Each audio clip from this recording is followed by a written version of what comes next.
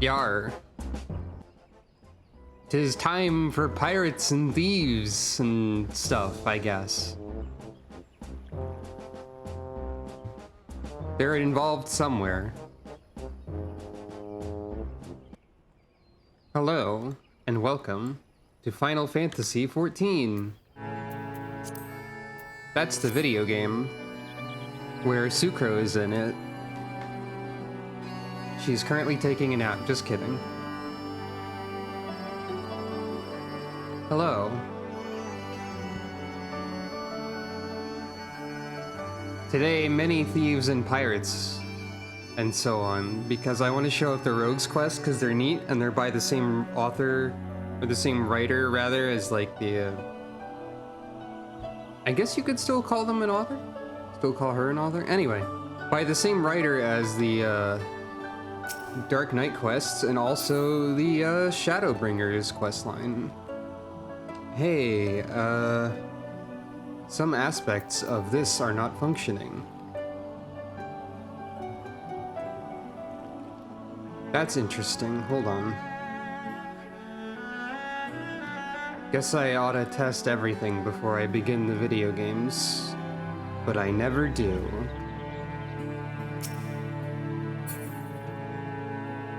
There we go.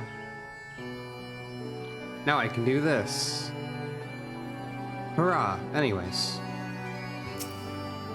Here's a fun fact for you all. Apparently in patch 6.2, which is the most recent one until like 8 days from now, unless you count 2.5,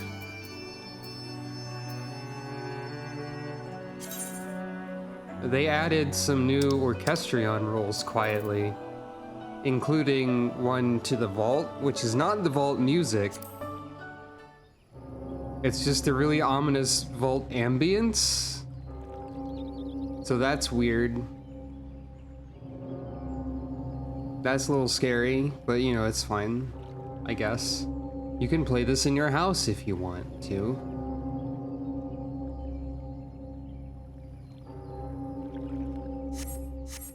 Let's not do that. So,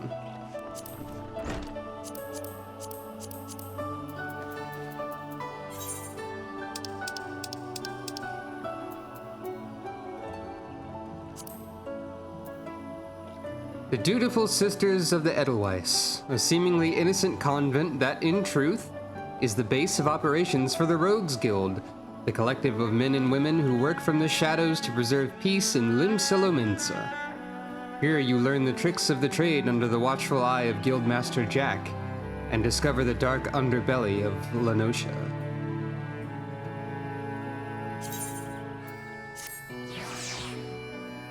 Same writer as Shadowbringers and the Dark Knight quests. Also just pretty neat. Also, it might be funny to hear me try and read Thieves' Cant. So let's see if that's funny or not. And when I say Thieves' Cant, I don't mean that as like a shorthand for it's like Thieves' Cant. I mean it's actually Thieves' Cant. Using historical Thieves' Cant as at least a basis, sharing a lot of vocabulary with it from as far as I can tell. To get to the Rogues Guild, you teleport to the Fisherman's Guild. And it's right over here.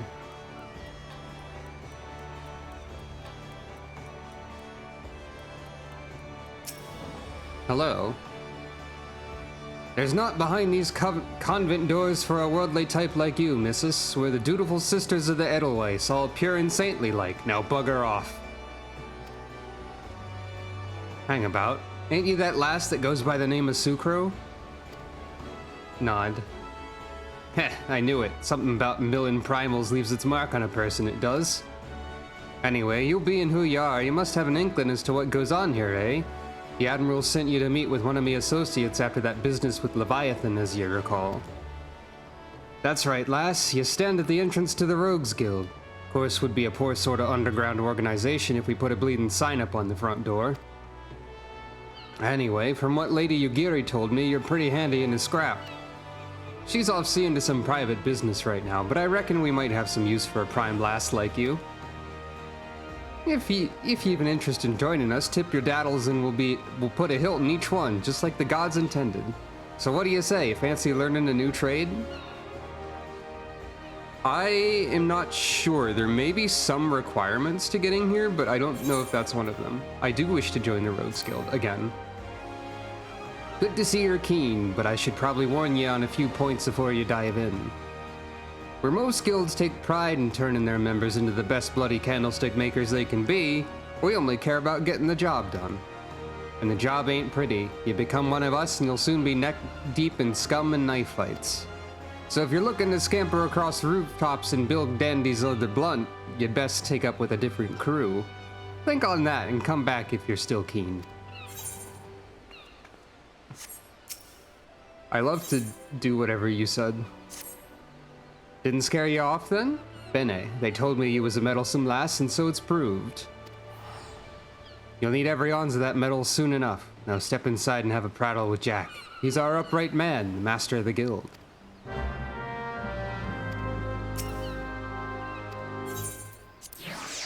And so we head inside. Welcome to Rogues Guild. Featuring such features as throwing knives at board. Oh, and the knife disappears before it hits there. That's the true mastery of dagger.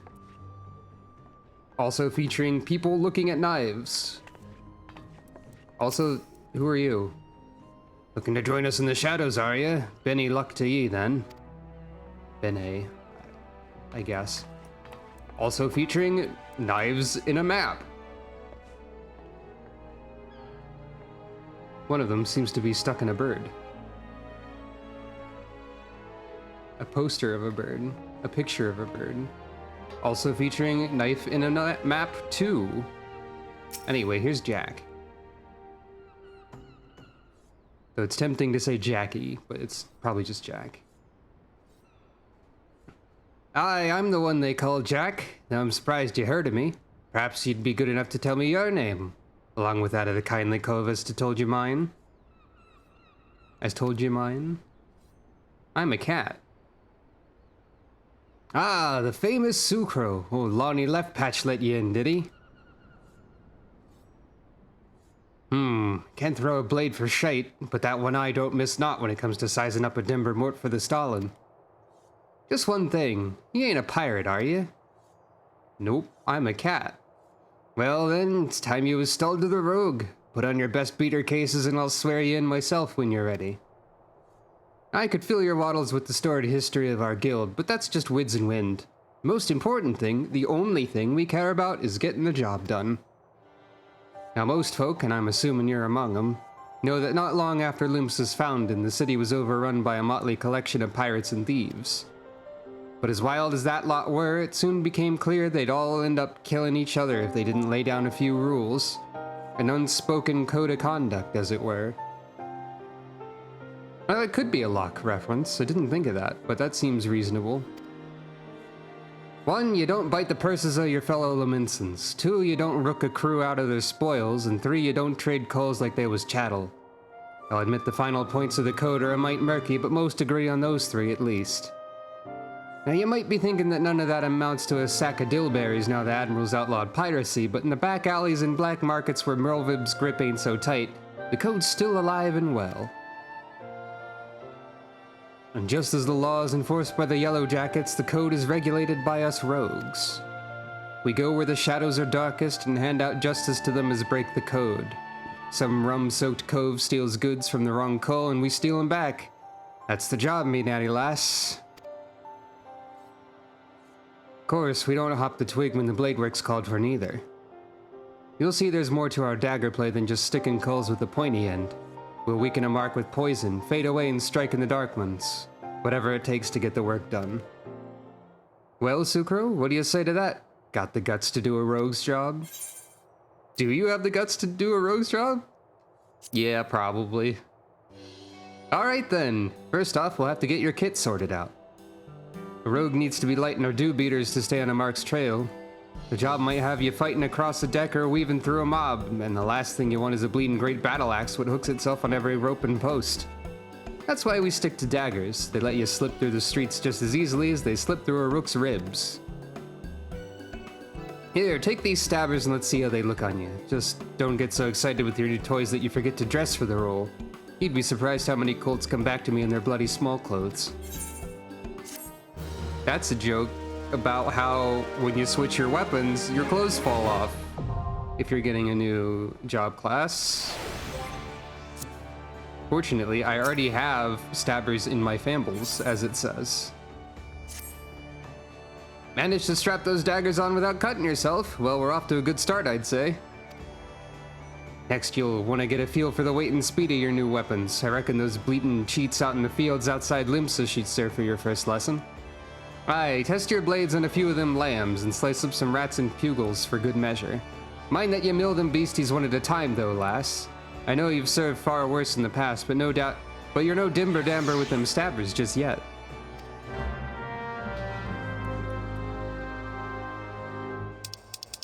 Alright. Time to stab animal. As you do. It may be the Shadowbringer's lead writer, but it's still a job or a class quest that starts at level 1. Thieves' Cant is fun. I'm surprised I'm not stumbling over it more. At least not yet.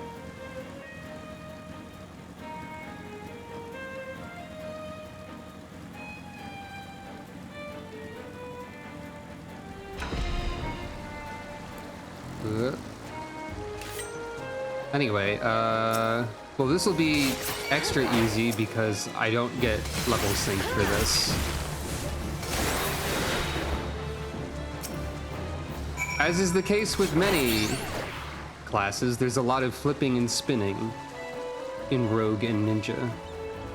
Also, keep in mind that Rogue here has different running and jumping animations than Ninja does, as previously shown. Which is an interesting little touch. I appreciate that. I think that's the only job/class difference in that sort of thing, probably.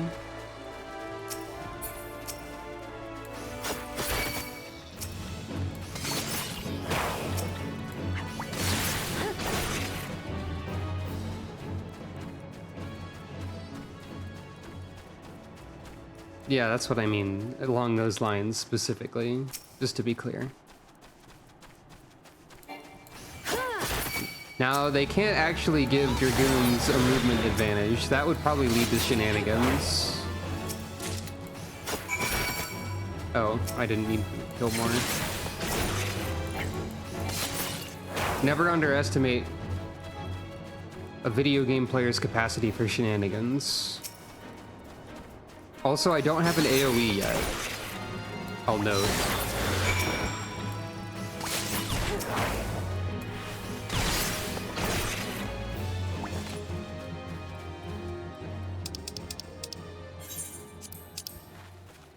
Trim her toenails? What? I don't follow that.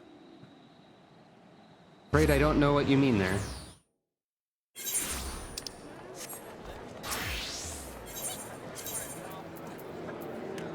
Sounds like more Thieves' Cant to me.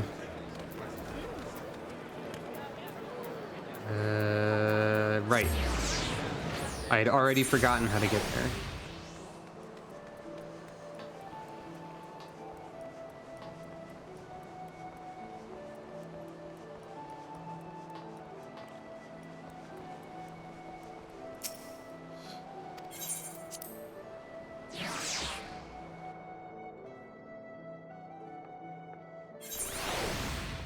Alright, Jack. Done with your milling, are you? You can never have enough blade practice, lass. In fact, I'll even add a list of marks to your hunting log. Pit yourself against the lot and you'll soon learn some new steps for your dance with the daggers. Ah. That definitely sounds like Thieves' Cant. So, I'd believe it in this context. Aye, you must think of yourself as a dancer, not a bleeding butcher. You only need so much force to ram a short blade into the hilt. Precision and speed, that's how you get the most out of your stabbers. Bulky armor will only have you plodding about like an ungainly aurochs, so make sure you're wearing gear that'll let you move freely as well. Alright, get your blade work up to scratch, Sucro, and I might just have a job for you.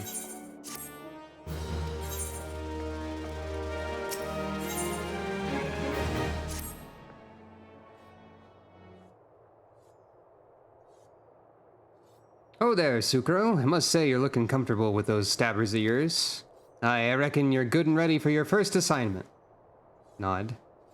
Ordinarily, I'd stow me wids and let you get on with your work, but seeing as we only just dragged you into the shadows, there might be a couple things what you ain't yet familiar with. Let's build on what you likely do know, and that's the fact that the Admiral, God's bless her soul, has outlawed piracy in Limsalominsa. So why do you think there's still so many sodden pirates in this town? I'll tell you why. It's because there's still one way for him to loot and pillage without incurring the wrath of the law. All you need to do is apply to serve the Thalassocracy as a certified privateer. A captain with a privateer's license is free to terrorize the seas till the Aldgoats come home, so long as he only targets vessels what belong to the Garlean Empire. Of course, considering how bloody vast the Empire is, that's plenty of looting to go around. Crews fill their holds with Imperial plunder, then sail back here to Limsa to offload the spoils. And that's where this particular case went sour. See, this one crew got their fambles on a Magitech device, a firing mechanism to be precise, but was rooked out of their hull by some heavy-handed coves. If you recall, that doesn't sit well with the code. If you're bold enough to rook a pirate out of his due, you'd best be prepared for a visit from the rogues. Ah, and speaking of visiting rogues, Underfoot, over here, lad.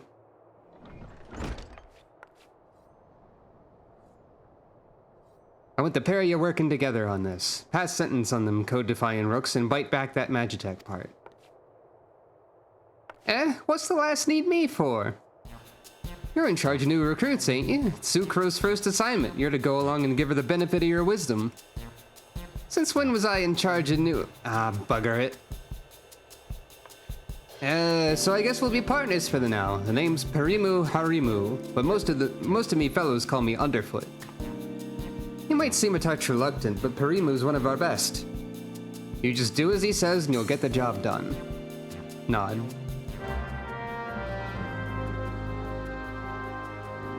Introducing Rogue Character 2, Underfoot. I cannot speak to Jack. Alright then, me young rogue, seeing as this your first official outing, I want to be sure your dance steps are up to the task. With them short blades, you need to get good and close to your mark, aye? But we ain't bleeding swads and shining armor, and the lighter kit we wear ain't much protection from a click to the gan. So if you don't fancy spitting blood and teeth, your best defense is simply not being there when your mark winds up to land a nasty clout. Sliding round to a flank usually does the trick, but there's some rum fun every rogue should master, the shade shift. Clear your mind and trust in your speed, and you can leave an axe-wielding brute or spell-flinging mage chasing your shadow while you bury your stabbers in his guts. Right, now it's time to put this lesson into practice against some of those Aurelii out in Lower Lenosha. Hope you was paying attention, lass, cause those tentacles can pack a wallop. Enjoy! Yes, it's more defeating wildlife, as you do in early questline. There's always wildlife to defeat. Such is the way of things. Shade Shift is a way to reduce damage taken. It makes you do a spin. You might be familiar with the spin.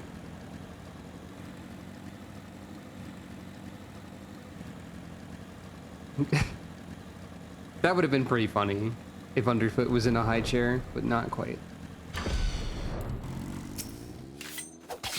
Shade shifts. Whee! That's the spin. Not that I particularly need it, but you know.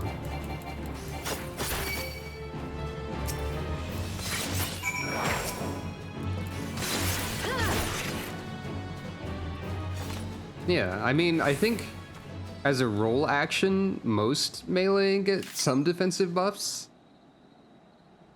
like arm's length. But that's not quite the same. I'm not entirely sure if it's the only close range DPS that does, but you might be right. Anyway, back to Underfoot then. Arm's length is not to be underestimated in terms of its value. At least as a tank. As a melee DPS, you are less likely to be targeted. But there are still situations where it's useful.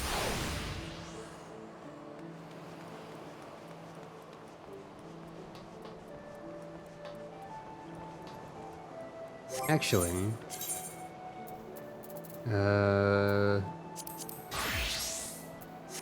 does Monk have?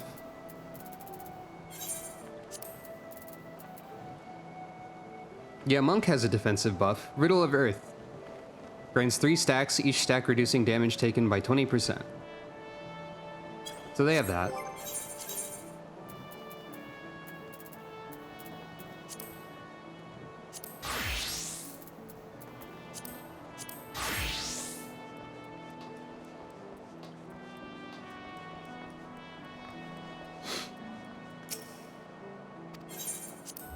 But it's not quite as straightforward as Shade Shift is. And it's later in the line. Shade Shift is just nullify damage up to 20% of max HP for 20 seconds.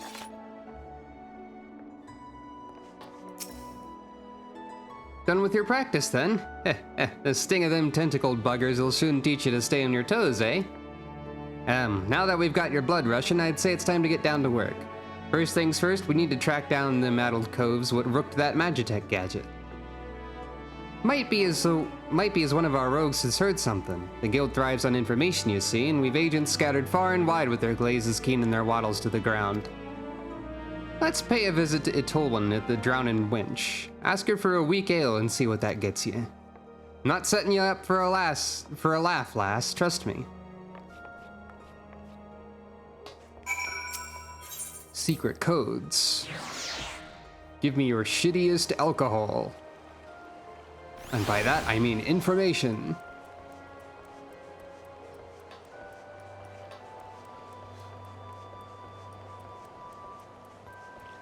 Monk doesn't really have either of those principles in this game. There is a way to make their like knuckle or claw weapons invisible. So there is that. I don't think they have anything that is better at low HP.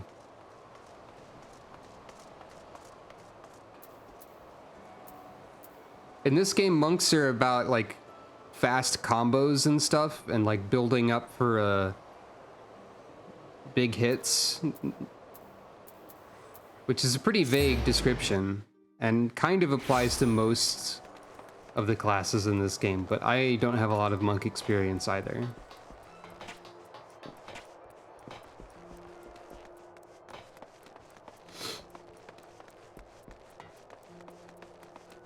Alright, Itolwan. I think that's how you say the eh. Order yourself a weak ale. It'll all make sense in a bit. Welcome to the Drowning Winch. What's your pleasure, miss? A weak ale. Never in all my days. We may serve some cheap grog in the wench, but not that was watered down. If our usual ale is too bold for your taste, mayhaps you'd like to order from the underground menu? Aye, there's quite a lot to offer for a customer with your roguish charms. Was there something in particular I could help you out with? Ah, the trouble over that Magitech loot. It was not a subtle job. The gang in question's an unusual group of former pirates calling themselves the Dainty Demolishers. They seem to be enamored of court dandy mannerisms and have a preference for seizing Garlean machinery. They're also known for conspiring with goblins. Rumors say that the Demolishers visit a beastman camp in Middle Lenosha to fence their goods.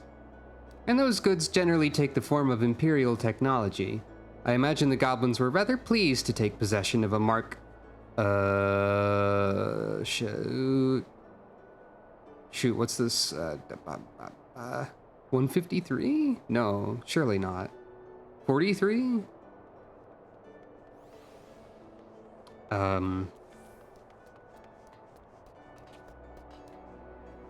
I don't remember Roman numerals well enough for this. XLIII anti-aircraft cannon firing mechanism. If you mean to steal the device back, then your trail leads to the goblin camp in Summerford.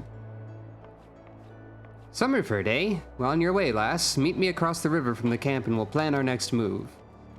Nod. That twice stolen Magitech device is likely at the goblin camp in Summerford. I'd be quick if I were you. It won't take long before those curious beastmen begin taking it to pieces.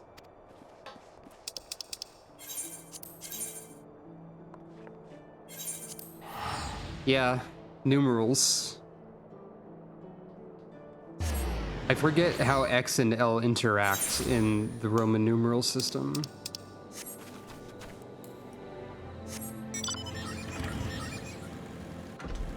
I think L is 50. X is 10. So XL might be 40? Because the X is first? I don't know. 43, okay, yeah. I did get it then. Get your noggin down, Sucro. I've been snilching the action across the way there. No sign of the demolishers, but I did see one of them gambler coves stuffing the Garlean gadget into his backpack. I knew a tall one would steer us all right. This is your chance, lass. Clout that gambler gobby and grab all that device. I've lost track of which gob it was, but I'm thinking it's that sod on the left. Just make sure you dance away from any bomb blasts. Twisting and dodging in the middle of a fireball might not save you from getting your eyebrows singed off.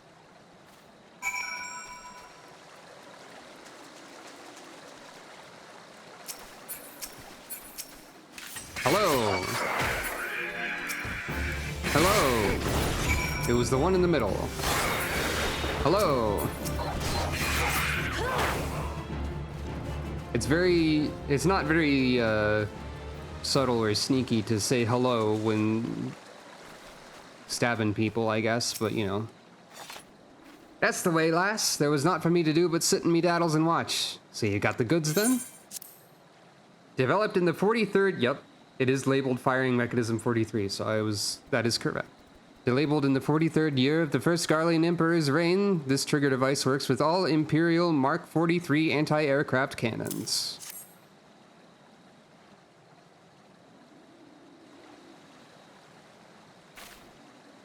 Aye, this is the device, and no mistaken. Let's get it back to the guild, eh? We still owe them Demolisher bastards a million, but Demolisher bastards a million, but they'll keep for the now. Here, you should be the one to deliver the prize to Jack. It was your hand what snatched it out of the goblin's paws, after all. Nod.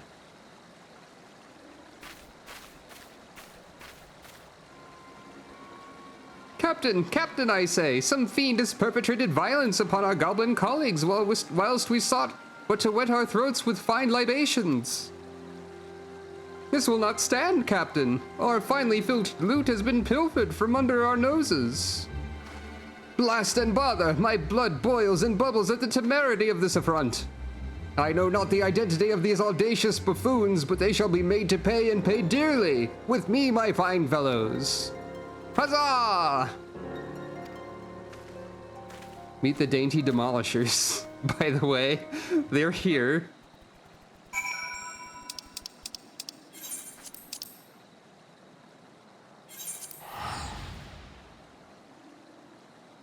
And hello, welcome.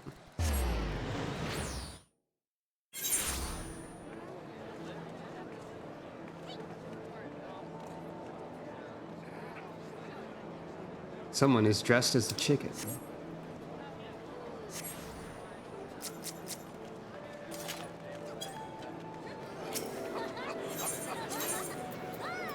That is just the way of things in Final Fantasy XIV. Sometimes there's a person dressed as a chicken.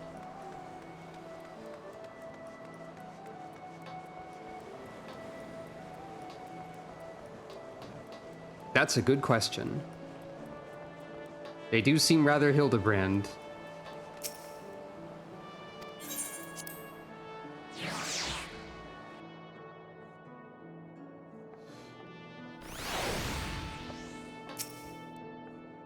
Hand that Magitech gadget directly to Jack. I ain't about to take credit for your field work. You managed to grapple that firing mechanism yet, Suhro? Indeed. Grappled.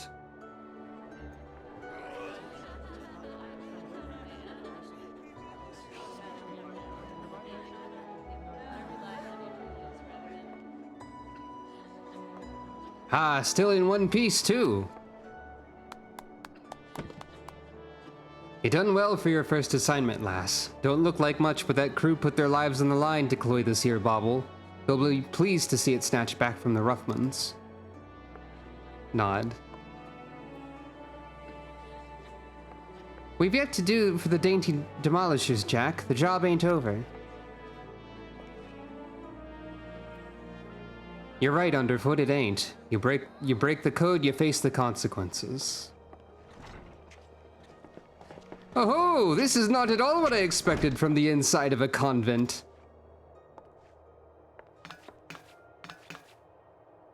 And who might you be, sirs?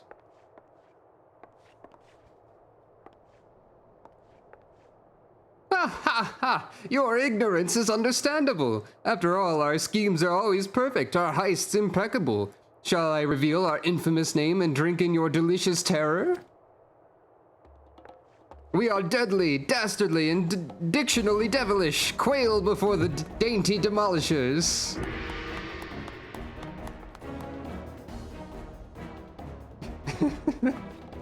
Yup. Captain, I say, there's the louse who misappropriated our merchandise.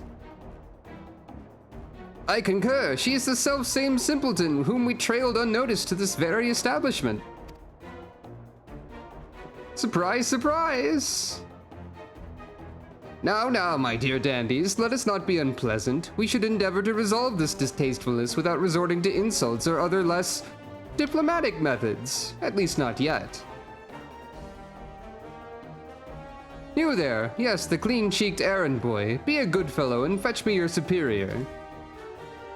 One of your colleagues has committed a terrible crime against us, and we shall not be leaving until the proper restitution has been paid. Oh, an errand boy now, am I?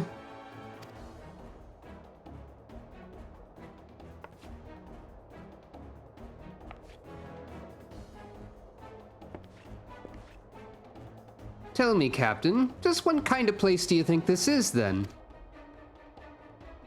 Oh, this place? Why, I suppose it's some matter of convent. The one-eyed doorman named it the Dutiful Sisters of the Edelweiss, or some such.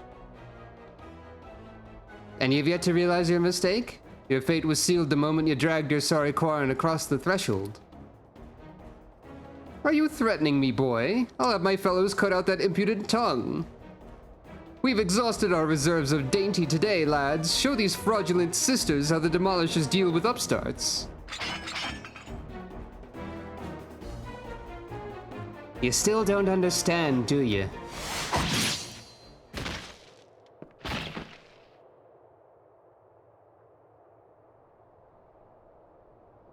There are but three sorts of calls what the doorman will let pass. Clients, recruits. God, spit! I'll kill you all!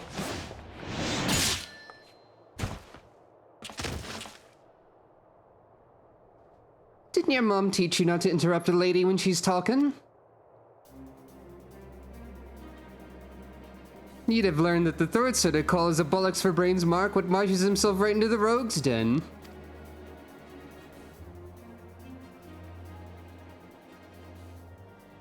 Rogues? But we were so careful. I'd heard tales in my pirate days, stories about the merciless wraiths who uphold the code. They weren't called rogues back then, though. The upright thieves they were, the knives in the shadows. You can't be them. You're just trying to scare me. Well, the captain of the Dainty Demolishers is not so easily cowed. To the hells with your deceptions! Huzzah! Huzzah for my fallen comrades!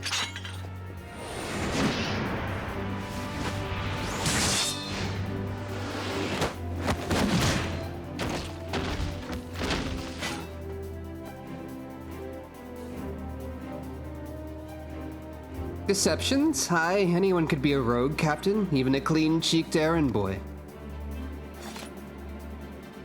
He's still breathing. Find some rope and string him up someplace in town.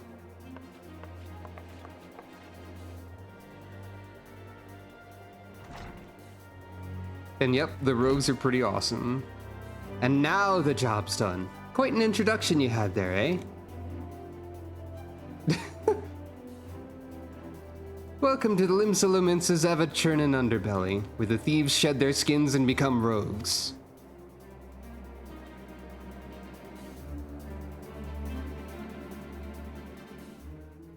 Shoutouts to the background NPCs who, like, just sort of smirked and, like, didn't stand up. I'm not much for discussing the old days, but since it's come up, I might as well clear up the confusion. It was back when piracy was at its peak. The coves what protected the code were dimber-dambers, the best lads and lasses to be had from among the pirate crews. They bit back the goods what was wrongly bitten, and came for the guilty under the cover of darkmans. Upright thief became the title for these coves what dealt in sanctioned stealin' and millin'. But it was only those that had cut all ties with the buccaneer's life what was accepted into the ranks. Conflicting loyalties and all that. They formed their own guild and even their own way of speaking, and what was once pirates was pirates no more. Later on, when Merlvib took the admiral's chair, the upright thieves agreed to abide by her laws. We became the Rogues Guild to mark the change, and altered our recruiting policy to accept venturers like yourself. But although the title's different, the job remains the same. Uphold the code and preserve the underground society what spawned us. Just as you've done with this assignment. Keep up the good work, Sucro, and you'll go far in the shadows. Hello.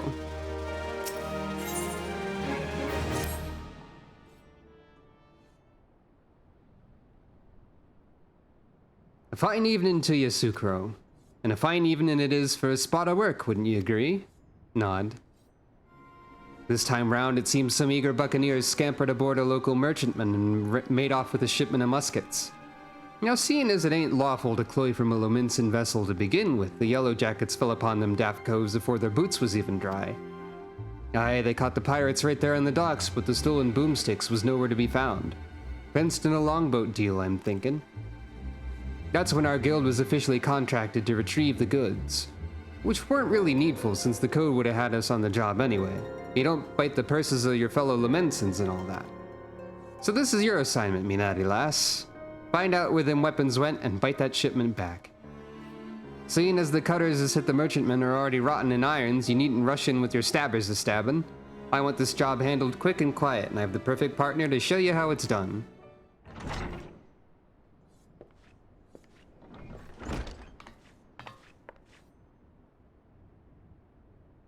This here's Vakeb the Stray. Ain't no other rogue what can match her in the arts of skulkin'. A pleasure. There's some problem, Vakeb? You seem a bit out of sorts. I'm bloody starving. I had one of them finger sandwiches set aside. You know, those egg-filled tasties they make at the Bismarck. But when I got back from my work, it was bloody gone. Oh, that was Vakeb's? I thought it was Underfoot's. Well, you just head out on the job and I'll see if I can't turn up that missing sandwich by the time you return. Alright, Jack. And one more little detail you should know. The muskets was meant for the Yellow Jackets' armories, so once all is bobbed, you can hand the goods to one of their culls directly.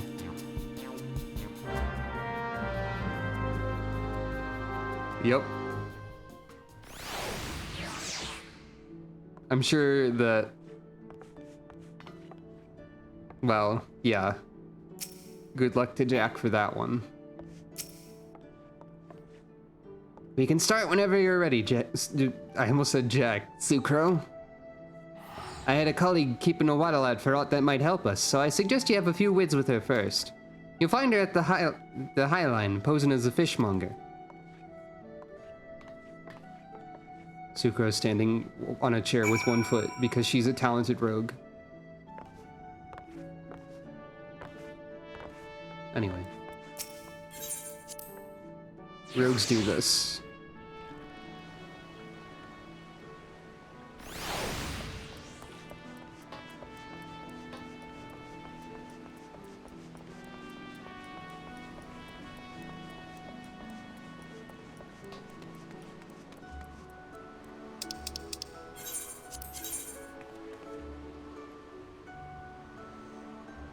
Don't think I particularly need to teleport for this one.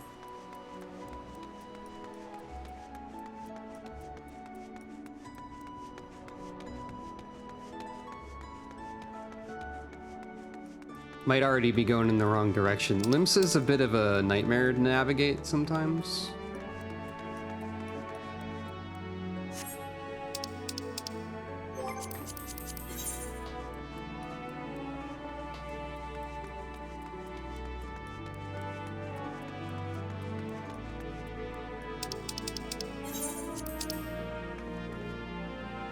Okay, I did need to go up.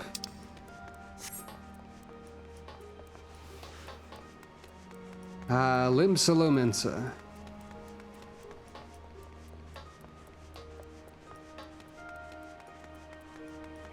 That's correct.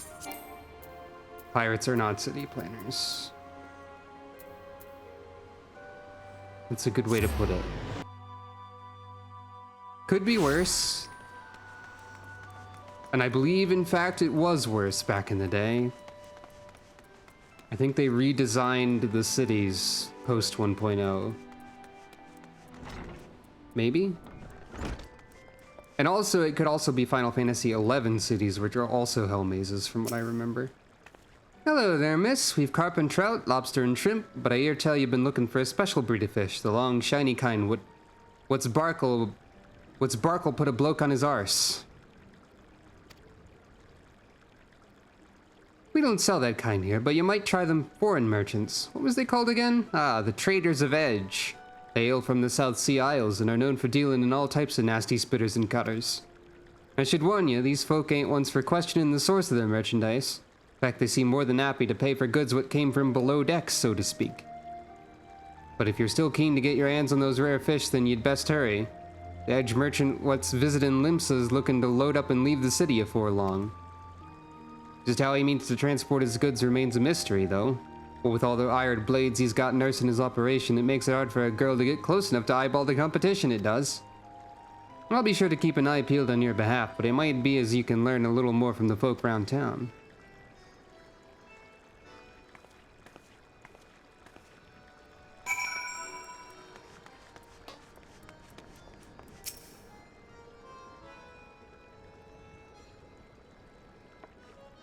Traders of Edge, eh?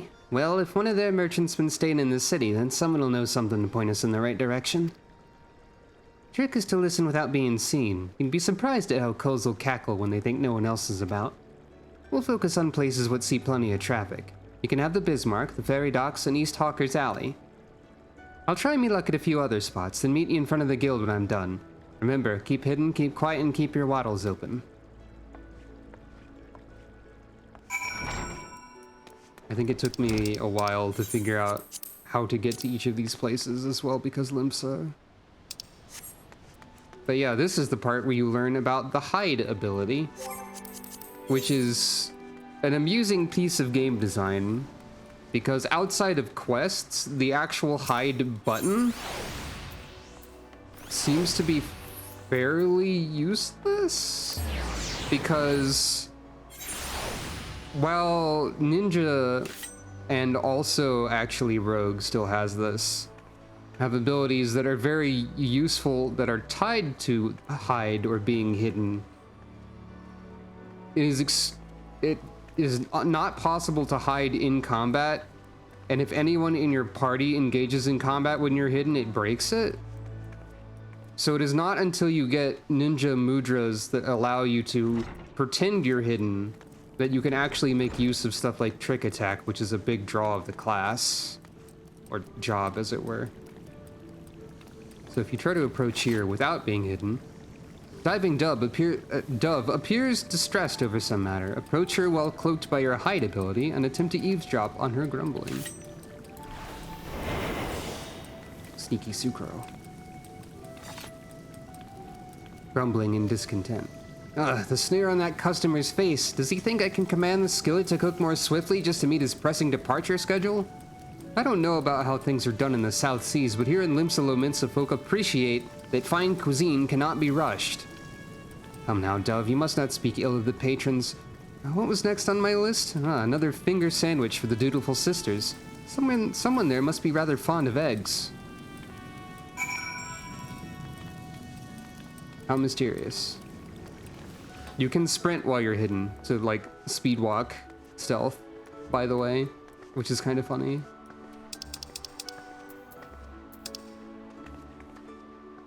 Fairy docks, right next to the Fisherman's Guild. Speed RP walk, basically.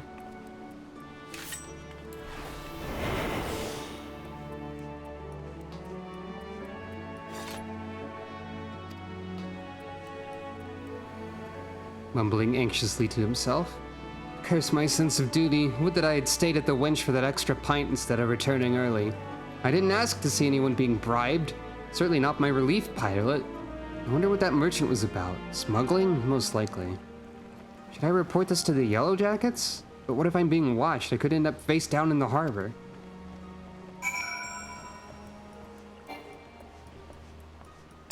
And East Hawker's Alley, which is right there.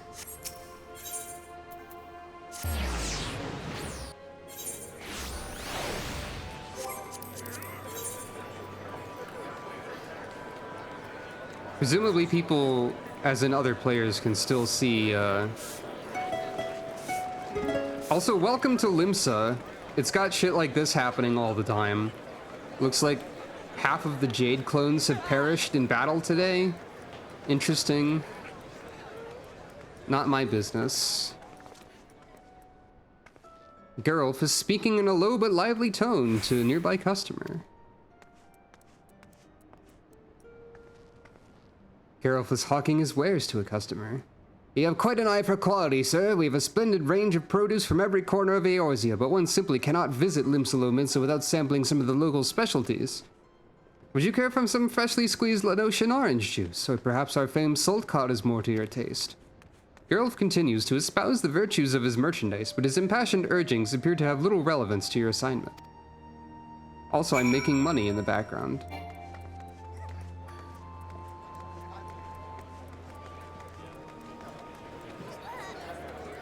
Yeah, Limsa be Limsa. We've got the dancing trio over here. You know. Limsa is a fascinating place on every server, but on every server it's fascinating in a different way.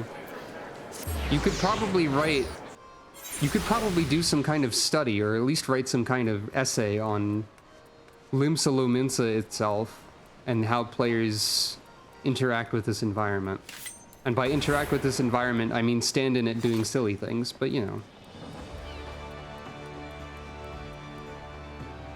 A case study of Limsa on each server. Definitely possible. Now the real question is there a server where Limsa is boring and nothing happens? I'm going to guess no. Welcome back, Sucro. I hope your skulking went well. Nod. You might be an angel of death with the daggers, Dove, but any rogue which shuns the shadows is headed for an early grave. A sneaky mort can nose about without risking a scrap or slip herself into the best position to ambush a mark. Once they've seen you, though, your rum fun is done. Hiding is part concealment and part distraction, and you won't be disappearing on a cove which already knows you're there.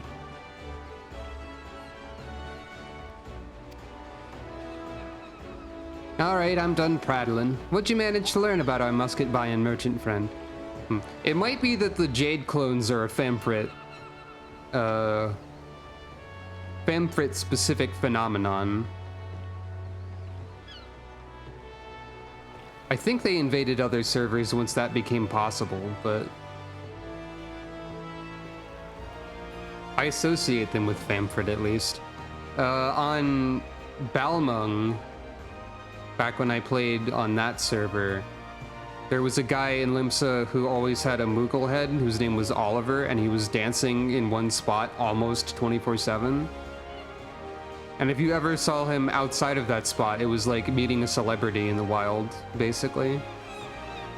Shoutouts to Oliver. I wonder if he's still dancing to this day. Slipping a coin to a ferry pilot, was he? And by what you heard from the chef at the Bismarck, this trader means to hop the twig and soon. That matches with me own findings. He's vacated his rooms at the inn and paid his dues in full. Being a merchant, we can be sure that he won't be leaving without his merchandise, so here's the plan. We wait for him to stack his goods on the pier, then you ghost in and grapple them firearms. I'm hoping we can get the job done quiet and under the cover of darkmans, but it never hurts to be prepared for the worst. Sounds like he's got a small army of sellswords on the payroll. It's fight time.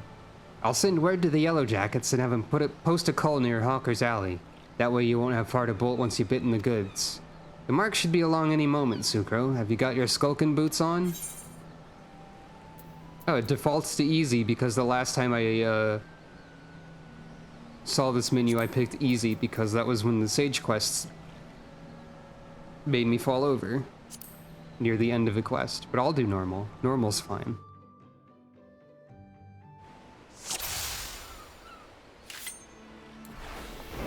Spotted the mark at the end of the pier. Sneak over there and lighten his load. And so we do.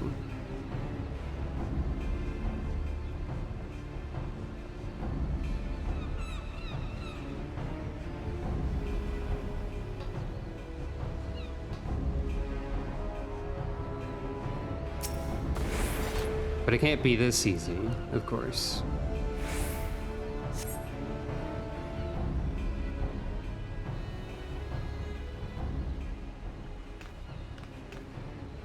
You are not supposed to be here. I thought I ordered my hirelings to keep this jetty clear. 1, 2, 3. There's one missing. My crate of muskets, it's gone. Smirk. Thief! Stop her, you useless sluggards! What am I paying you for?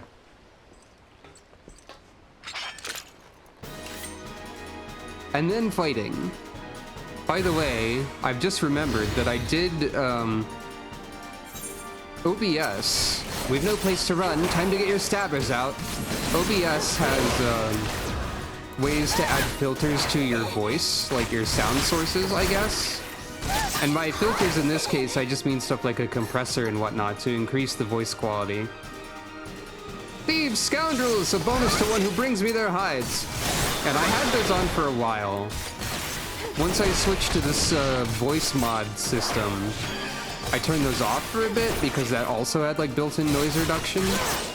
But now I've added the compressor, at least, back to my voice through OBS. Because I saw someone in a different stream mention that. Slink away past any other swads in your way and get them goods to the Yellow Jackets. I'll lead these calls a merry chase. Meet me in front of the guild once all is bob. So what all that is meaning to say is that if you notice any oddities in how my voice sounds, please let me know. Because we are once again in an experimental audio phase, I guess. There are other filters I could add on to it to make it sound better or cleaner as well, probably. But I saw someone specifically mention a compressor so that there weren't like sudden... so that things weren't like suddenly way louder, which can be startling and so on. And I want to make this the best experience possible for viewing and listening, so you know. Hello, have some muskets. Aye, these are our stolen muskets. The quartermaster will be pleased. Complete. Success! So I think the compressor should make it so that I'm not suddenly like way louder. If I understood everything I saw correctly. Otherwise, the voice should still be okay. Normal, I think.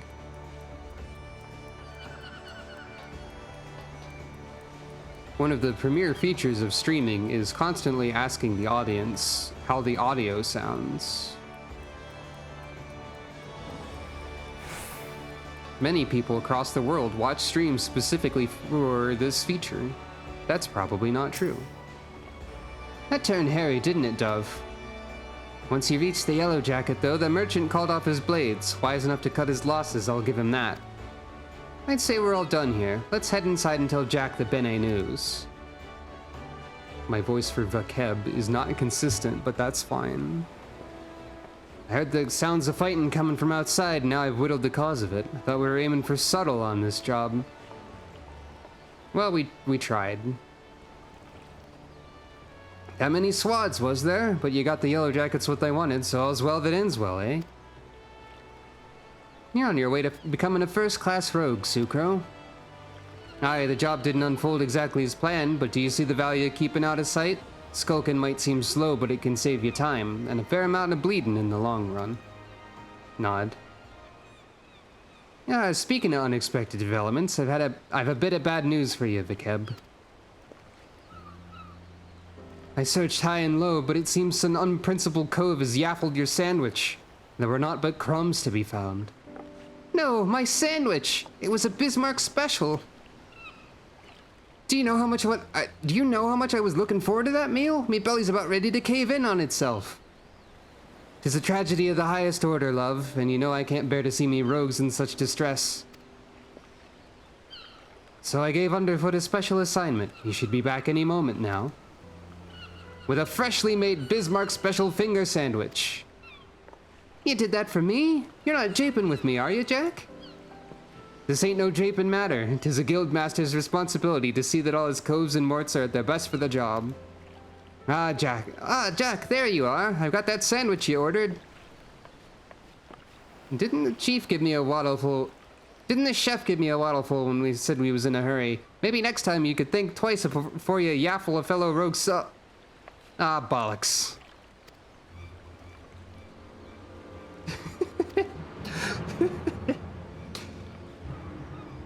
Jack, did you eat my supper? Now, lass, let's not be hasty. There's a fresh new sandwich right here for you. No harm done, eh? You cloyed something what belonged to me, Jack, and I can't ignore the code. Aye, the code. We mustn't ignore the code. You're having a laugh, aren't you, lass? Lass? Ah!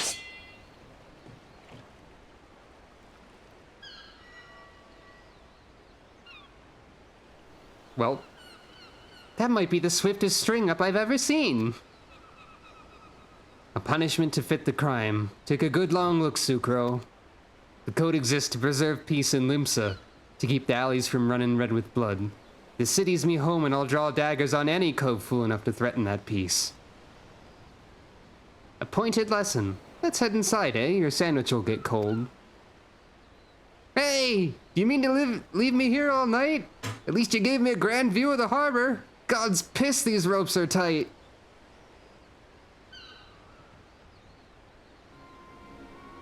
And now we find ourselves indebted to the Rogues Guild. The Rogues Guild! The impropriety of it all. Would that I could see them occupying a cell next to those thieving pirates.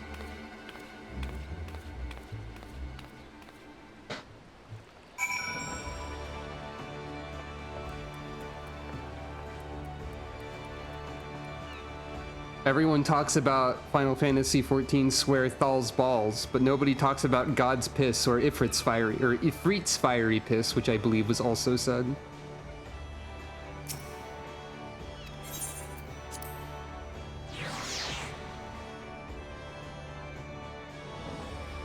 You gotta be more creative and, like, diversify your swearing, is what I think.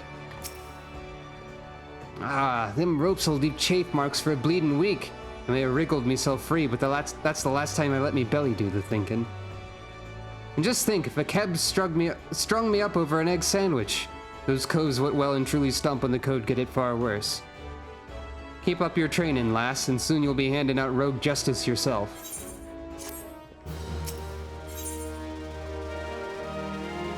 Level 15, Stifled Screams.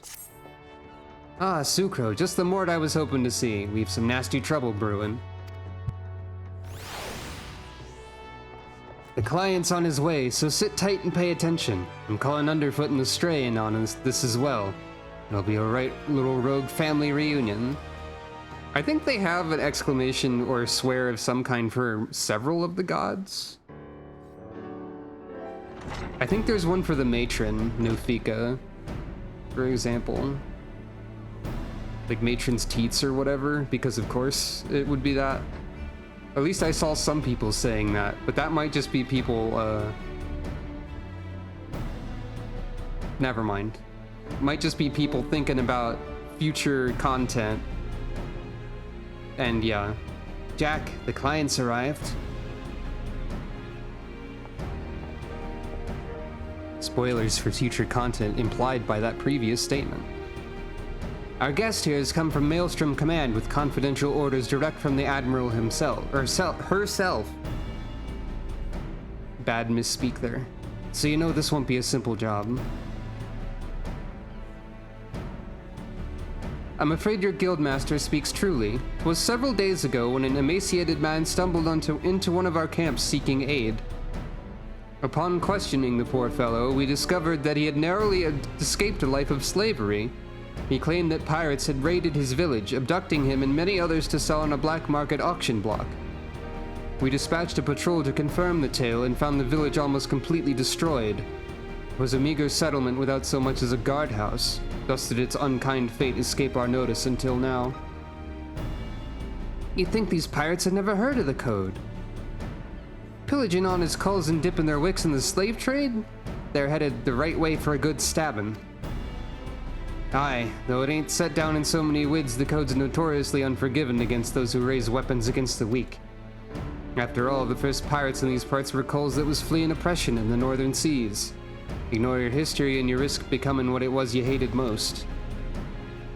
So you have a mark for us, then? That we do. From the descriptions given to us by the escaped villager, we have determined that these lawbreakers are members of the Jolly Merchants, a pirate crew in possession of an official privateering license. It would appear, however, that privateering has been naught but a screen behind which to hide their illicit activities. One can only imagine how many other Lominsan citizens have fallen prey to these wicked slavers. And we've let it happen right under our very noses. Naturally, the Admiral desires a swift resolution to this ignominy, but merely tracking down those poor souls who've already been sold is proving heavily taxing to our allocated resources. We could throw more soldiers at the problem, but that runs the risk of drawing the small folks' attention and inciting undue panic. Thus do we come to the Rogues Guild for help.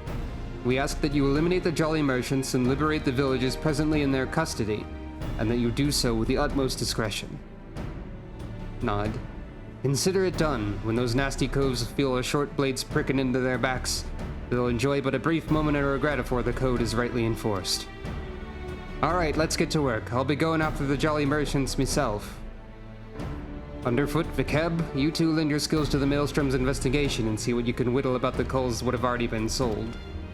Nodding. Sukro, you're coming with me. I think you're ready for the next step of your education. Nod.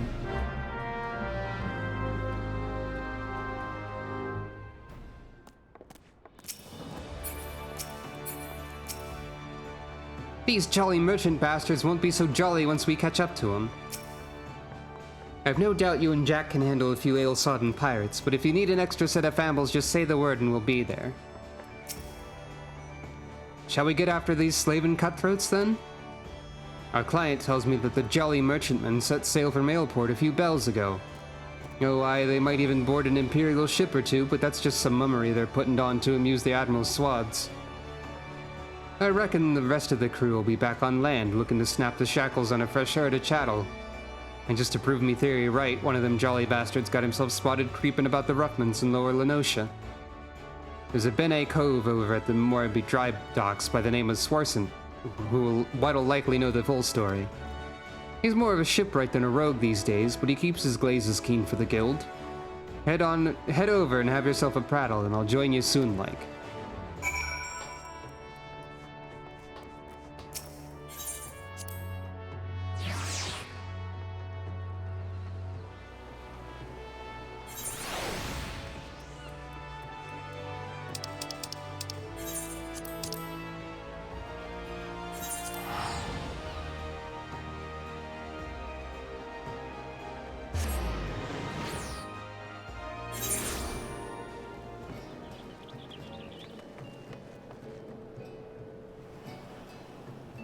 Right then. Someone with very purple hair is here.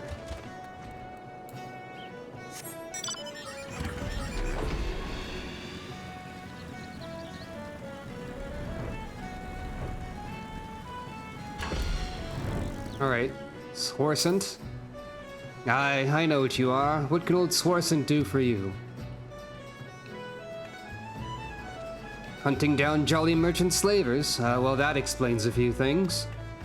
I was keeping an eye on the bustle about the dry docks, you see, when I spied an on trio off in the distance. This rough-looking sod, one of your pirates, I'd wager, was prodding along another bloke and this poor skinny lass. They seemed whipped curs less miserable than the two being herded. Last I saw, they were headed south. If what you're saying about the slavery business is true, then that jolly merchant's not going to walk his charges all the way to the market. No, he likely has a boat waiting for him. And if I were a slaver headed south, my vessel would be hidden somewhere along the salt strand. Doesn't leave you much time. He said Jack was on his way, yes? You'd best go on ahead and I'll point him in the right direction when he gets here. So yeah, if you thought Rogue storyline was all silliness and sandwiches, then unfortunately, no. It's also got some quite serious stuff going on in it. Which I would not say is a bad thing. I think it's a good mixture of silly and serious. Much like, I guess Shadowbringers is. So hey.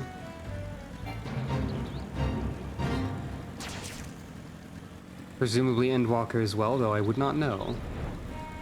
We'll get there, we'll get there. Eventually one day we'll get there.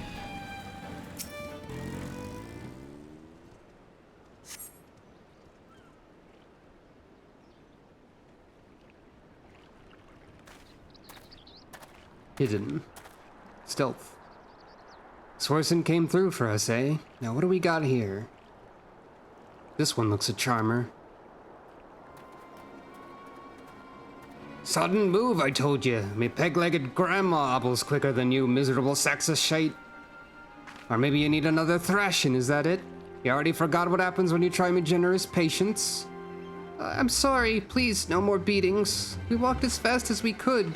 But we need food and water. Then get in the boat and shut your traps. You'll get fed when we reach the other side. The other side? Where are you taking us? Are you challenging me or just plain daft? I told you to keep your bleating mouth shut. I'm sorry. I didn't mean to. Leviathan scaly arse. That's another swear nobody remembers. She's weeping again. Listen, we're headed to Aleport, alright? That's where me and me shipmates gather to take stock of the merchandise and decide what gets sold where. You see, some buyers want only lads, while others is looking for lasses. As long as we keep those rich bastards happy, we make more coin than we ever did scraping the Empire's war galleys. Not that you care about that, I suppose. What matters to you is that you'll be loaded onto the Jolly Merchantman, sailed off to God's nowhere, and Limsa will be a distant memory. So if I was you, I'd fill that empty belly with one last big gobful of a sweet Lenosian sea breeze. Ga ha ha ha ha, etc. I'm sore tempted to put a blade twixt his eyes here and now, but that won't get the job done. No, we'll let him guide us to his mates in Aleport, and we'll mill the whole bloody lot of them. The jolly merchants will get their due, don't you worry about that. They're gone. Or they've gone, I think? We'd best hurry to Aleport. Unless you've got a quicker way, there's a ferry what leaves from Candlekeep Quay. I'll meet you across the water, lass. Nod. I do have a quicker way. It's called teleporting. And owning a motorcycle.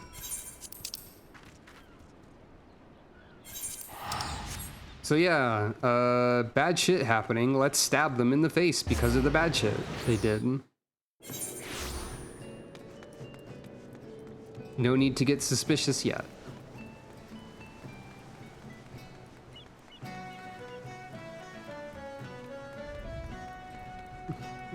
I wish there was a way to generate a huge cloud of smoke with a motorcycle.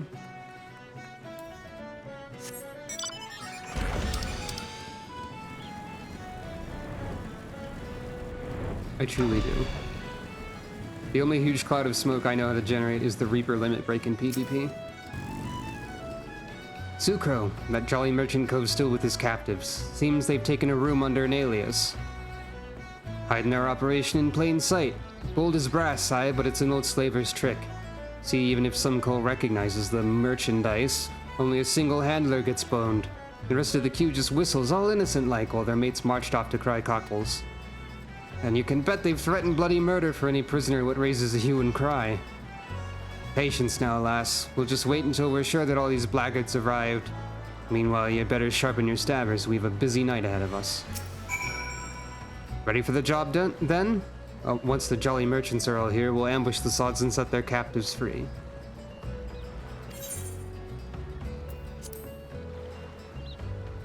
Good news. It's time to stab all the damn fools.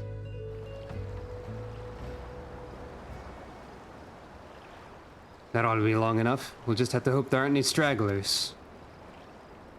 Listen closely now, lass. The merchants are disguised as plain old venturers and have settled themselves in 3 separate rooms here in Airport.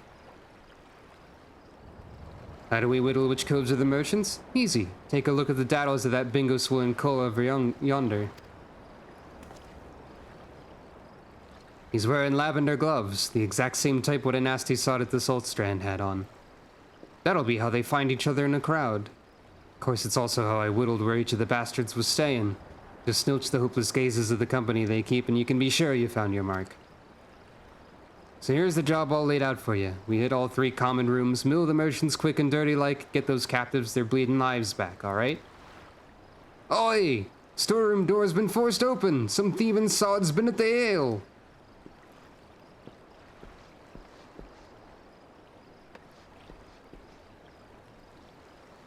Oh, they can't have gotten far. Better get the lads into a sweep of the port.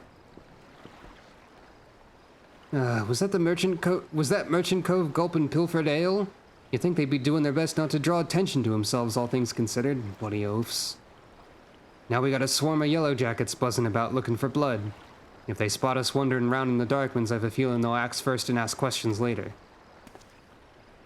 It'd be best then if the patrols never even knew he was here. Nod. We'll slip as sneaky as we can into each of the common rooms and use them telltale lavender gloves to identify our marks. There's innocent coals in there as well, mind, so let's try not to stab any as don't deserve it, eh? I'm thinking we should head out one at a time to better avoid them yellow jackets, so I'll let you take the lead. After you, Sucro. Nod.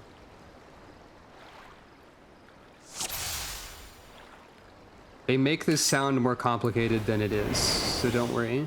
Our marks are behind the doors up ahead. Don't let them yellow jackets see you.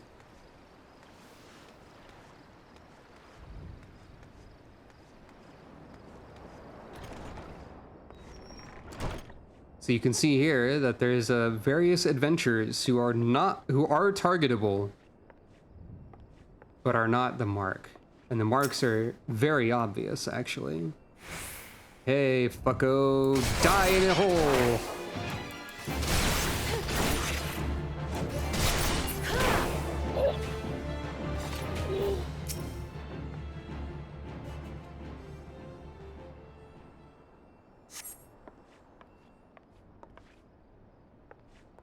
I don't know why die in a hole. That's more of like a in-room. Right, you need to hide again. I assume if you do get seen by the patrols, you probably have to fight them as well. But the stealth is basically impossible to lose. So...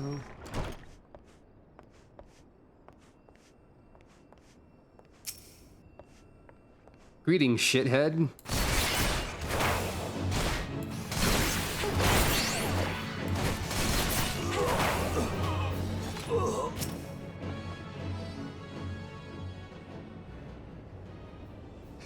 That's correct. She is a cat.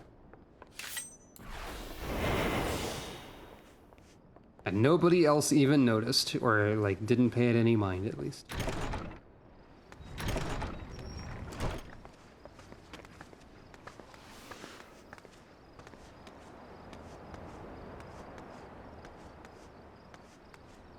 Is it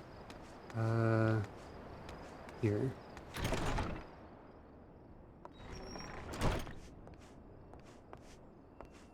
And look, it's that specific super jerk from the cutscene. Well... Oh, I do have access to Trick Attack right now. Die!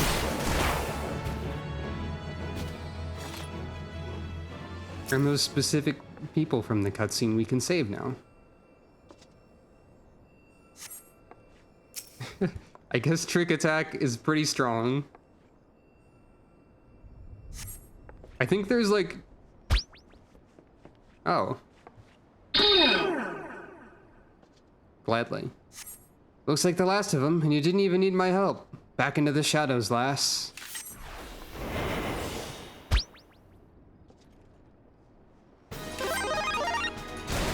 Whoops. Heads off the merchandise! No one cuts into our profits. Ah, where these cubs spring from? Get to stabbing, Sukro.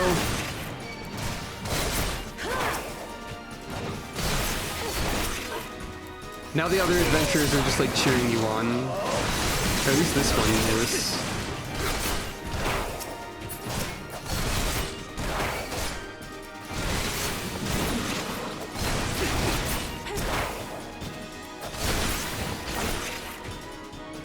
And there we go. Coves, build, or whatever. At least one of those words was correct.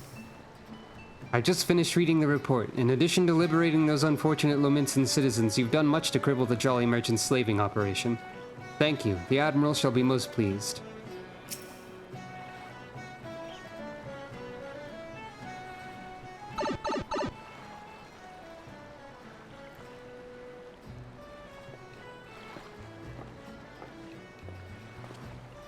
Not a bad night's work, eh, Sukuro?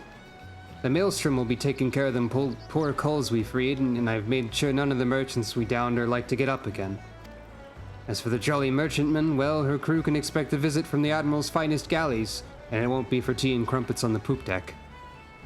Right, Minari lass, our part in this is done. Time to head back to the sisters. Excuse me, are you the ones who freed us? Aye, was there something else we could do for you, miss? The Maelstrom squads will take you home if that's what you're worried about. Oh, no, I just wanted to thank you. If I may, there was one other thing I wish to tell you. Moments before you rescued me, that dreadful pirate was muttering into his cups. It was something about another raiding party that hadn't yet made it back. I beg your pardon? It seems they've been hunting for slaves in western Lenosha, and... being so close to Aleport, our captor assumed they were out rounding up chattel until last bell. I just couldn't bear the thought of anyone else suffering as I have. Please, is there naught you can do? There certainly is, Miss? You just get yourself safely home and leave this stray pack of jackals to us. I will pray for your success. Thank you again. So much for savoring a victory pint. I'll send word of this development to Underfoot and the Stray. We've some well-earned trade for the last of these jolly merchants. By the by, how's your throwing arm, Sukro? I think it's time I learned you how to fling a proper blade. When you're out in wide-open roughlands, you often find the need to sting a cove from a distance. And I'm sure a canny lass like yourself will figure out all sorts of uses for a well-thrown dagger. Just keep it in mind when we hunt down the rest of them slavers. Nod. And that's where you learn throwing knife.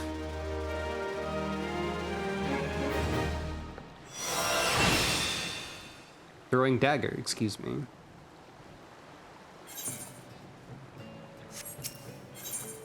And then the level 15 quest actually continues immediately right here. So you learn something in the middle of it, which is interesting. There's a jester hat person on the left. Those last few jolly merchant bastards must be camped out somewhere in western Lenosha. Now, if I was a black-blooded, gill-grubbing slaver, where would I be hiding? There's not to the west with the Sahagan pools. Even those bollocks for brains pirates know better than to trespass on fishback territory. And they won't want to chance running into patrols near Aleport, so that just leaves us east. The flock? Aye, they'll likely be nestled down in the ruins out there amongst the dodos. That's where we'll try to pick up their trail. You head on over and snilch the place while I send word to the sisters in the Maelstrom.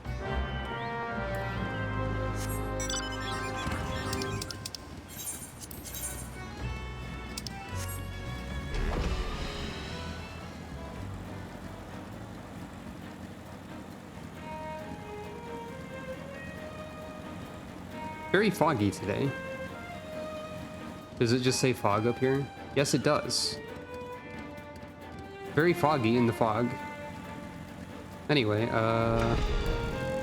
well, that was easy.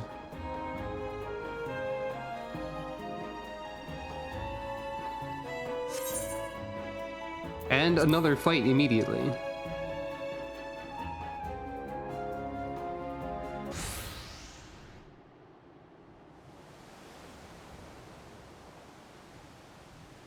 Thank you for freeing us. We've been tied up here since those awful pirates snatched us from our beds. Nod. Those are some interesting looking dodos you got there, Sucro. No sign of the merchants though, eh? Shake head. Their leader mentioned heading over to Aleport. He said something about there being no signal, and that was a signal that something was wrong. They just left us hobbled here like lambs for the market. One of them japed about keeping the meat unsullied in case there was trouble. Pray let us flee this place before they return. And who are you to just sidle in and set loose our hard-won prizes, hmm?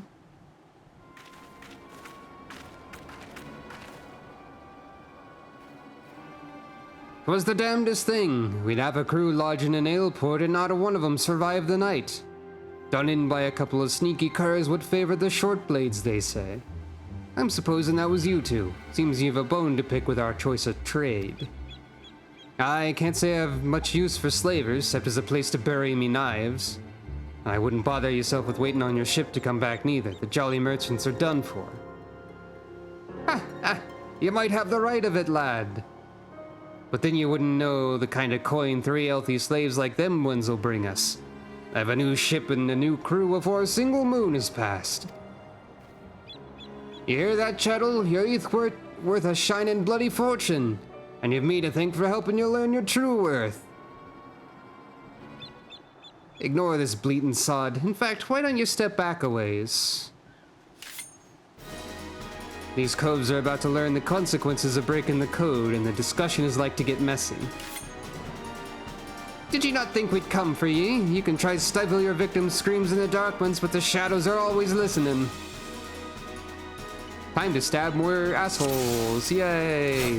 Kill. I like these slaves with a bit of fight. You'll fetch a grand price on the block. Still your woods and draw your steel. Could probably destroy the dealer first.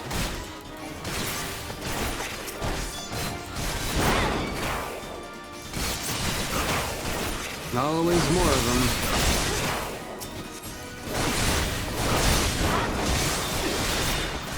The dodos are on their side for some reason. Spreads are slow, but they've a nasty pack. Keep your distance and skewer them from afar. Aye, throw your bloody daggers at them, lass. Not necessary.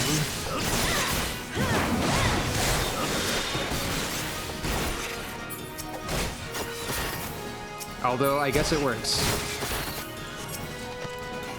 More dodos looking for slavers, not bleeding farmers.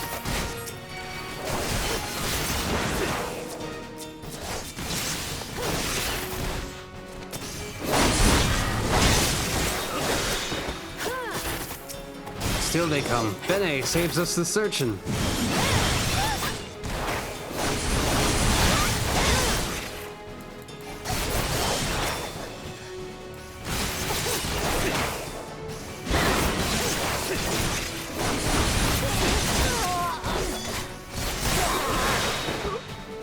There we go. Hey look, it's Cabin Underfoot. Underfoot is here to get underfoot! I bet he rehearsed that one. At least I would if any bugger was left standing. This is a fine pile of corons. There's not for us to do. No scraps for latecomers, the lass and me out of hunger. I like how they show up at the end after everyone's dead. Also, I like that we get to stab a whole bunch of slavers to death, because, fuck those guys. Thank you. I shuddered to think what horrid fate awaited us had you not helped us to escape. I knew someone would come. You're just like the heroes in the stories. They always arrive at the perfect time and triumph over the villains. Do you think I could be a hero like you? I know I could be brave and strong too. I just know it. You don't want to be like me, lad. Listen now, me and those coves there, we're the ones with the scary folk are afraid of. That's 'cause we keep the rules for the world they live in. We don't much care if you shirk your chores or get into fights, but if you ever break the code and betray your mates, then that's when we'll come after you, no matter how far you run or how well you hide.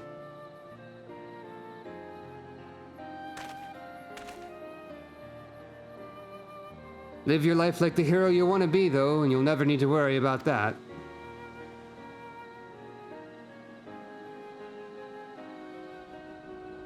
Shrug. Laugh. Aye, you two can stubble it and all.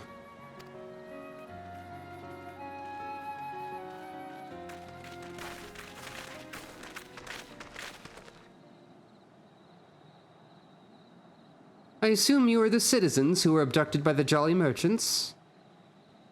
I am Captain Milala of the Yellow Jackets. Maelstrom Command has entrusted me with conducting you to safety. Nod. It's all right, lad. These folk will take care of you. Go on, you best not get left behind.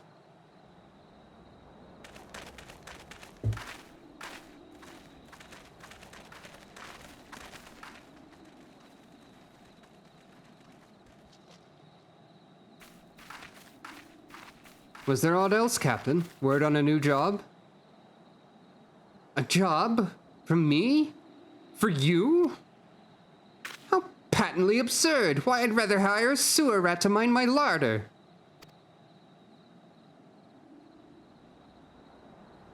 Was it during one of your jobs that you turned Aleport into a slaughterhouse? What dark age is this that we must employ assassins to enforce the law?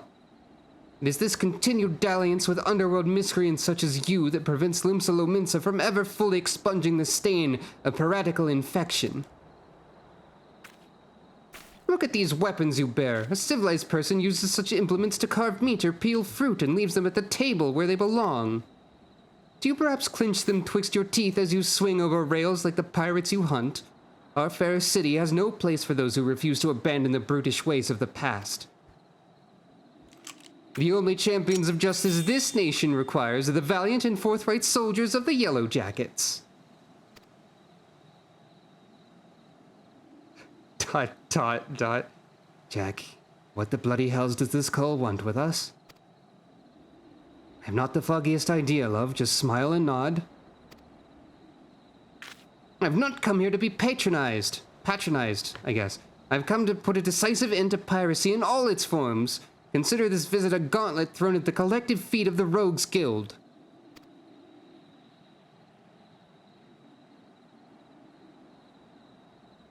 Heed well my words. Just before dawn this very morn, a maelstrom vessel stocked with provisions was boarded and looted by pirates. Much of the cargo was stolen, and that is vexing indeed, but it is the theft of 3 items in particular, 3 unique treasures of nigh incalculable worth, that most distresses my martial colleagues. As for the brigands, they made well their escape, disappearing into the dawn's mist along with their precious plunder. A rum tale. What's it to do with us? I challenge you, a contest to reclaim these stolen treasures. Should my Yellow Jackets and I succeed in retrieving the greater share, I shall formally propose the abolition of the Rogues Guild. Upon review of our achievements, the Admiral will surely concede that your unscrupulous institution has outlived its usefulness. Ah, blow it out your waddle. I have better ways to spend me time. Oh, do you now? The incident constitutes a theft against the nation of Limsa Lominsa. Does that not violate your beloved code? If I'm not mistaken, you've no choice but to rise to the occasion. Unless, of course, you mean to slink back into your hole and abandon the fundamental precepts of your duty? All right, you screeching shrew. You've made your bloody point, and you'll be sorry that you did, I promise you that. Your paltry promises amount to naught in the face of my conviction. I shall not rest until Limsalo Mince is free of every last buccaneer, scoundrel, and shadow-dwelling ne'er-do-well.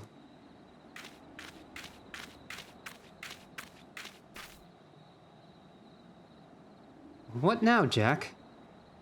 For right now, we head back to the sisters. And yep, small angry cop with a gun. Basically true.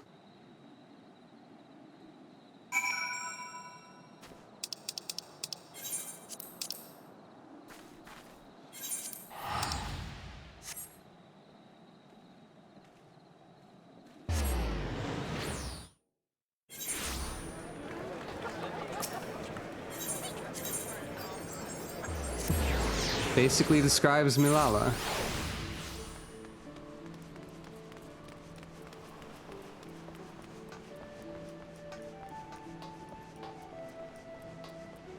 That is also true. The nation was founded on piracy and pirates.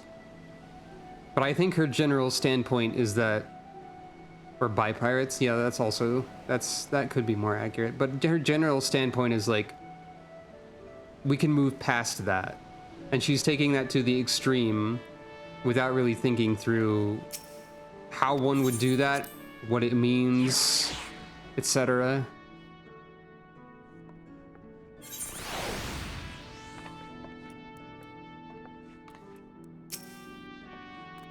For a wee lass, that Milala's got some bollocks, and it seems she's well done with aught that whiffs of pirate stock. Don't take kindly to culls pulling me strings, but the shrew is right. The code's been broken and we've a job to do. From the sounds of it, though, them coves knew what they were about when they clothed them treasures. I'll need ye at your best. It's time you learn the art of mugging. Rough up a call in just the right way, and he'll give up more than what you'd get if you just plain knocked him on his arse. Me and the lads will be busy whittling the story on them bitten baubles, so you're free to head out and sharpen your skill. Might even be as you'll pocket some extra blunt while you're at it, eh? This is when you learn Mug, which I've already demonstrated. Mug is a very important ability for the meta, as well as just the class in general. I accidentally marked a flag on the map instead of drawing my weapon.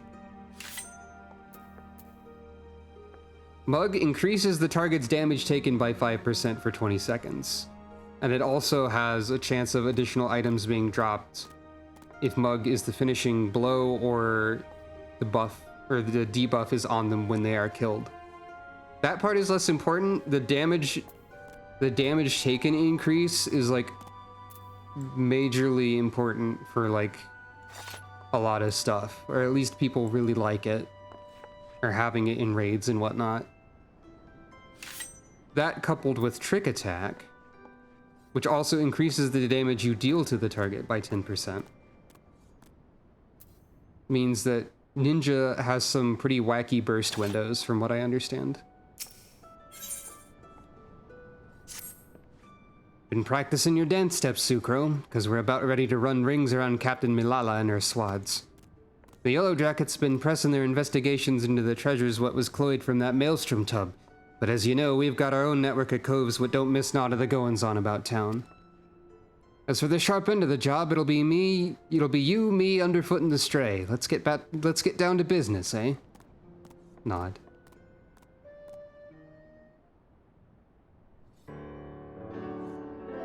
The keb's late to the feast, so I'll just make sure we're all on the same page for the now.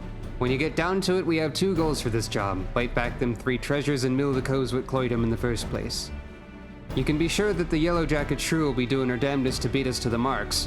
And seeing as the fate of the guild is at stake, we'd best not drag our do-beaters on this one. I say we grapple them baubles before she's even lifted anchor and give her a proper reason to rage against us rogues. You seem awful keen on this contest all of a sudden, Jack. Aye, well, here's the thing. He sent me a grievance to the Thalassocracy regarding the shrew's challenge, but them paper shufflers don't care a whit as long as one of us gets the job done. So I'd figure I'd sail with the wind rather than against it. Besides, we wouldn't want to shirk our duties and force poor Captain Milala to blunder about in the scary Darklands now, would we? How very gentlemanly of ye. Well, them's the cards what we've been dealt, ain't they? Now still your quips and let's hear what you learned about them bloody treasures already. Nod. Aye, the treasures. According to the manifest of that Maelstrom vessel, we're looking to bite back the Cerulean Star, the Silver Sorrows, and something called the Black Sarcophagus. Aside from the fancy names, I was able to whittle a few more details. The Cerulean Star, for starters, is a big old diamond a big old blue diamond what shines like, well, like a star, I suppose. Then we've got the Silver Sorrows, a pair of earrings what once graced the wattles of a Sultana of Ul'dah. There's a tale there, but one what don't concern us at present. Lastly, this Black Sarcophagus thing. I'm afraid that one remained a mystery, no matter how much I poked and prodded. In any case, all three of those trinkets was recorded as spoils from official privateering raids. As you know, a pirate will usually sell his plunder through a reliable fence. Sometimes, though, holding an auction is the only way to offload goods what is too extravagant or just too bleeding rare for the average cull to deal in. Our three wondrous treasures fell into the auction-only category. When the bidding began in Aleport, the thalassocracy weighed in with its ample purse, made some unmatchable offers, then organized a tub for the merchandise to be shipped back to Limsa. And that's when our marks swooped in and picked their transport clean.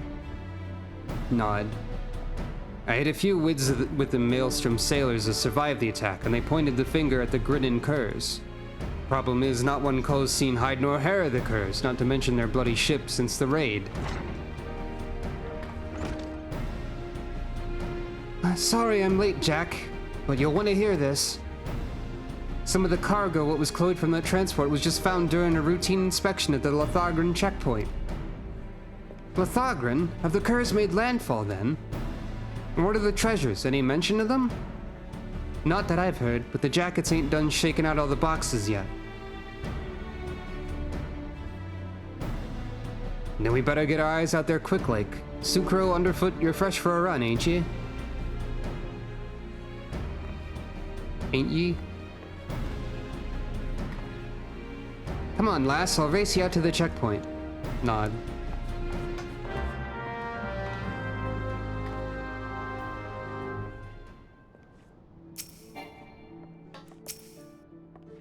Never heard of the Grinning Curs? They're a pack of rabid buccaneers what used to belong to the Salt Hounds.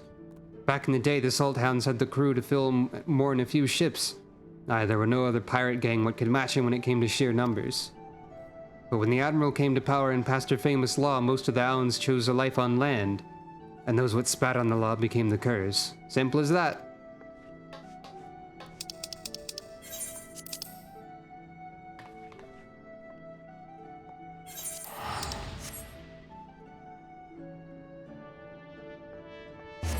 Yeah, there's a lot of pirate group names for sure.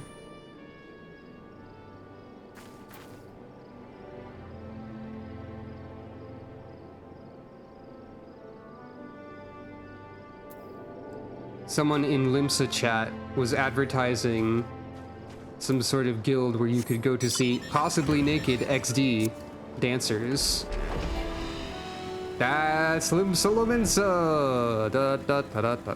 And then someone said, what if I don't want to see naked people? And was given the response, time to get out of Limsa, which is true. Anyway. Yeah, the Black Sarcophagus, that's probably fine.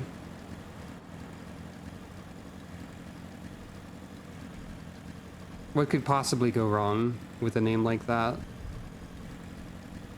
Definitely sounds like a cursed artifact of some sort. Alright, Underfoot. I won our race. You owe me a pint, Sucro. Japes aside, though, it looks like Vakeb was right about the cargo. From what I've been able to catch from them swads at the gate, it seems the peddler was boned for carrying goods what was known to be aboard that transport. Dragon Quest Treasures is an interesting game. I picked it up, but I couldn't really get into it. However, it does seem worth mentioning that when they demanded that I name my treasure hunting squad, I ended up coming up with the name Easy Take Coven, which is absolutely absurd. And I kept laughing about it for the entire day when I thought of that. Bunch of witch bandits or something could be called that. Anyways. From what I've been able to catch from them swads at the gate, it seems the peddler was boned for carrying goods what was known to be aboard that transport. I already read that. They carted the poor sod away in chains, but the cargo itself is still here. I saw a pair of jackets carrying boxes up that wooden ramp. We need to know what's in them crates. I get the feeling they won't open their gans for the asking, though, not while this fool's challenge is going on. Do you think I could skulk over there and see if they found them treasures yet? Volume 4. Stealth.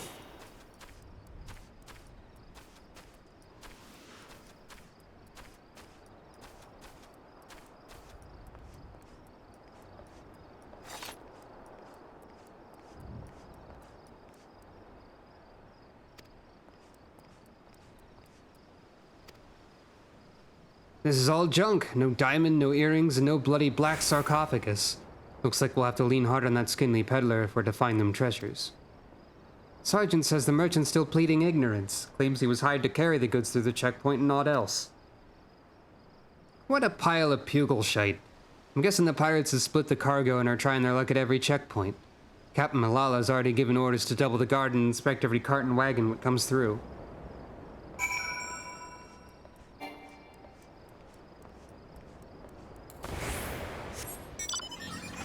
Hey, wait a minute.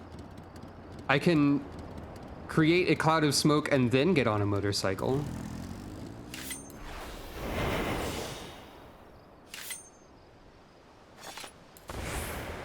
That's almost correct, but not quite. My stealth motorcycle. No one can see it. So they found not of value, eh? Bene. Then we thought we'd lost the contest before we even properly started. But be that as it may, something don't add up here. Why would you order a cull to carry the goods through the checkpoint? No smuggler's that daft, surely.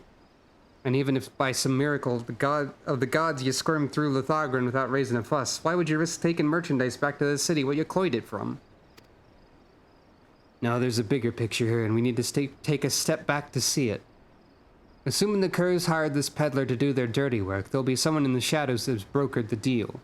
And I just happen to know a cove what makes it his business to oversee these kinds of shady arrangements. Thing is, this black marketeer bloke changes his haunts depending on how the breeze blows. Quite literally, in fact.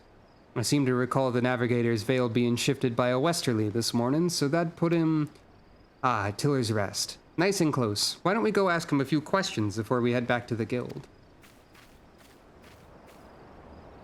And so we shall... in a moment. I will be right back.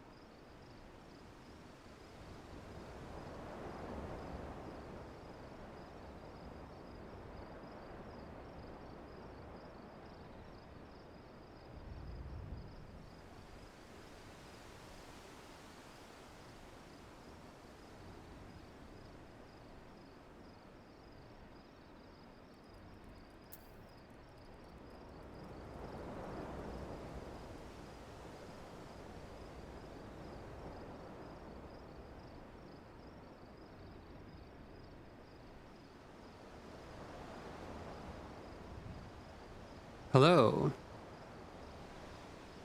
I have returned. I think I underestimated the amount of time the rogue quests would take. But that's not really a problem or anything. I underestimate time a lot, I find.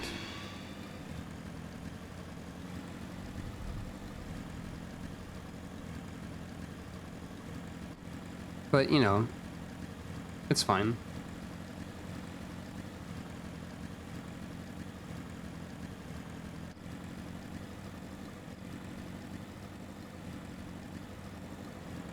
Just gonna drive this motorcycle through the air, as one does.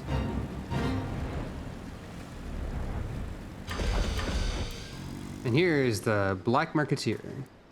This particular NPC is one of the many NPCs that can show up in the Palace of the Dead as an enemy. Raised from the dead. I mean, I guess spoilers, but you know. I didn't realize that until like yesterday when I ran into them. I pride myself on my memory for faces, but yours is unknown to me. Are you an earnest customer or an inquisitive annoyance? I must be sure of your intentions. Yep, we ran into that guy yesterday, and I was like, oh, that's a rogue's quest NPC.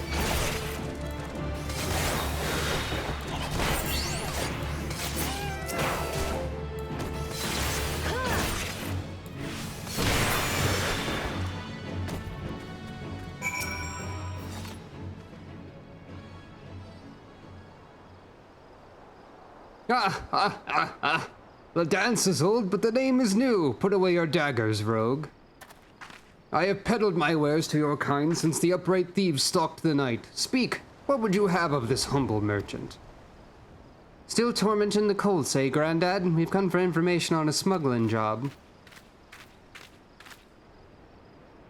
There was this peddler that was caught at the Lothagran checkpoint moving merchandise for the Grinning Curs. Pleaded innocence even when he had the screws put to him. You wouldn't know aught about that deal, would you? Every last sordid detail. Not a single grain of stolen sand passes through the shadows without my knowledge. But such prickly wisdom lodges tightly in one's throat. What have you brought to ease the pain of its passage? Spare me the theatrics, Grandad. Here is your usual purse.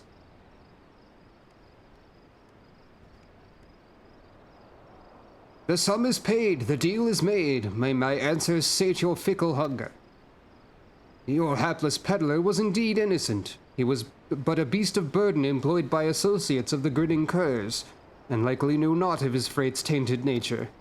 A pawn, if you will, a convenient decoy. There are those amongst my acquaintances who specialize in providing such services. Aye, that's what I thought. The Curs wanted that cull to get caught. Now the jackets have had a taste, they'll waste their time yaffling every shite pie what comes through their checkpoints. Yaffling every shite pie. Meanwhile, the real treasures are hidden away in the Darkmans along with the Grinning Curs. Not the Darkmans, Master Rogue, the Mist. Aside from the traveling merchant, the Curs associates have spent coin on another piece for this little game. A navigator. One who's practiced in piloting a vessel through the Doxy's Pull. The Doxies? Oh, the gods only know how many ships have sailed into that fog soup and never come out again. And that's where you say those curs have gone to ground? Now there's a trick that took some bollocks. Once their hunted tub was sitting dimber in the mist, though, it would have been easy for these associates of theirs to ferry the junk goods to Lenosha. Then the canny coves just needed to wait for the peddler to get boned and draw the glazes of the Yellow Jackets inland. We need to strike now. As soon as they learn the coast is clear, they'll flee for open waters. Fair appraisal of events. Now that you know the location of your marks, however, it will not be so difficult to track them down.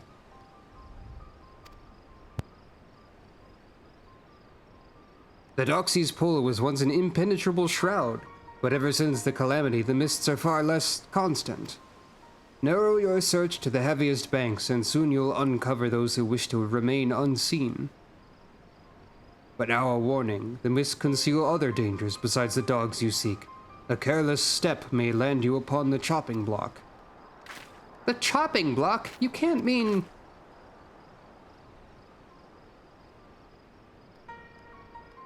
Seems I found myself another lead to look into. You hurry on back to Jack and tell him what we've learned so far. Nod.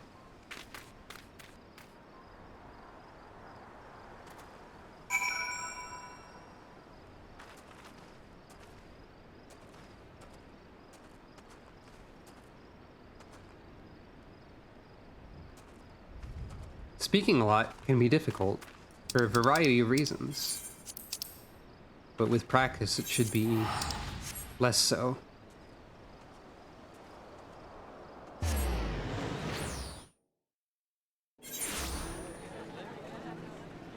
So apologies if I have to pause for any sudden moments.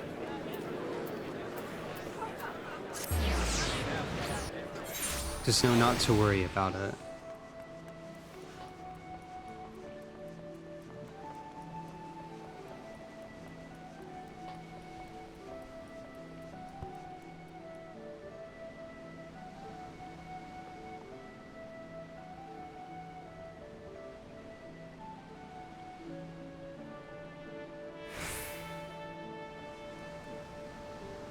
Anyway. Whoops. It defaults to no.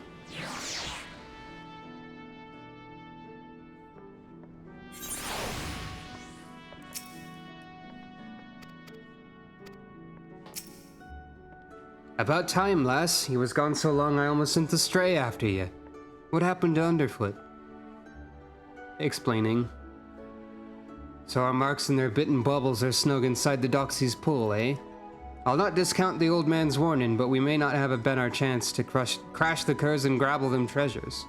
We board their ship right now, you, me, and Vakeb. I suppose we'll be needing ourselves a tub for the voyage. I'll have wits with Swarsant, and see what the dry docks can spare us by way of a ship and a reliable crew. Get your kit together and meet us there. Meanwhile, in Limsa's shout chat, someone asks, who here drinks hot Dr. Pepper? Another person decries blasphemy. And someone else says, what did you just say to me? Welcome to Limsa Lumensa. If it's not one of the things that happened in Limsa recently, it's the other thing that happened in Limsa recently. And by recently, I mean... in this stream. Yeah, that seems like a Tie Tuesday action. That seems like something he would do.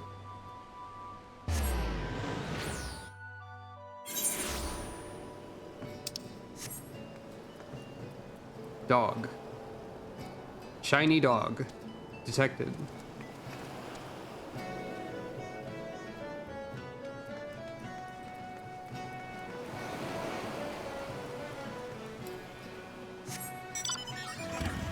I don't know that shiny dog, but it's a pretty good one. What, more fighting? Alright, Sukro, I pulled in some favors and there's a crew that'll get us close enough to scamper aboard the Cur's vessel. It'll be cramped up on that deck. If we try to move a whole lot at once, we'll soon find ourselves up against the rails. So we go in quick and quiet and try and knock them off a few at a time. Well, lass, are you eager to test your sea legs? Indeed.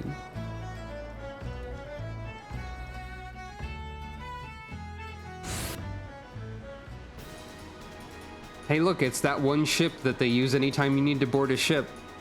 For any quests. I mean, fair enough, ships are probably fairly standardized, but also it's just kind of funny. And I don't blame them for saving resources or anything. Right, no one's seen us so far, let's get to work. I'll sink me stabbers in the captain. Those two in the back are yours.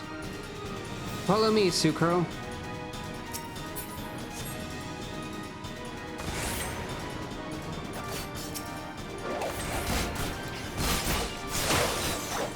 Rogues all the bloody way out here.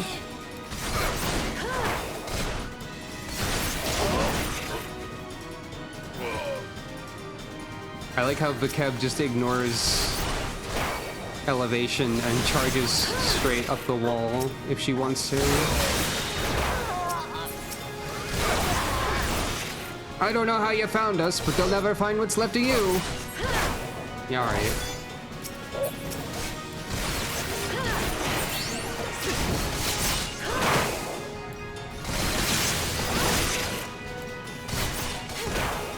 Slippery bastards, let's see just how quick you are. Honestly, I think it would have been, open the cage, let the growler off his chain. I point out the identical ship and all, but making a completely different ship for every instance where they needed a similar looking boat would be a Final Fantasy XIV 1.0 type of action, and it's very good that they did not do that.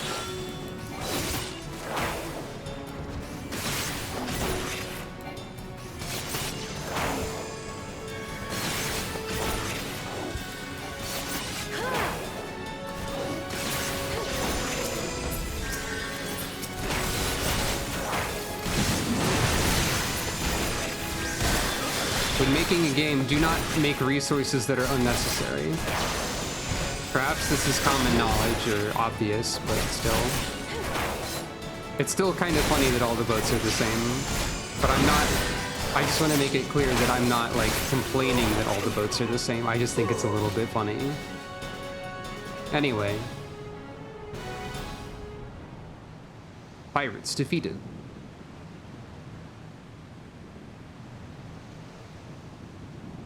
Jack, I found me one of them treasures. Unless there's another fist-sized blue diamond on board, it's gotta be the Cerulean Star. As for them other two baubles, I tossed the cabins and been through the hold ilm by ilm, but there's naught else here. Well, we'll just have to ask old Sweet-like, won't we? Spit it out, cur. Where are you keeping the rest of your treasures? Ah, you'd think I'd spill me guts for the likes of you, rogue? Maybe you wouldn't at that, but what about this partner you're working with? How'd you... We don't need no partner. So you're telling me this was all your own idea? You woke up one day and decided you'd attack a maelstrom transport right off the coast of Aleport, then disappear into the loving embrace of the Doxy's Pole? Not exactly your style, is it?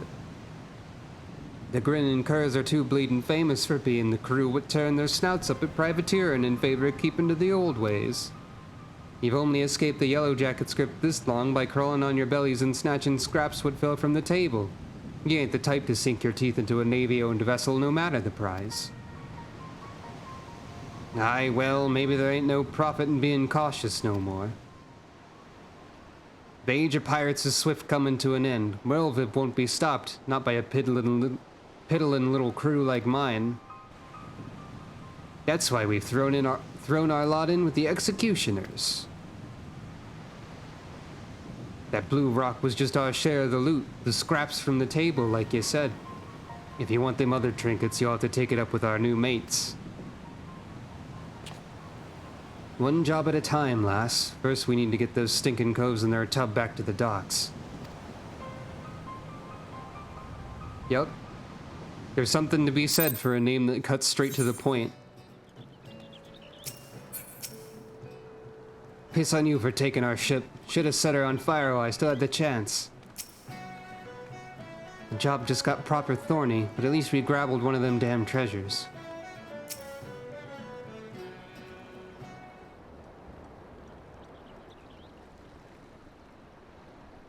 I think grabble is the funniest word of Thieves' Cant.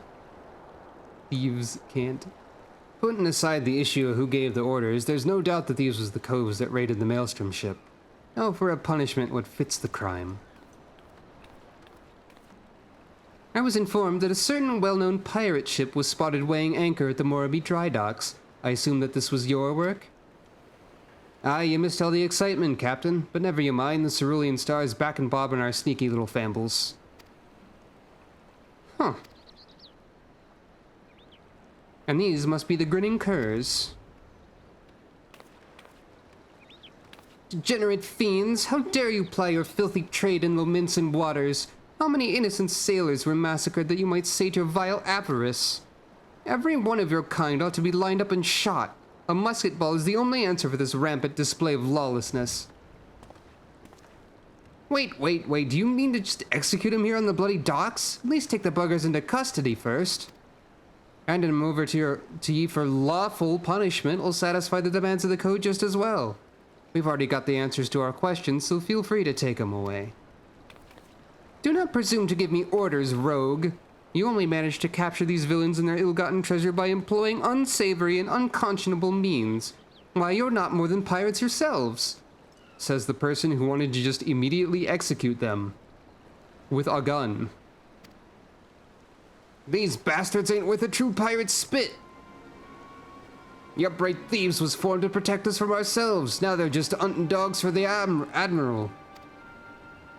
Merlvib yanks the leash and another buccaneer disappears. You rogues are traitors to your own kind. If it hadn't been for you...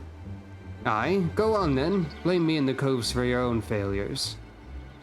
You knew what you was about when you defied the code. You knew that we'd be after you. We're done here. There are still 2 treasures left, rogue, and I mean to claim them both. I'd reconsider this contest of yours, Captain. Turns out this fish we're trying to hook is a shark, and it might just swallow you whole.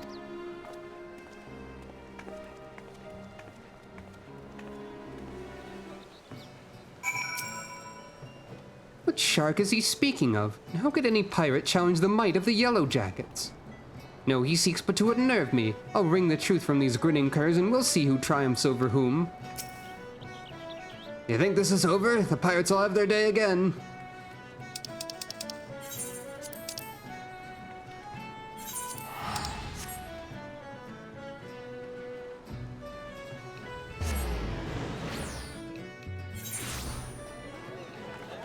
Malala is an angry cop with a gun who wants to execute people immediately. But I do like what she adds to the storyline of the Rogues Guild. I think she's an interesting character. But also, like, geez, lady, chill. Limsa is still discussing heated Dr. Pepper. I just thought you would all get that update.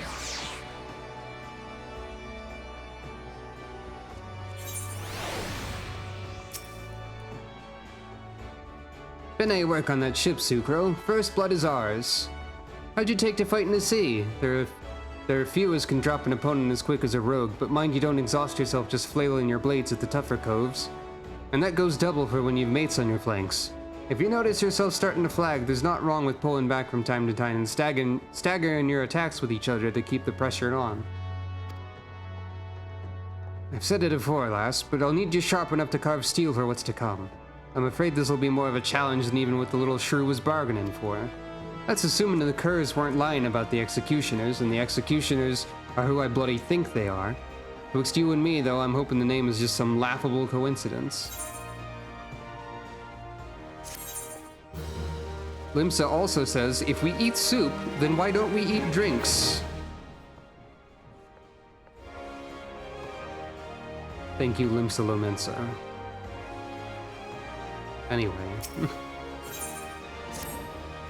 Oh there, Sucro. We've a rough job ahead of us, and that's a fact. Matters are tangled enough, what with the Malala Mort snapping at our heels, but we've still managed to grapple that first trinket without too much fuss. Someone also is talking about microwaving grapes and how sometimes they explode.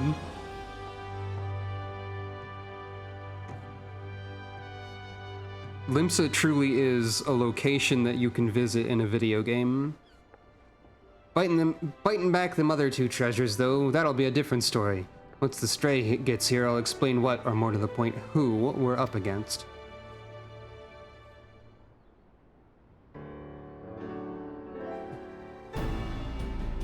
Alright, we've 2 baubles left on the list, the Silver Sorrows and the Black Sarcophagus. Let's see where we're at. Now, you say soup has solids in it sometimes, but also, unfortunately, I have to inform you that sometimes drinks also have solids in them sometimes. There are a number of drinks where that's part of the gimmick, if I am understanding them correctly, like boba tea, correct? I completely forgot what boba tea actually is.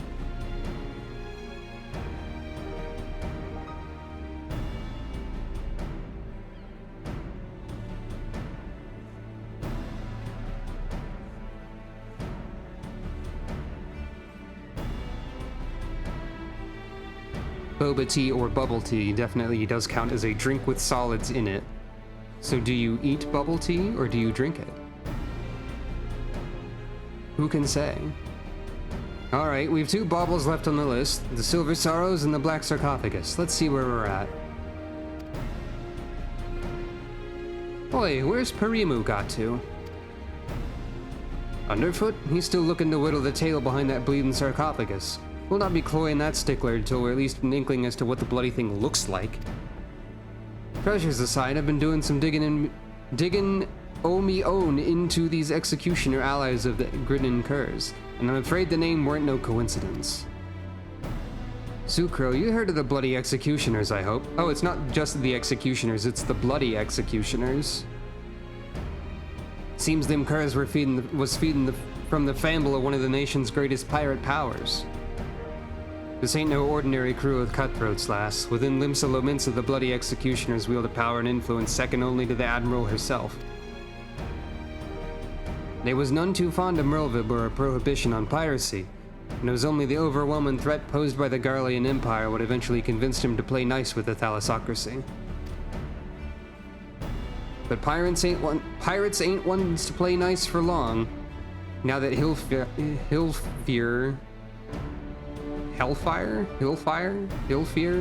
ain't around to helm the ship, the solidarity of the bloody executioners has begun to show cracks.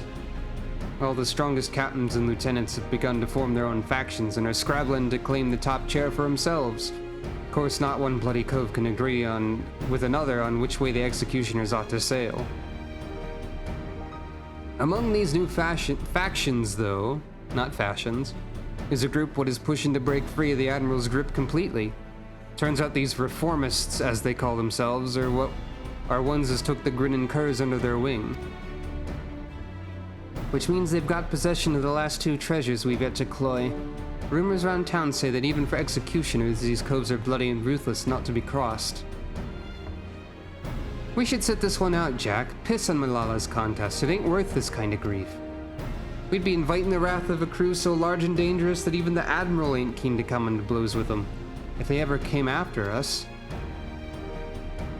Large or small, it don't much matter. They broke the code when they hit that maelstrom tub. Aye, the Grinnin Curs are paying for that crime, but we'd be poor sodden excuses for rogues if we let the real culprits carry on unpunished. I mean to see this job to the end, and that means biting back them treasures and handing out proper justice to them as deserve it. But Jack... Listen, with all the infighting going on at present, us stabbing a short blade into one faction's toe ain't like to bring the whole executioner crew down on our heads. Besides, them reformist buggers are so far split from the main mob that they've been avoiding the city altogether. Now, it's about time we got to work. Sucro, you're to track down our black market contact. I set him to look into the Curs' new allies a while back, so he should have some answers for us by now. The veil was lifted by a southerly this morning. That'll put the old man at his haunt in Lower Lenosha. Here, take this sack of blunt and pay a visit to the House of Styx.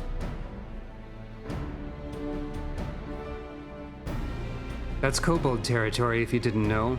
The old man bribes him with ore and hires the biggest and meanest sods as bodyguards.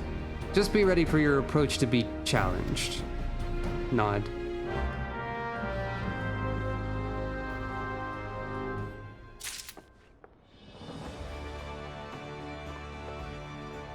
I should say for the record that I've never had bubble tea / boba tea before. I know full sodden well what it means to be a rogue, but as deadly as our guild is, we'd not survive a war with the bloody executioners.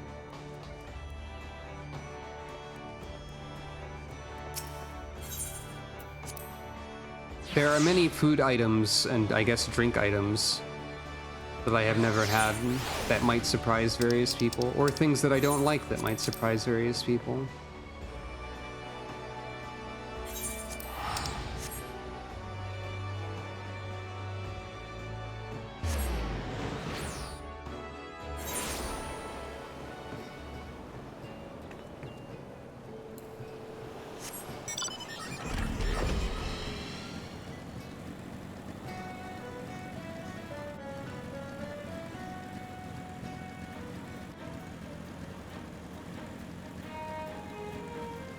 I ought to be more careful with my voice still. I haven't been, like, going wild with the voice acting so far, but I might need to, like, tone it down more, even.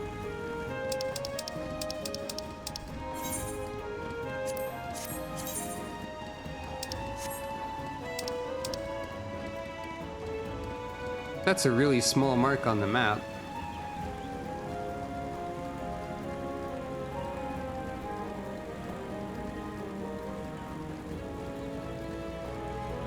Probably the most important thing to get across in dialogue is tone rather than a voice for each character, so, you know. That is also true. That is a true statement.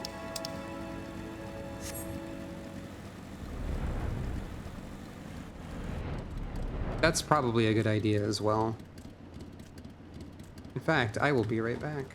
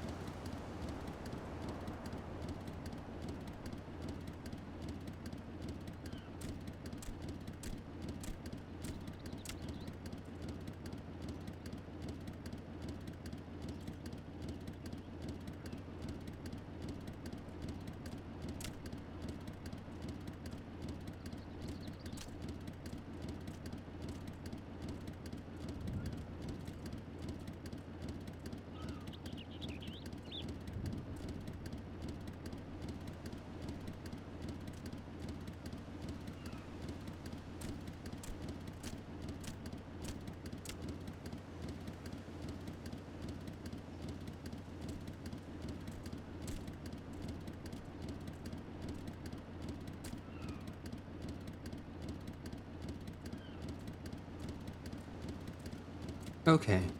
Sorry about that. Here we are.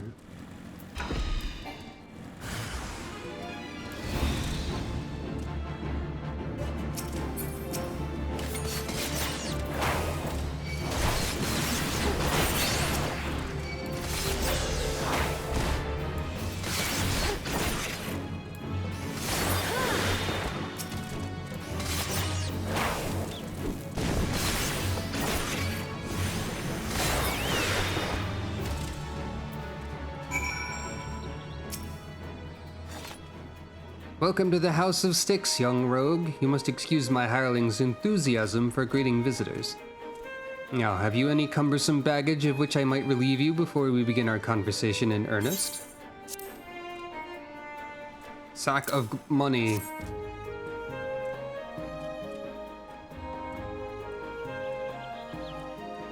Gah ha ha! A heavy burden for one of your tender years to bear. I'm 25! But its weight has balanced the scales. The sum is paid and the deal is made. Let us speak of these reformists. Sucro is like at least 25 years old. The faction that so wronged the code now seeks to peddle one of its stolen treasures, the earrings better known as the Silver Sorrows.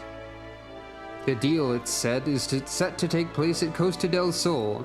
The buyer, a moneyed merchant from the golden sands of Ul'dah. The earrings will be out in the open, vulnerable. I would target the moment of transaction were I so inclined. As the gentleman up there by the cabin appears to be, for he purchased the selfsame information. Though he attempts to disguise his identity, the stench of a soldier yet lingers. I know not where one such as he came to learn of my existence, but I suspect he works for a certain yellow-coated captain. Ha ha ha! Brave she is, but foolish. Stumble blindly into the underworld, and your groping hands will not save you from the holes at your feet. Sudden shall be her fall.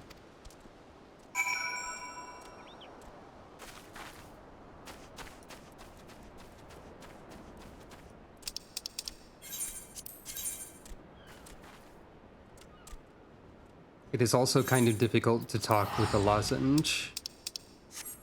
But, you know, still. Better than the alternative.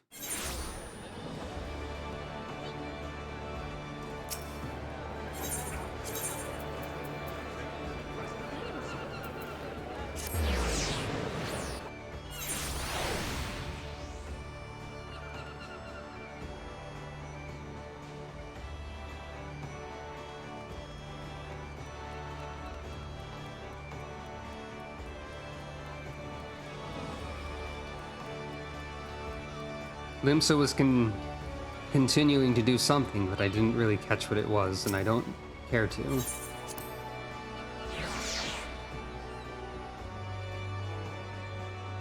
We will leave Limsa Lominsa soon, thank the gods.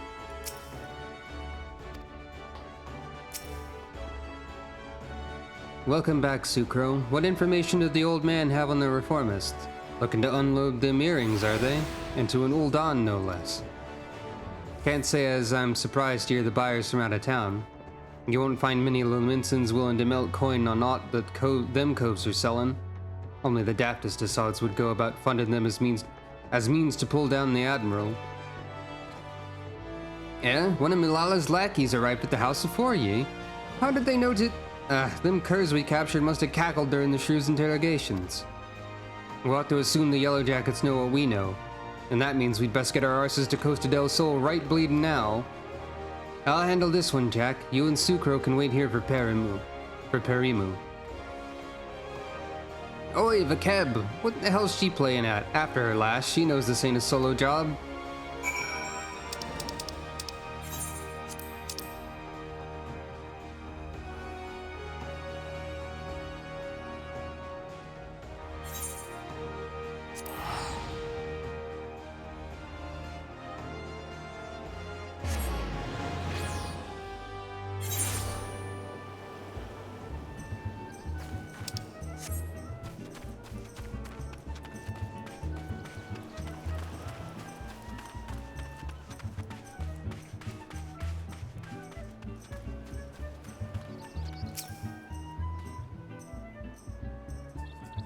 I told you to wait at the guild. I don't need... Well, it might be as I could use an extra mort in the shadows after all. Jack has his mind set on punishing the executioners, but me, I just want to skulk in, cloy them silver bits, and skulk out. I reckon that if I could manage that with no one the wiser, then they wouldn't know who to come after. Finish the job without drawing me daggers, you know? It ain't exactly true to the code, but the Shield of Underworld honor won't stop them bloody killers from cutting me mates' throats and setting the sisters a glimmer. The guild's the only place would offer to take in a pirate stray like me, and I'll not see it burn to the ground. The deal's about to start. Say the word when you're Bene to head in. Alright, here's what we know. The rich merchant what's come over from Ulda is some old mate of Master Gigaruju. God damn it. We call his own Costa del Sol. Gigaruju's taken his guards and dancing dells and pranced off down the beach someplace, giving over the use of the entire resort to his friend. Seems she didn't want an audience with her for her bargain with the reformists. Which, as it happens, works out well for us. We'll wait until they're busy haggling over price, then snatch the sorrows and hop the twig before they realize aught's amiss. Sound like a plan? Seems like there's gonna be a little bit more to it than that, but yes.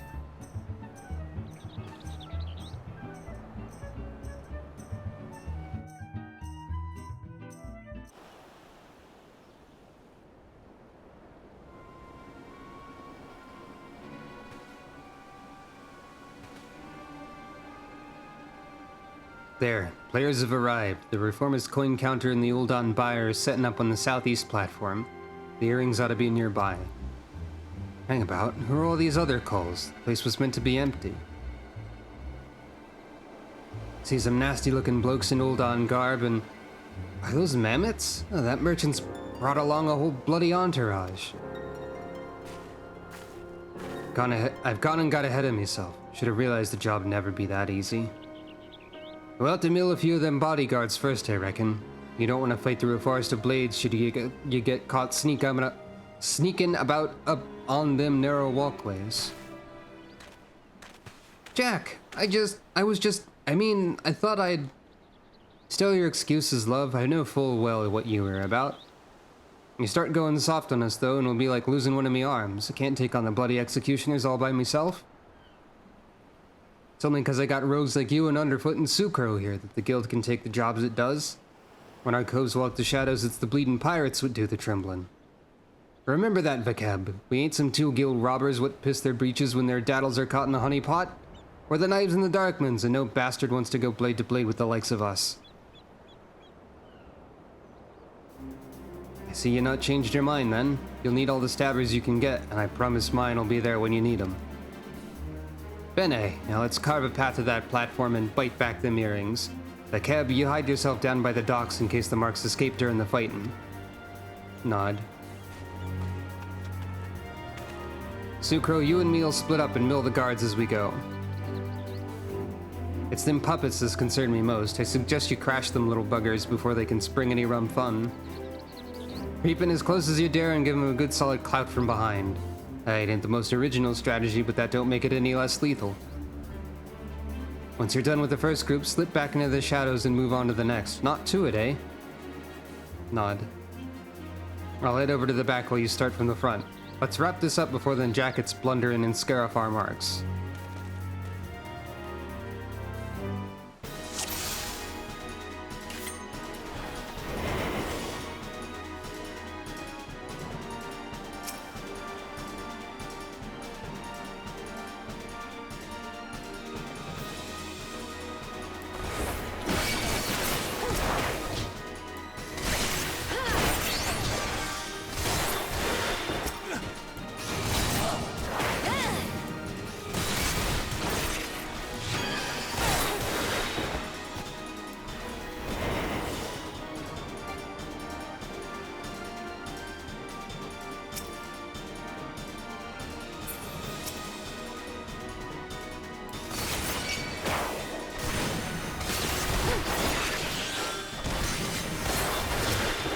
This bastard's made of solid rock. Sucro, get over here and start chipping. Working on it, Jack.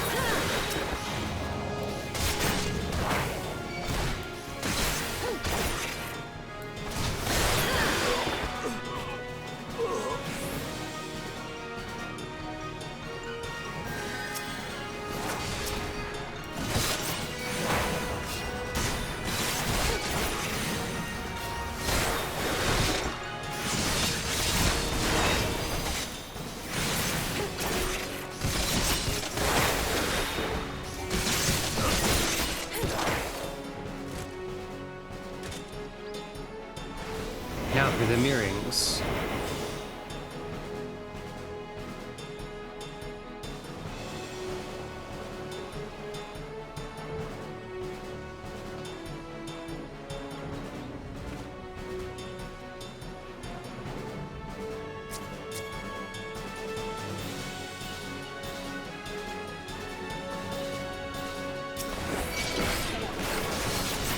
This is a private meeting. Remove these rats at once.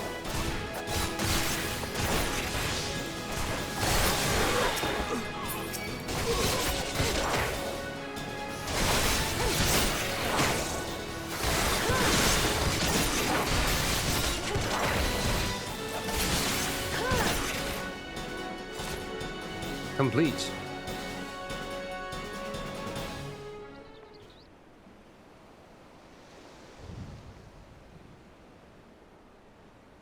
Rogues? No one mentioned aught about rogues.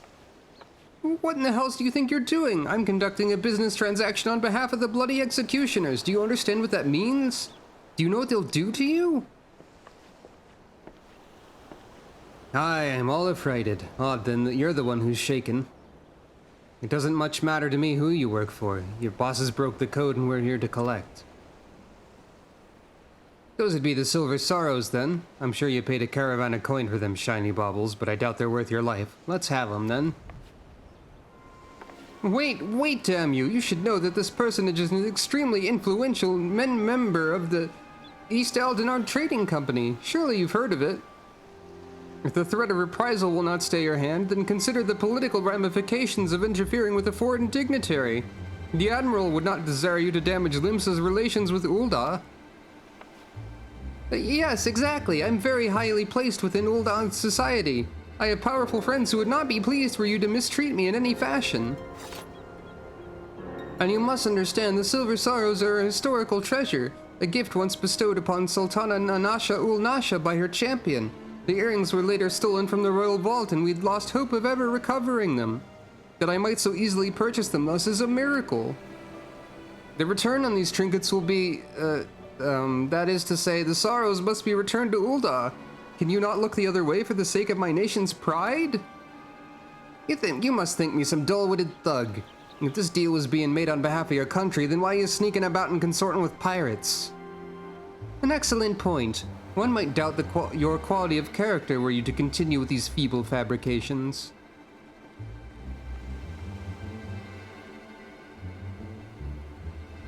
You need only entrust these earrings to me, should you truly wish to see them returned to Ul'dah, that is. After all, 'twas to fulfill that very purpose that the thalassocracy bid on the sorrows in the first place. Bit late there, aren't you, Captain? I think you'll agree this round belongs to us. On the contrary, my dear scoundrel, I made the winning move the moment I knew we were dealing with a merchant of Ul'dah. I come bearing an official order of seizure authorized by the Admiral herself. You will not be harmed, but I must insist that you cooperate with this reclamation of unlawfully obtained goods. Though Costa del Sol is private property, it nevertheless lies within state-governed territory. Come along quietly, and we need not inconvenience Master Gegeruju any further. Destroyed. These suspects will be taken into Yellow Jacket custody, and do not concern yourselves with the Silver Sorrows. They'll be quite safe with me. Smirk.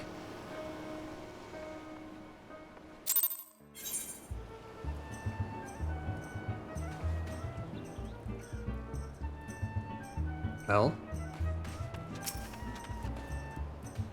I heard the news from Jack. I don't think that was the Admiral choosing to side with Malala, though. Probably just eager to reclaim the Silver Sorrows. Anyway, that bit about the earrings being cloyed from the Royal Vault turns out to be true. Seems some famous burglar went after him once he heard about the godlike agility they was said to bestow upon the wearer. The wearer? The wearer. That sounds like a reference to something.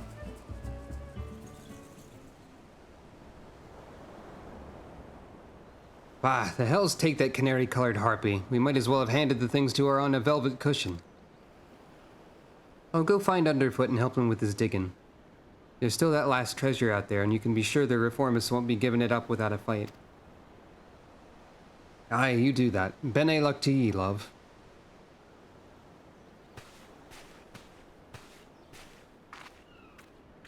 Ah, there you are. You left before events had truly been decided, and I thought you deserved to know the score. The Ul'dah merchant has acquiesced to our request and surrendered the Silver Sorrows into our keeping. We've also apprehended the reformist accountant, and will be holding him for further questioning. Oh, Bonin, an associate of the Bloody Executioners. You Yellow Jackets don't flinch from your duty, I'll give you that. And what's this here I hear about you buying information, Captain? I thought you'd sooner die than associate with elements of the underworld. I will do what I must to stay ahead in this challenge, and that marketeer's knowledge was vital to the case. 'Tis true I might find his practices distasteful, but he is no pirate. It is the fading era of piracy which I mean to consign to the history books. And that chapter will never be fully closed until every pirate-spawned relic, including you and your guild, becomes a thing of the past. Valiant and forthright, those are the words by which the Yellow Jackets live. It is the manner in which we protect Limsalo Mensa. I swore an oath on the graves of my sisters, no more shall the innocent suffer at the hands of these savage buccaneers, these unrepentant killers. And a grand oath it is. Me, I've got my fambles full just keeping the code intact. But the code is kind of an oath too when you get down to it. And since I've sworn to uphold it, I've no intention of stepping aside and let you trample over me or my coves. In fact, you'd be better off giving in now before matters got proper serious. Just say you're sorry, admit defeat, and we'll leave it at that, eh? Your audacity knows no bounds. I am done wasting words. I shall reclaim that last treasure, and then I will look on victorious as your guild is dismantled brick by brick. Ah, that's the spirit, Captain. Just don't forget to keep an eye on them earrings. The city's crawling with rogues, you know. You could keep the sorrows in a bloody lockbox in the coral tower, but look away for a moment, and one of me coves will bite them beauties right back. Come on, Sucro. It's back to the sisters for us. Nod.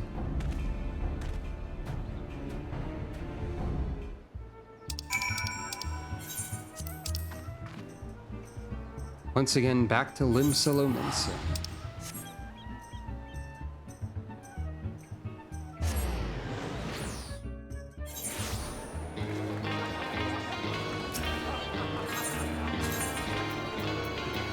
Someone is playing a song.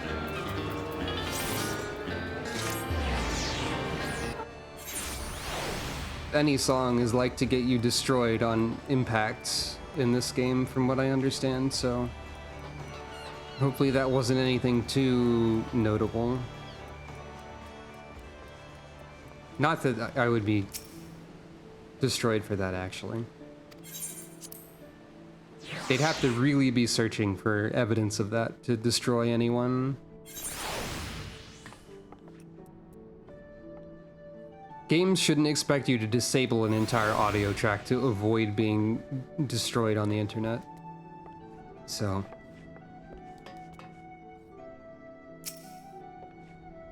Well, after all that hard work, the shrew made off with the spoils.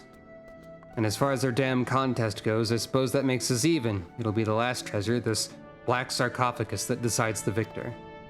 Whatever the reformists are doing to keep it bob, you can bet your grandmom's teeth will be blade work needed before this job is done. Get yourself ready for a proper scrap, Sucro. And so we reach the level 30 quest, Market for Death. I was wondering when you'd show up, Sucro, but bugger me if you don't look ready to mill an entire crew of sods by yourself. And bene that you are, because we finally uncovered some hard facts about that last treasure. Won't be long now before we cloy the wind in peace and put this daft challenge to bed. Alright, I've gathered the other coves for a meeting, so let's get down to it. Nod.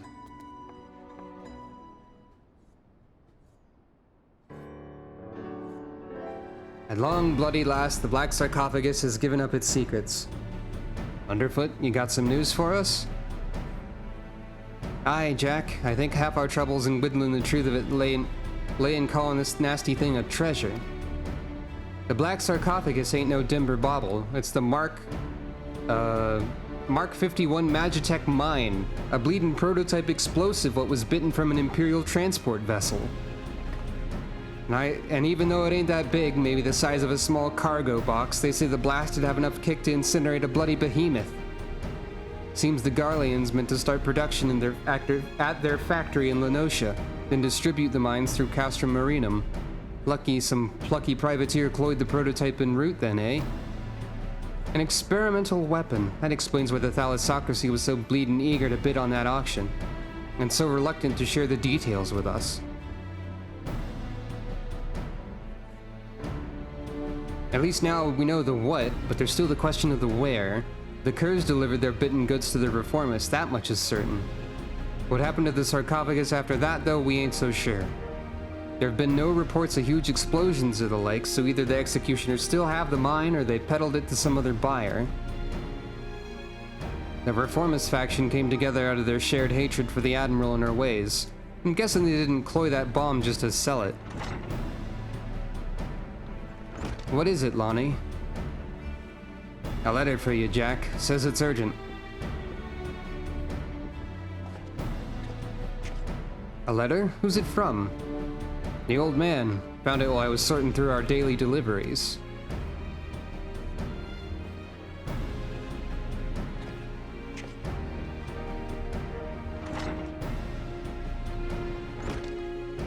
Let's see now. Come to Thalos. Thaleos, I have urgent news. I've never known the old man to summon a customer. No one's seen him at his usual haunts for a while, so do you reckon this is some rum morsel he's dug up just for us? Aye, it could be. Sucro, you and me are headed to Thaleos. Underfoot, Vakeb, you're to take another stab at pinning down the location of the sarcophagus. Nod.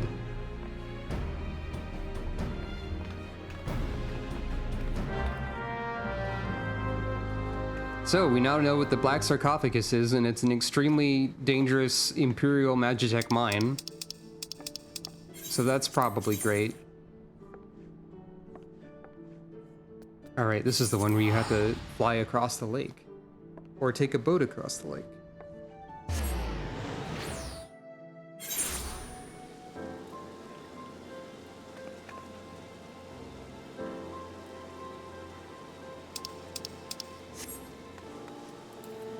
What could go wrong? Well, a lot's already gone wrong, but what could go worse?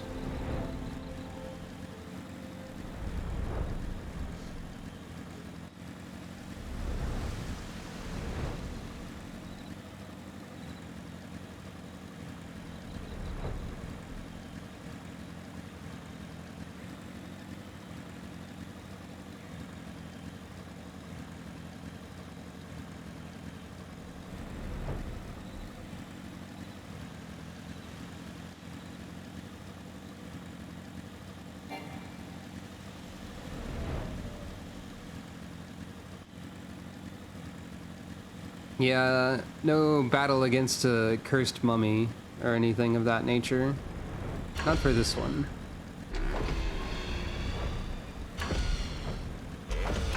However, oops. Now, if you were wondering why this guy showed up in the Palace of the Dead, it's because he's dead. What happens if I walk into this while hidden? Probably nothing. Yeah, it just breaks instantly. Bloody executioners are here.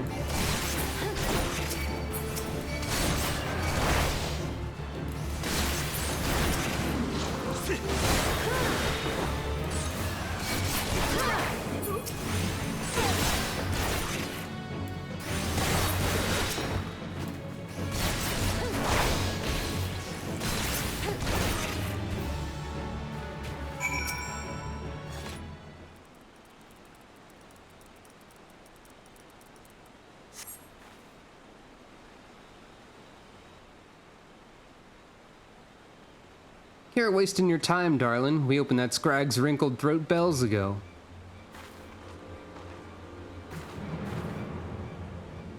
You cross the bloody executioners and you get what's coming to you.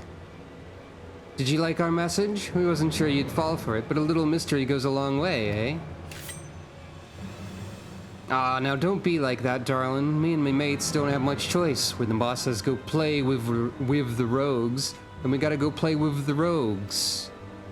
After all, we never asked you to come ruin our game now, did we? Don't give me no long-winded speech about your precious code. The Reformist vision stretches far beyond what them Tyrol rules is good for. Once Captain Isobir takes command of the executioners, he'll give us back the teeth what we lost when we submitted to the Admiral's leash. We'll be the terrors of the sea once more, free to rove and plunder in a new age of pirate glory. And I'll bathe in blood to see that age come to pass. I'll kick down your shite-stinking code and have all your sneaky heads on the chopping block. Like hells you will, the only sentence what's being passed today is yours. Well, hello there, darling. Ain't you a fine-looking lad? I've heard all this prattle before. Free to pillage and plunder, is it? Aye, it all sounds grand, but you don't think of the price. That shite-stinking code is the only thing what keeps you bloody coves from milling one another. Without it, without Limsa Lominsa to call home, you'd be adrift in an ocean of Corans. But if you're so keen to keep company with the dead, I'll be sodden happy to oblige. You was prettier with your gob shut, but I can see him out of me depth here. As much as I'd like to lop off your noggins, I'll have to be satisfied with dragging the two of you out into the wilds. Kept you well out of the way, haven't I? Out with it, then. Ha! Ain't it obvious? You stubborn scrags is looking to swipe our new toy, and my job was to stall you. The captain has the mine with him right now. He said to show the rest of the executioners that he's got the stones to sit in the leader's chair. And what better way to do that than executing the bitch would snap the chains on our crew?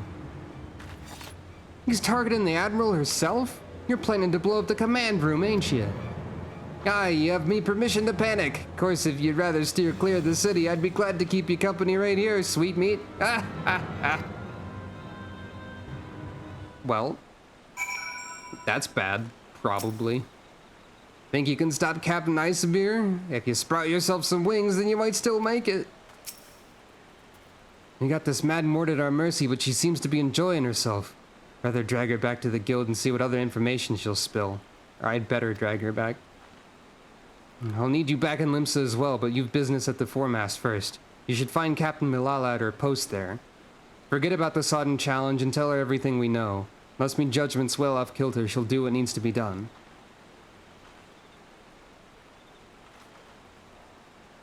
Alright, lady. Keep being weird, I guess. But yeah, turns out they're going to, like... They're trying to kill the Admiral with a bomb. So that's not good. Probably.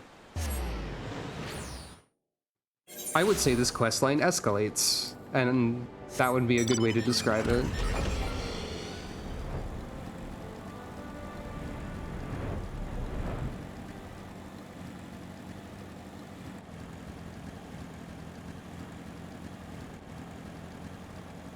I did not expect the rogue quests to take 3 hours, though.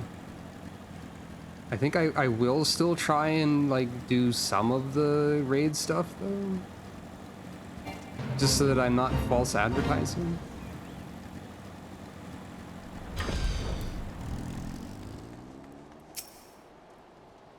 Hello, Milala. Oh, you're one of Jack's rogues. You've come to steal the sorrows, have you? I think she's wearing them right now. Or is she... Yeah, I think so. Yep. Well, you shan't have them. As you can see, they're safely clasped upon my very own... Huh? You're not here for the earrings? Admiral's gonna get exploded. The Admiral, you say? And you're sure these fiends are in possession of the sarcophagus? I must deploy more sentries at once. Do not think this voids our challenge, rogue. You can relay as much to your impudent guildmaster. I suppose you can thank him for the warning as well. That would be funny, but probably not a good idea to bet. Knowing what it is, the prototype part is probably... Does it explode enough? It could use some more explosion.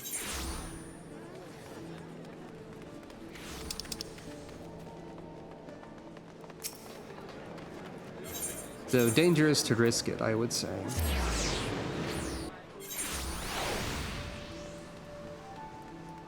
Though it would also be really funny if it was just an explosion that like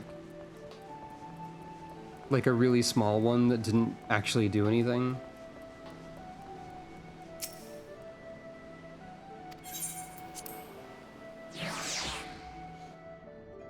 But yeah, probably not a good thing to bet on. So the jackets are on the move. Bene, I've been listening to that addled pirate cackle since I got her back to the sisters, but she's given us not what we didn't already know. And we know more than enough. I say we rally the rogues and go after that mine before it blows up in our muns.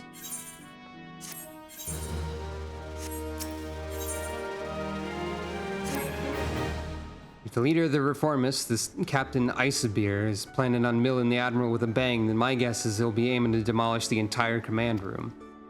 You know the mizzenmast, aye? The tower that holds the drowning wench in Bulwark Hall? The Admiral's bridge and her command room are right at the top of it. And you've got the district what surrounds the mizzenmast. That's the busy beating heart of the city. Even with the threat of an attack, you can't just seal it up in the blink of an eye and call the whole thing Bob. Try to explain the danger to the culls what live and work there, and you'd have a frightened stampeding mob on your fambles. Nay, lass, our only option is to have eyes snilching every approach to the tower. I'll put the wit out to as many coves as I can and spread them through the streets. I sold a fake window. Your job will be to cover the aft castle. Just wait and see, Sucro. We'll get this Icebeer and his little bomb, too.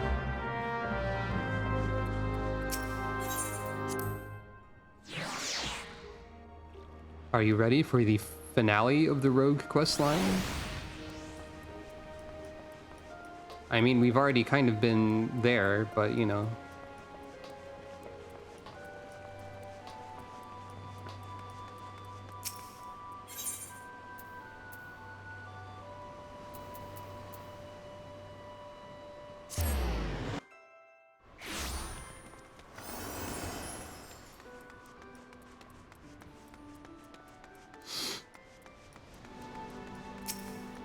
be really funny if the holiday decorations stayed up during a quest like this, but I'm pretty sure they don't.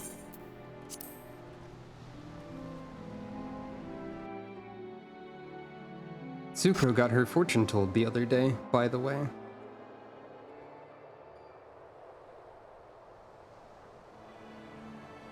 I didn't show that on stream. I think I'll just do most seasonal events off camera, most likely. But she got good luck as her fortune draw from the fortune telling, so that's probably good.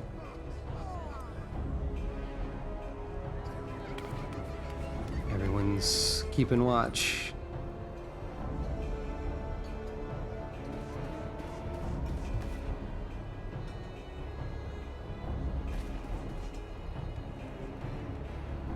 Where are they going to strike from next? Or first, at all? Where will they strike from? The fog picked a grand night to roll in thick. This'll make things interesting.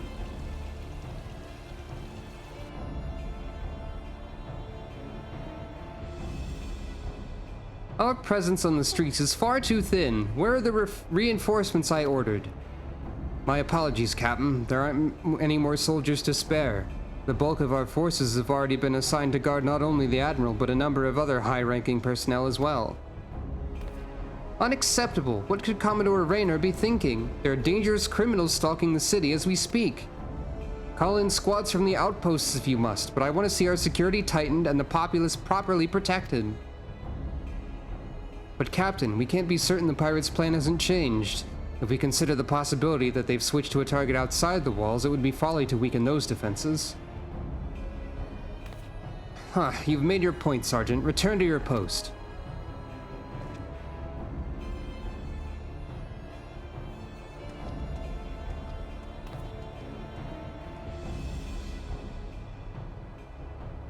Once all is lost, it's far too late to question what one should have done.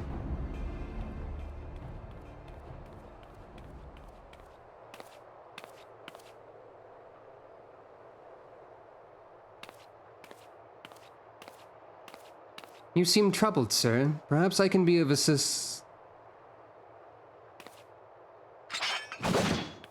Ah!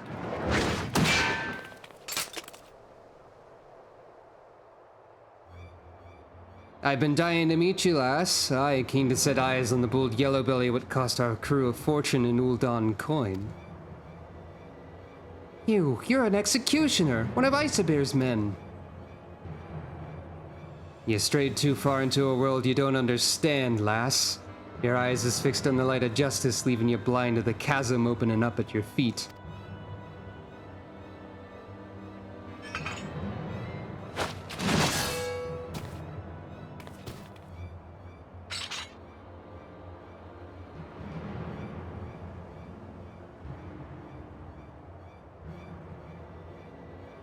I didn't think of the drill tweet, oh no. Oh dear. At least they'll say you died with your boots on.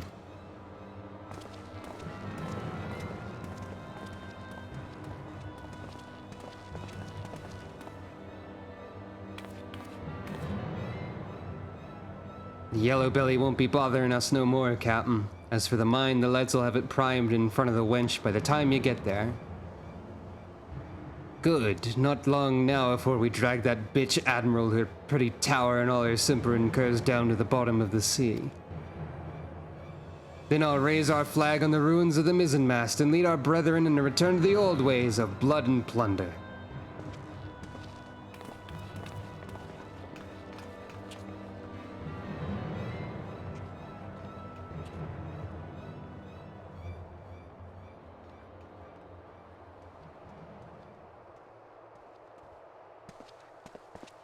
Should not have had that last bottle. The wife is gonna kill me. Oh, what's that then?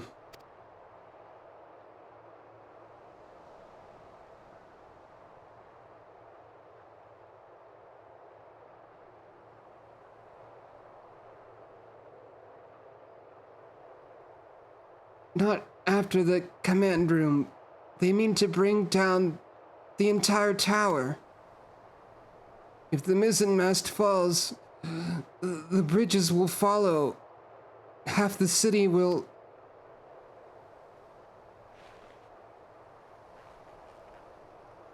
Please, you must help me.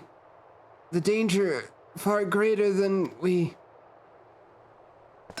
bloody hells, it's alive! Oh, no, I didn't see nothing.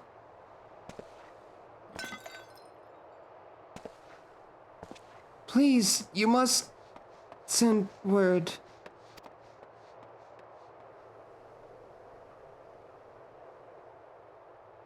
Someone must be told.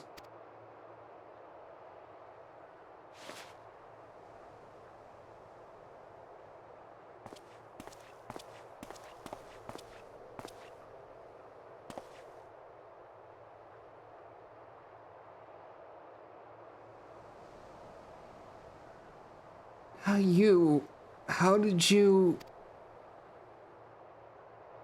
A valiant and forthright weapon. You could hear that single pistol shot from miles away. Weren't hard to guess what happened.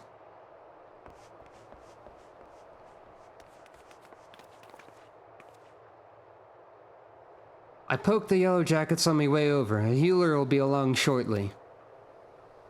Nod. Bene, that means we've only one last thing to do. We have never been allies, but I beg of you.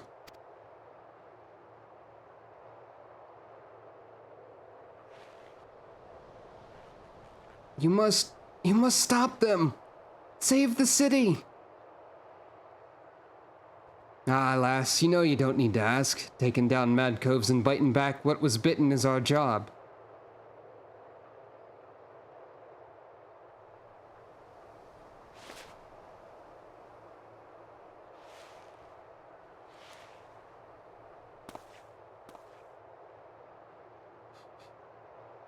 Jack did something. You all set then? Ready, Jack? Always. Nod.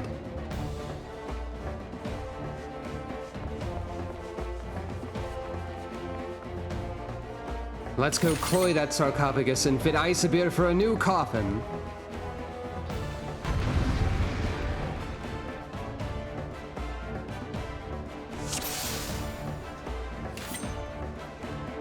Make for the mizzenmast and find Isabir.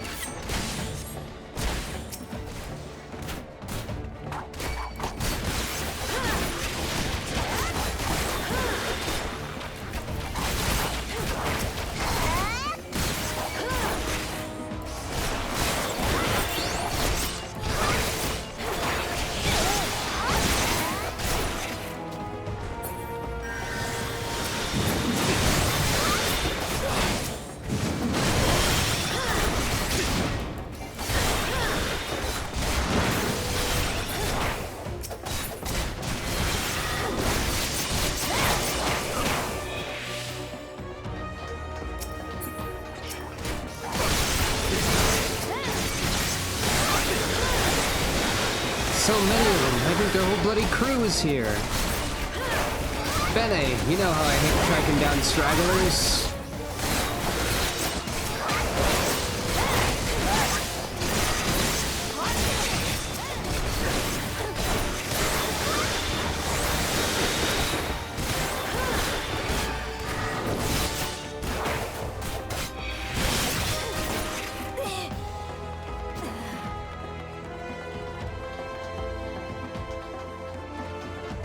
This guy's name is literally Isabir Badwind, by the way. You can't stop us now, Scrags. Only 3 minutes until the show begins. What? That's it then? Find and smash them detonators. Check the ramps going up and going down. Here's the mine. Sucro, mill all them detonators. We'll keep these coves busy.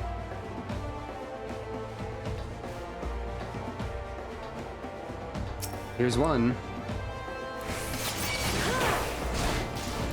Your code don't mean shite to me. We get to immediately destroy the person who axed Noella.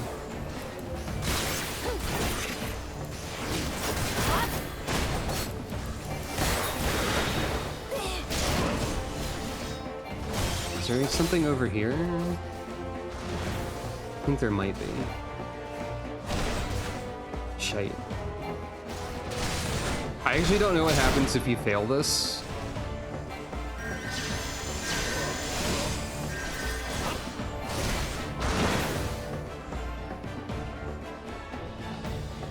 They probably give you enough time so as to make that unlikely, but still.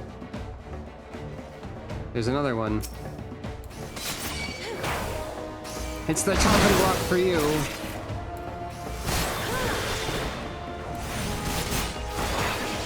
"90 seconds.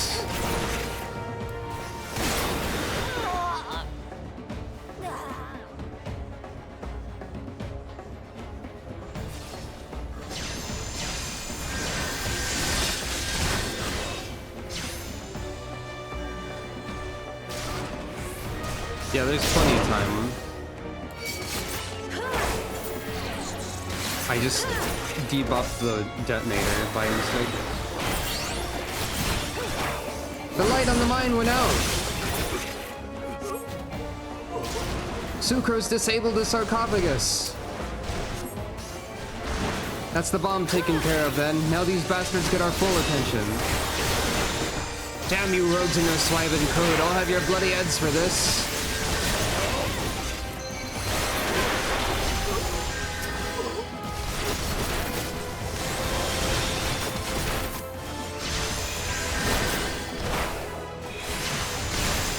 We just got home ganked.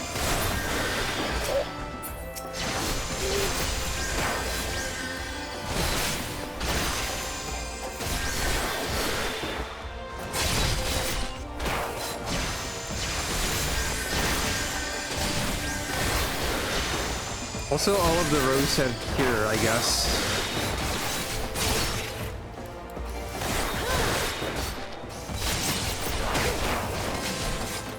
This wasn't part of my plan. I could have been a king among pirates.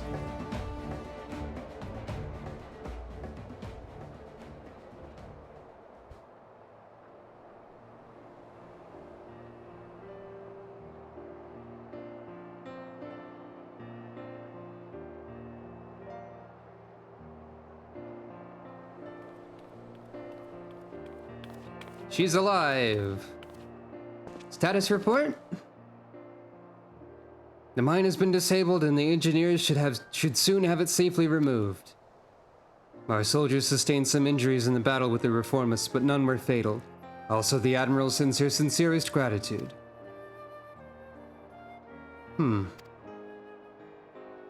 Look, there she is! That's Captain Malala, the hero of Limsa Lominsa!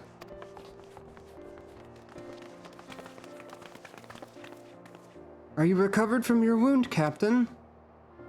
We heard how you very nearly lost your life stopping that horde of pirates from blowing up the mizzenmast.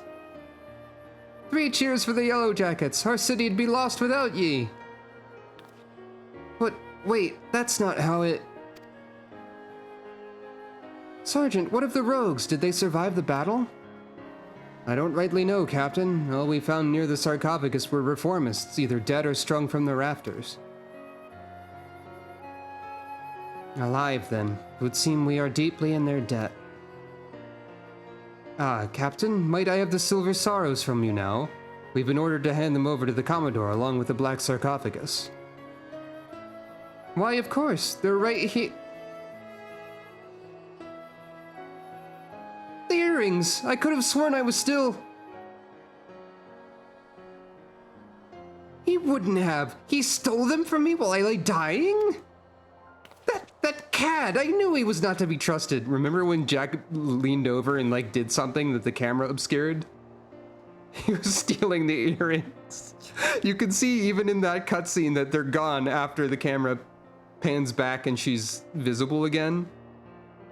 You can see that they're gone at that point already. It's really funny, actually. Keep an eye on them. Indeed, I should have known. She seems to be taking it well.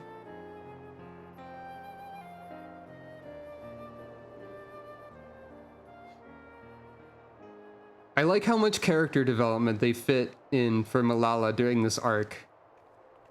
And you can see Jack is wearing them now. Are you sure about this, Jack? We should have cloyed the sarcophagus as well. I think she's earned it, don't you? If it bothers you that much, think of it as a trade. If you ask me, they look a bit daft. Well, I didn't ask you. So the jackets ended up with the mine, and we've got the diamond and the earrings, which means victory belongs to the Rogues Guild. Do you think Malala will leave it at that, then? I get the feeling we ain't done with her yet. I'd say we're done with her challenge, but you never know when our paths will cross again. We'll just have to see what Limsa's underbelly spits up next.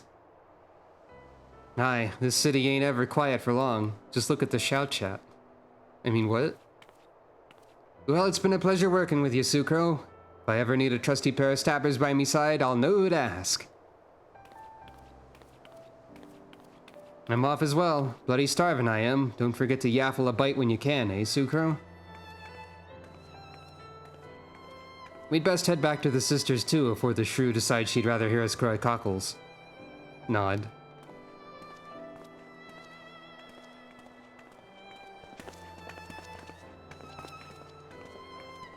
Bene work, Sucro. Be seeing you soon. Cool trick, Jack.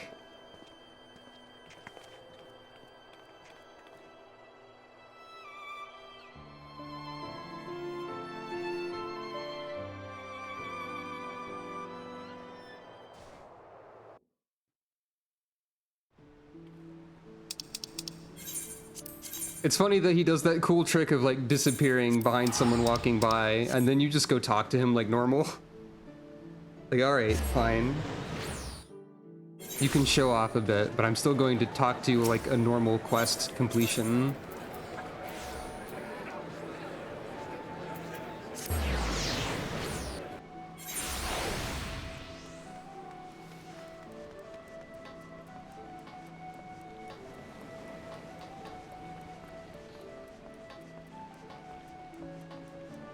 A little bit over 3 hours. He does have a reputation to uphold, that's true. I agree with you on both counts.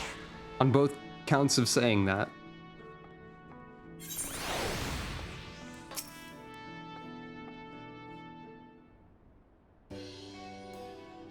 Oh there, Sucro. It'll be nice to finally have a bit of a rest, eh? The job never ends, but even a dimber-damber like myself needs to breathe every now and again. And your venturing mates must be wondering where you got to. That was a proper long assignment, but I'm glad you decided to see it through. You've proven to be a stalwart protector of the code, even if this ain't truly your world. When you walk back into the Lightmans, you'll have to find your own code to uphold. And when you do, you'll have all the skills you learned in the shadows to help you defend it. Nod. Well, that's more than enough prattle out of me. Your travels might take you far and wide, Sucro, but know you're always welcome here at the Sisters. And that is the rogue quests. From that point, they tell you of a suspicious person who they've seen wandering around, and you go investigate. And that turns out to be where that leads into the ninja quests. I have only done one of those, so we can't really show those off or anything, but that's the rogues.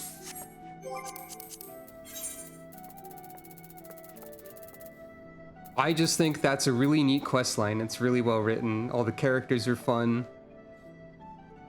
Except for the slavers, because they suck, because they're slavers, and then you kill them, so I guess that part's fun. It's always fun to destroy people who suck really bad. But yeah. Loud sound by accident. That was a bit over 3 hours. So, I'm still going to continue, I think. Even though at some point I said I would probably do shorter streams. I don't want to... I said I would start Void Ark stuff today, so I'm going to.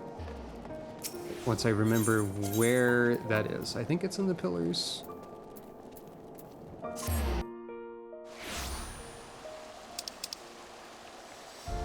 Not that one. That one.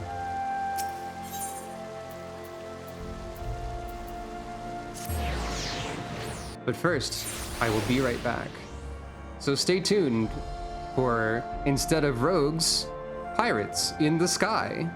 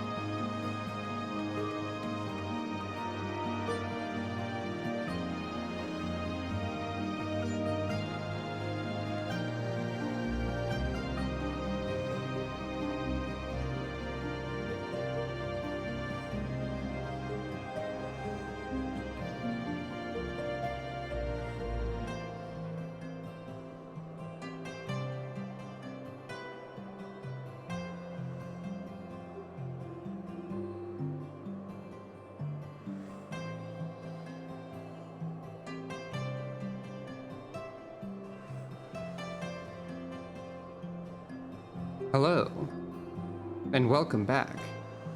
The Shadow of probably Mach, I think is how you say it, was a 3-raid series, or rather a storyline featuring 3 24-person raid dungeons. It's pronounced Mach. Okay, Mach. Very well. The Shadow of Mach was a 24-person raid series featuring 3 raids and a storyline connecting them. Today we will be beginning this storyline and probably doing the first raid, apparently as a sage. It's a bit scary to be trying to do the 24-person raid as a healer, but I'm doing that apparently. So we'll see how that goes. An unquiet trader seems to be scanning the skies in silent desperation. Ah, you have the look of a lass who's seen her fair share of trouble. Mayhap you'd be willing to help me with mine. I need a capable sort to head into the Sea of Clouds and track down my missing airship. I had to mortgage my soul to get that vessel built, so winning the contract to ferry supplies out to Cloudtop was a real weight off my mind. But it seems my luck ended there. My ship was due back in Ishgard bells ago, and I've been praying for a glimpse of her sails ever since. I can't help fearing the worst. What if she's run afoul of sky pirates? My creditors will have their ponds of flesh. You think me foolish to fear piracy so far above the waves? Well, let me tell you that no honest merchant is safe now that airship production has, if you will excuse the pun, taken off. Any scoundrel with a sack of coin and a vague sense of direction can terrorize the skies. Oh yes, this new breed of buccaneers like to paint themselves as dashing explorers braving the unknown. But the truth of their nature is right there in the name, Sky Pirates. Given half a chance, they'll strip your ship of every last scrap of cargo and cry "Yah-har!" as they launch you screaming over the rails. I've heard the stories. Please, you must make haste to Camp Cloudtop. That's where the shipment was bound, and inquires to the fate of my poor ship. Oh, and my poor helmsman. Ask Runcherman, he'll know, if any man does. Clearly, that'll solve the problems.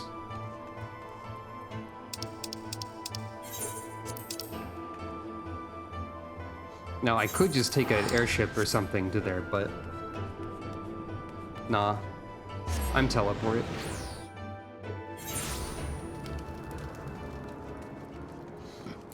Who needs an airship when you have teleport, I guess? A supply airship has gone missing, you say? Well, that would certainly explain why our provisions are so late in arriving. I did, in fact, spy a vessel charting an erratic course northwards a short while ago. But as it seemed disinclined to make port here, I paid it little mind. Not the most compelling piece of evidence, I grant you, but I've witnessed naught else of interest. I suggest you investigate the landmass to the north. Rest assured, I will send word if I spy any other sign of our errant supply ship.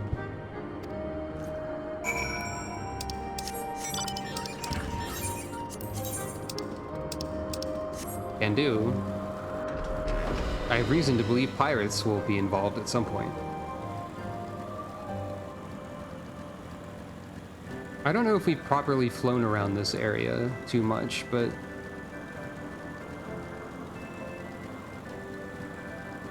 yeah, there's a lot to see here. Mostly like floating islands and whatnot. Though, of course, many of these islands don't particularly exist. Like, here's the edge of the world. I can't go over to that tiny floating island or that one. That one, though. That one happens to be where a tribe quest hub is. Regardless, I'm getting distracted from pirate. Oh, hey, look, it's a sky pirate. Ah, we'll make some good coin from this haul, and then we'll see if this fool is worth the ransom. Hold on now.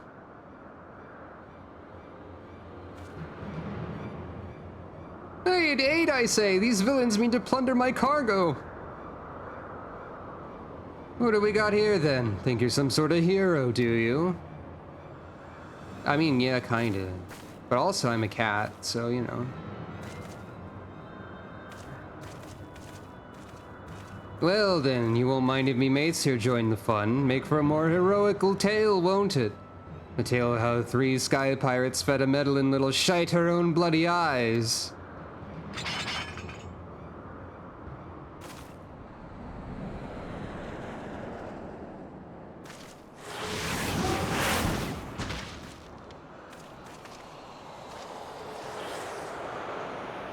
What the? Oh gods, I know that ship. It's...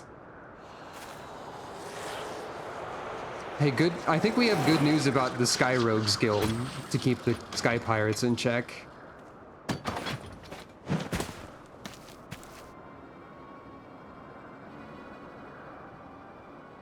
So you're the Scrags would have been dragging our good name through the mud. You're Red-Billed Leofard. Red-Bill Leofard. We ain't done naught to you or yours. What do you want with us?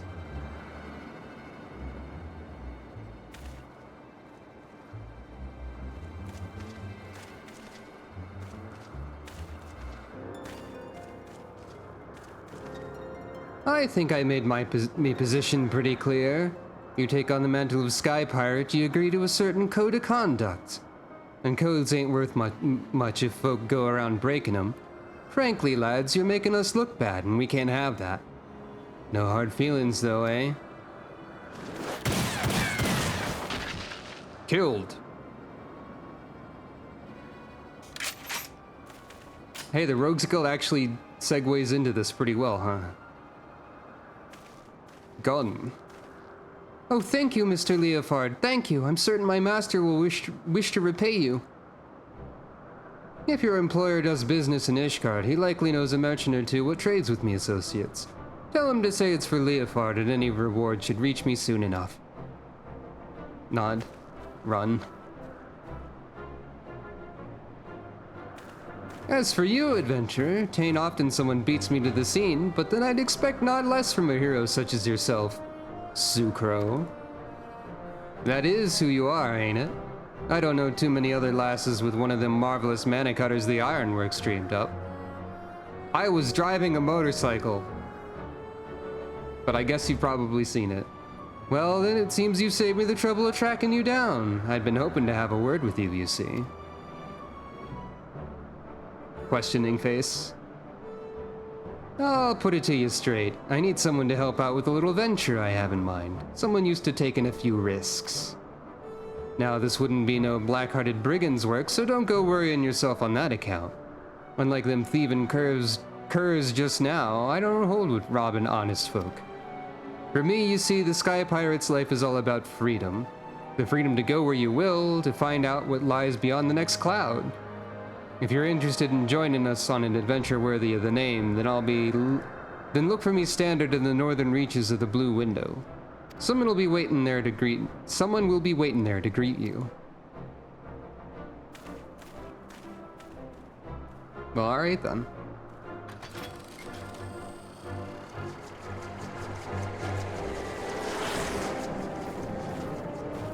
Maybe? But that's not... I know that whatever he's driving isn't exactly a mana cutter. But I think that was at least the idea of the mana cutter.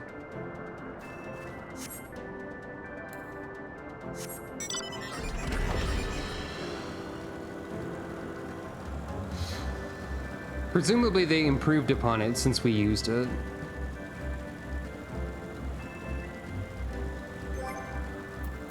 If I were to look at the mount guide, would it say anything relevant? Flight-ready miniature airship powered by the realm's first corrupted crystal engine is all it has to say.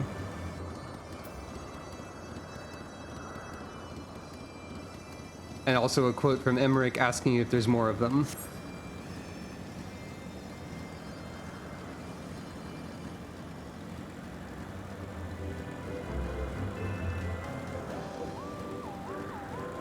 I'm not entirely sure that the pirate is actually just driving a mana cutter, or if that's something similar but not exactly a mana cutter. but I guess we might find out. Sightseeing log.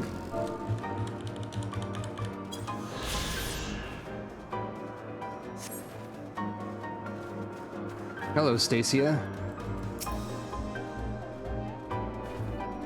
That's far enough, stranger. If you value your life, tell me true. Did you stumble across this marker by chance, or are you here by invitation? I'm here by invitation. And that would make you the hero the captain said to watch out for. Well met. The name's Stacia.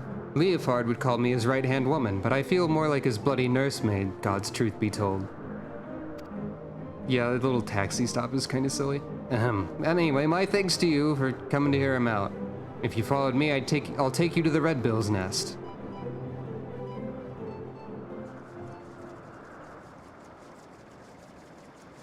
Yeah, see, not exactly a mana cutter.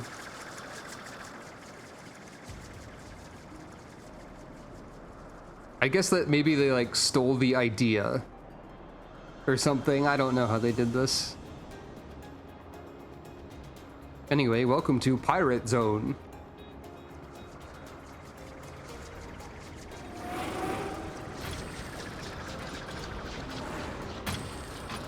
This place is really cool.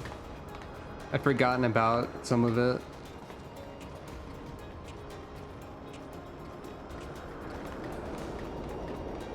Needs more safety rails, though.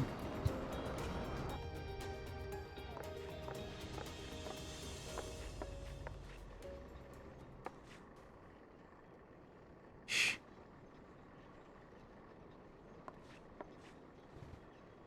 I come to you in person and still you refuse my offer? Arrogant fool.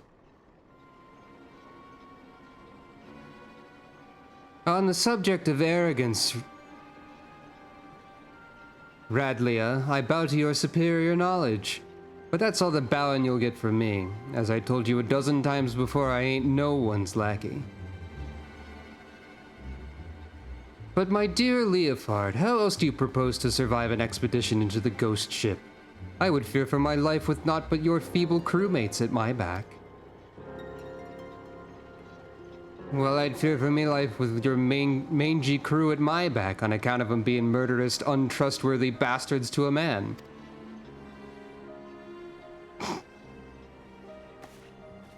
Destroyed. Again, lots of destroying happening. I thought you cleverer than this Red Bill. But no matter, I always get what I want in the end. 'Tis merely a question of method.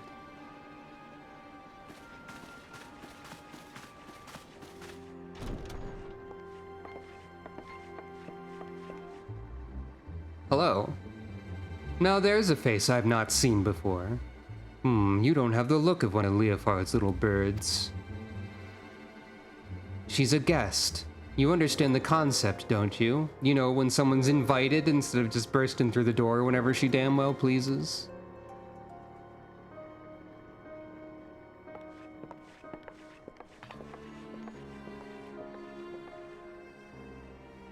That was Radlia, captain of the Talons. She knows Leofard's the best sky pirate alive, and the fact he won't join her sticks in her craw.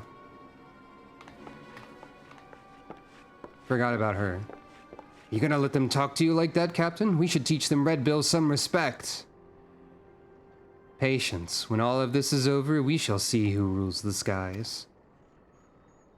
Smirk, evil, etc. Anyway. Cool piles of treasure.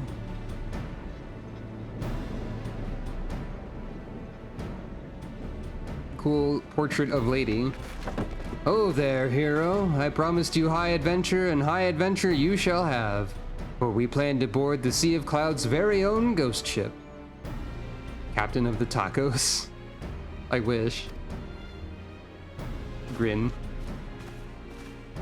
Or what folk have taken to call on one anyway. Every day for the past few weeks has brought with it a new sighting of the self-same vessel. A massive airship of queer design adrift on the wind.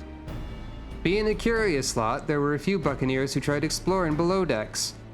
But not one of them's been seen since, so naturally they are saying the ship is cursed. Well, haunted. Like I said, an honest-to-God's ghost ship.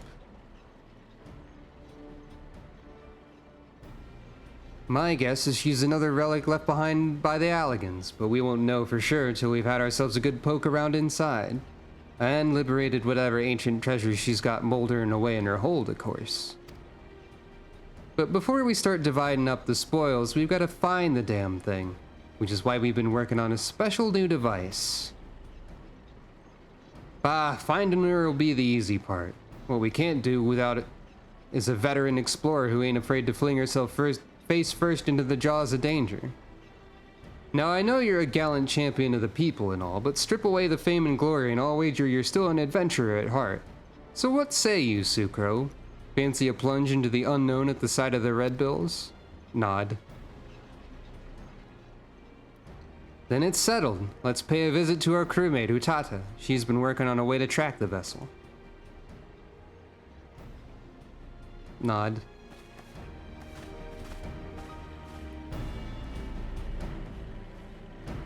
Pan up to the cool logo. Whoop.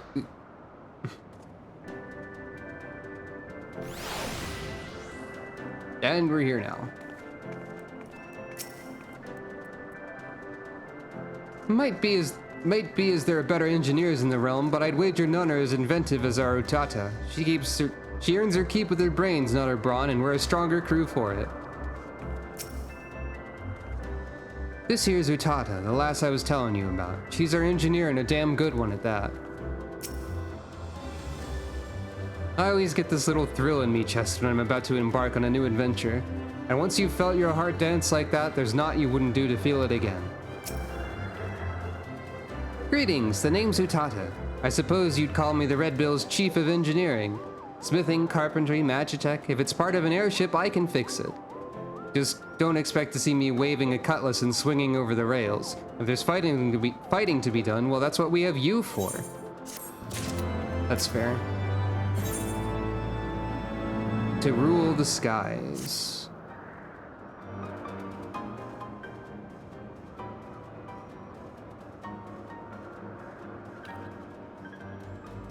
Well met, ladies and gentle pirates. Now that we appear to have our hero, I'm happy to report that we've overcome the last obstacle to boarding the ghost ship.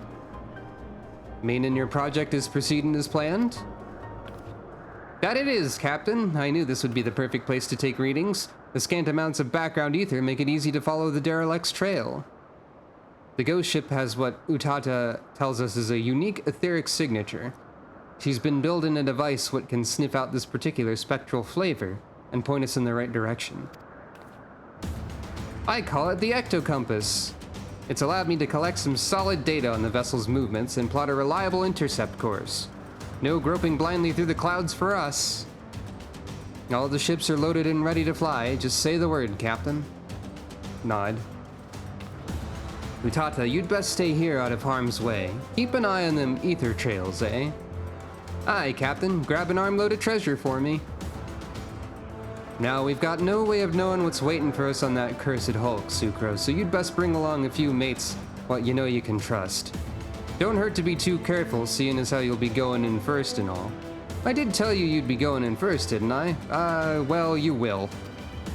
The rest of us will be guarding the rear, just in case Radley and her brood decide to stick their beaks in where they ain't wanted.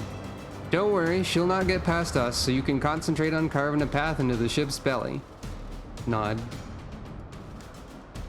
An honest-to-God's ghost ship. Oh, this is gonna be an adventure and a half.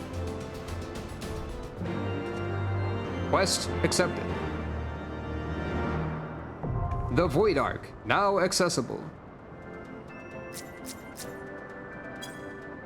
Well?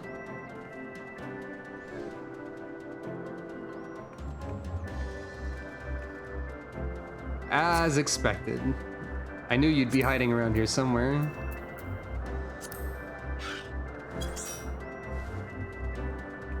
Friend of the stream, Aya, is here once again. Seems like you may be the only party member today, and that's fine. You also have a small elephant friend. Sucro doesn't know what an elephant is, but that's fine. Alright.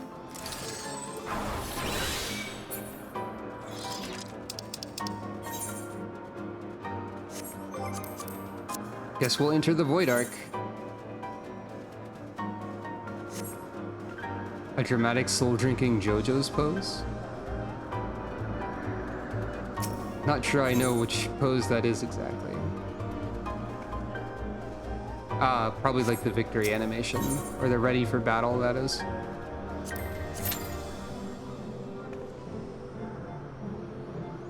One day Sucro will learn how to ready for battle and celebrate victory, but not today. That scythe is extremely fancy. Crypt Lurker's War Scythe. Fair enough.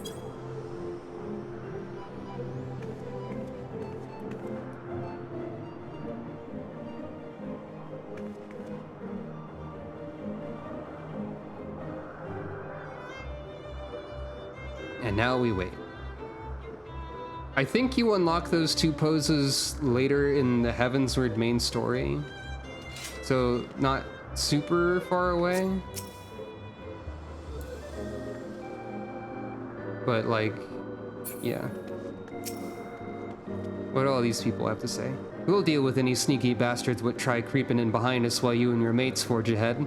That Hulk's secrets will be ours alone. Leopard will be taking my ecto-compass with him. Just follow his lead and you'll arrive at the derelict soon enough. Derelict? Who knows what wondrous trinkets await you inside? I'll be on hand to see that our curious captain doesn't get us all killed meddling with some ancient artifact or other. Meaning you'll be free to concentrate on not getting killed by whatever's waiting below decks. Can't say fairer than that, eh? Captain's dragged us on some hair-raising ventures in his time, but somewhat tells me this one's gonna be the worst of the lot. If we look out for each other, though, I'll reckon we'll make it home in one piece with a bit of luck. That seems fine. So, I have done all of these raids before. This one the most out of the three, because it was the first one. But of course, it has been a while, and I don't think I've ever healed any of them. I think I was a DPS only. Hopefully everything will be fine. There's a chance that this might single-handedly make me reconsider playing as a healer ever again, but we'll find out. I am easily made afraid. Also, I have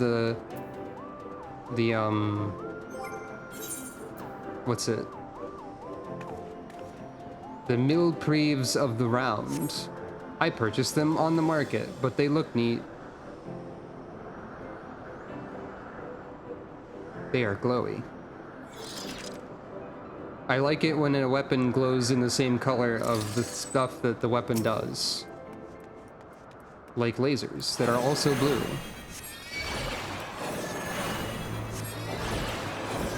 I think it is neat. I got shot with a fish, but that's fine. That sort of thing just happens occasionally. Now let's see.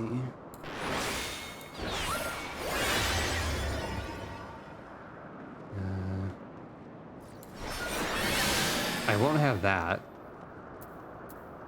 That's level 76. I will only have things that go up to 60, like this, that, not that. All of these. All of these. Not Taracole. But that's fine.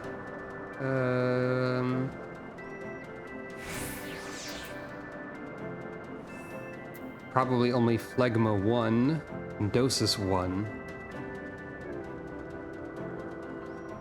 Oh, interesting. That does fit the whole Sage thing.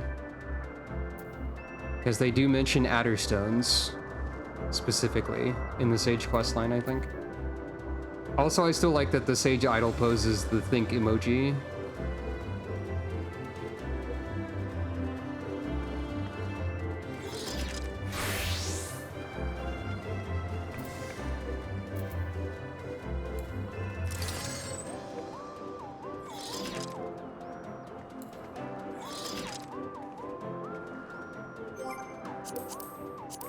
Readying for battle as a gatherer, I see. What else do we have?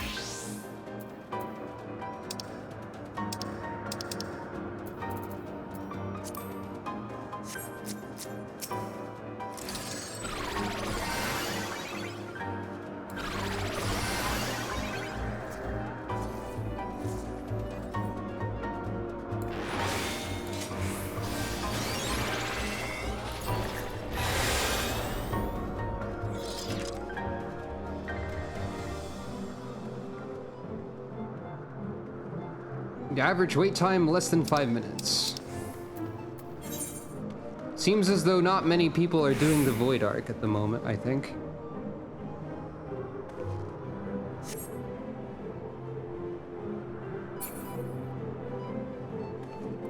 Even though it is marked as a duty that will give you irregular tomestones. Which I have one of.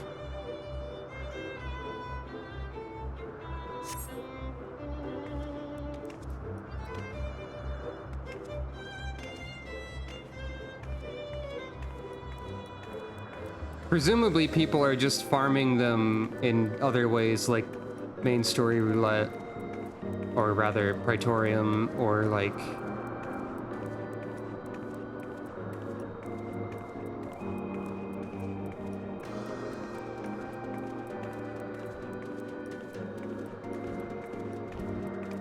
whatever the dungeon is that they can destroy in a minute with blue mages is probably the other one they're doing. There's always one of those.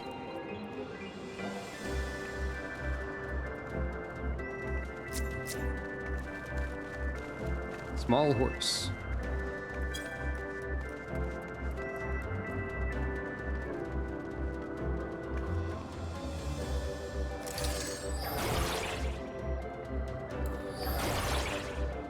This is a silly attack.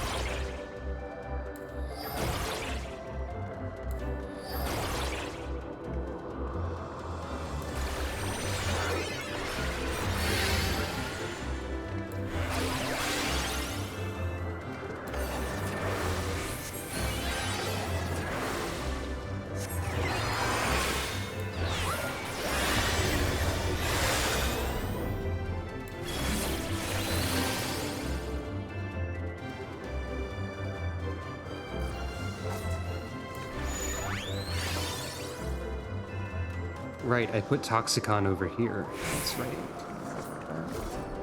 And Rizamata.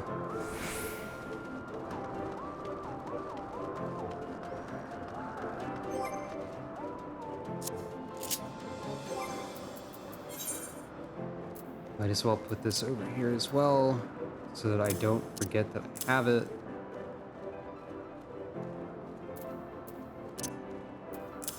I just wanted it to be on a more accessible button, i.e. that one, but...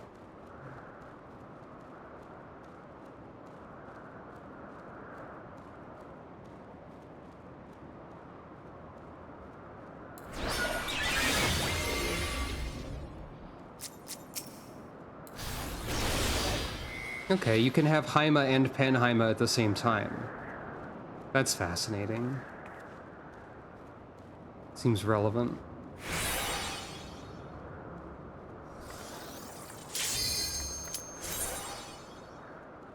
There it is.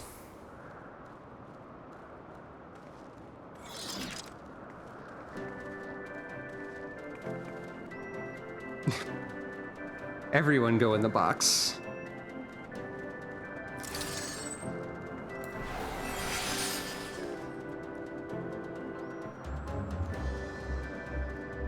Will the last DPS wake up? Oh, if Sucro is looking in a certain direction while using the Sage Think idol, it looks like she's like playing with the braid in her hair a bit, which is totally something she would do. The last DPS was still asleep. The galaxy is at peace.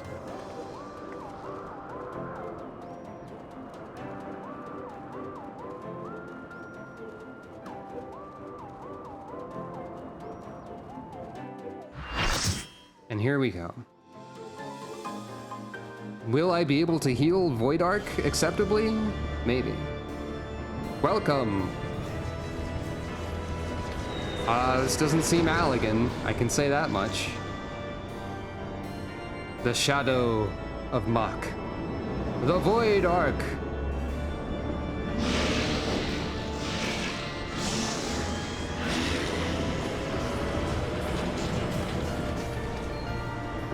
"24 random people are here."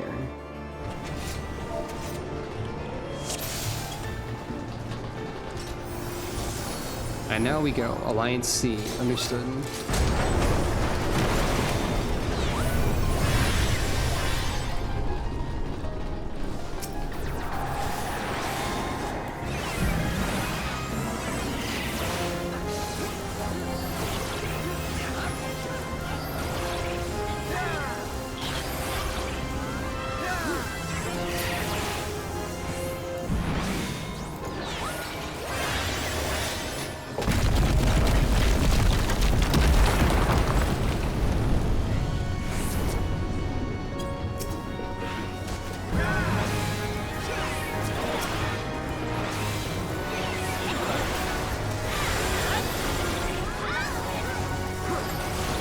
Void Arc is a really cool raid, I think, for the most part.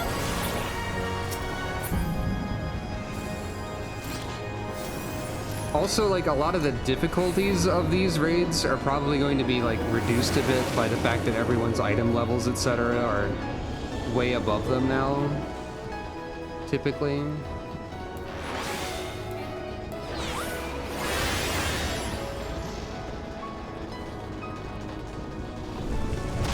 So generally, things will probably be a bit less concerning.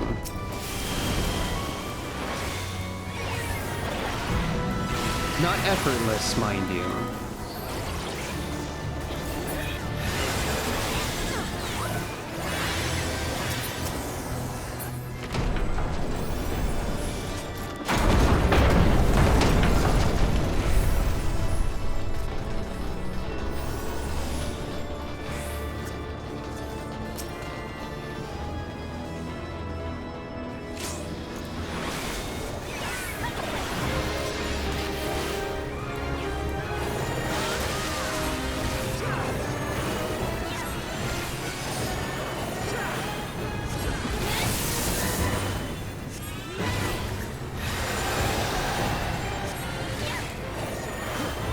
I think I missed the tank with that. Oops. It's fine though.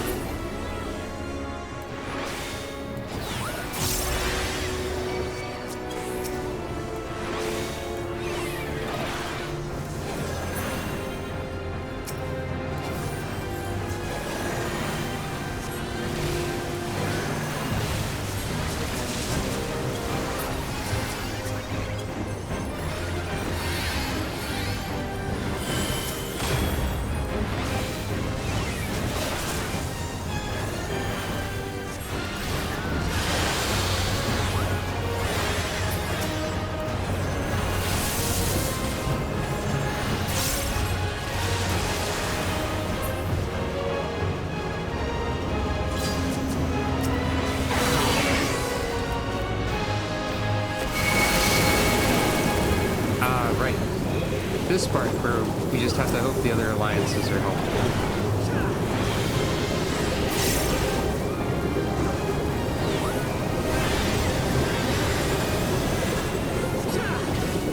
I mean, also we destroyed the core. You know.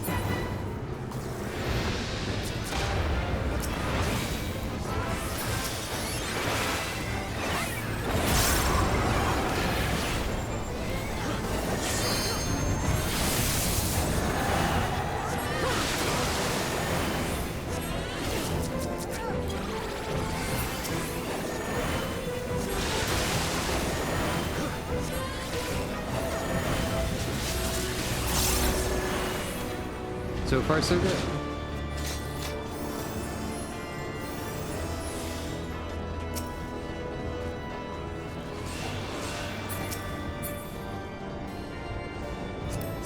I'll go ahead and roll need on any healing items just because. Yeah, boots.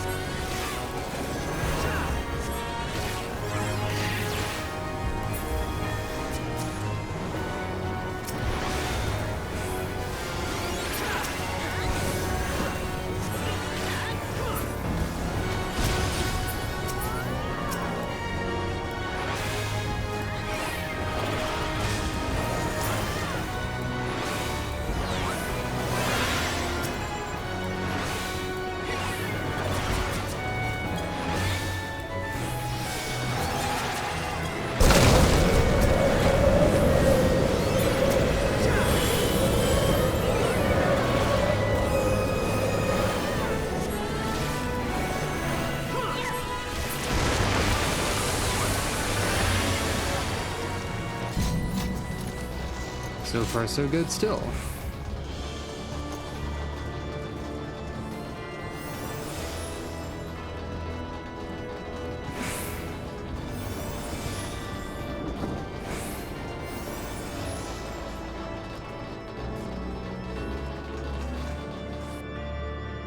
I think I forgot Cardia, actually. Thank you for bringing that up. Yeah, I completely forgot Cardia. Whoops.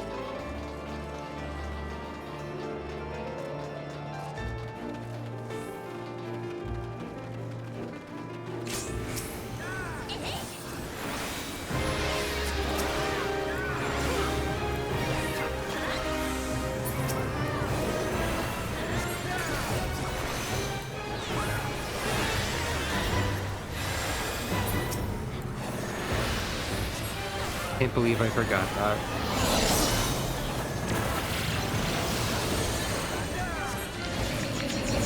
Okay, I do damage to this. Understood.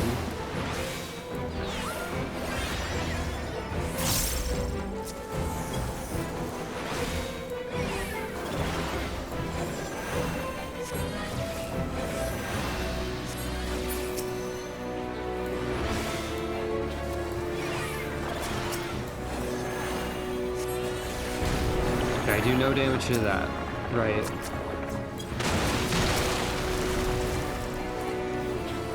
Where is the tank?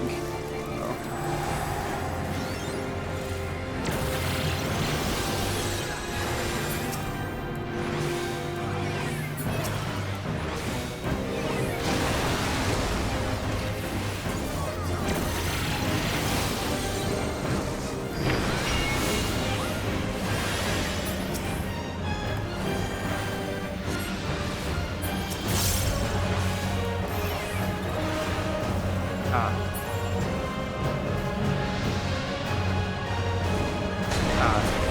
Oh, right. So I didn't read the room quickly enough.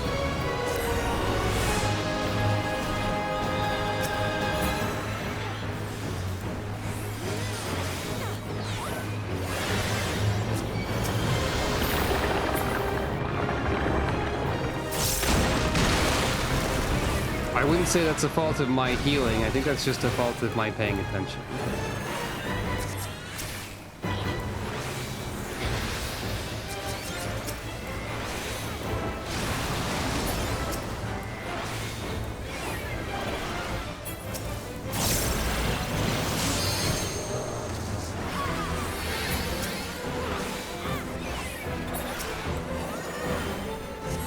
keep trying to add a dot to the one that I can't damage, but you know. Oh.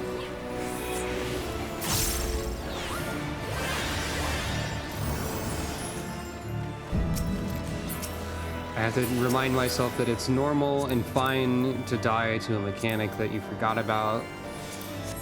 I don't have to immediately declare myself the worst ever. Nor does this impact my abilities as a healer, specifically.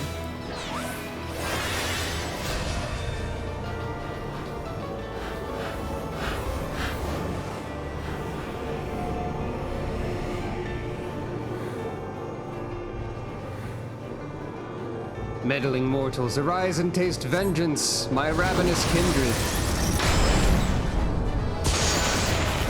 I like how the victory theme played immediately as that coffin landed.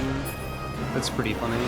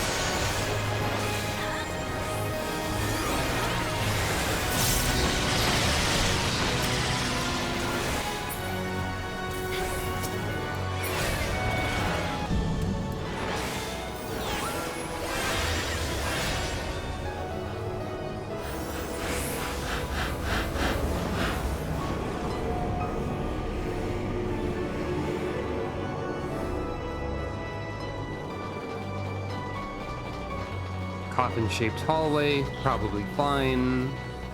Normal.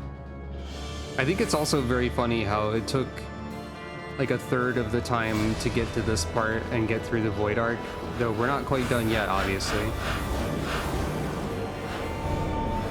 than it did to like get through the rogue quest line. There's comedy there. Anyway, gross boss fight time.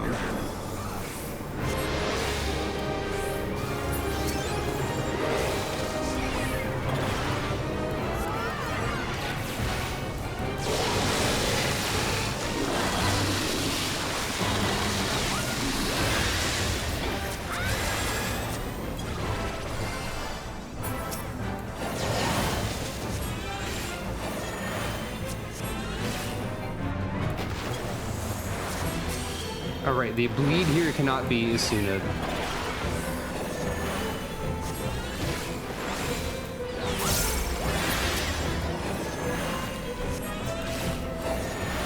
That was it.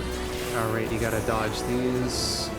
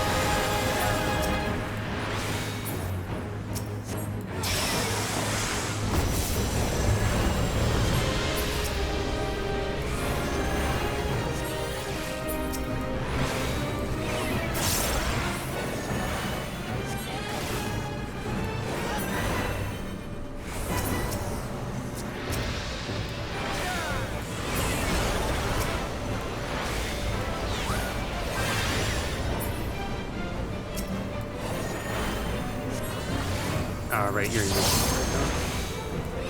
That's fair.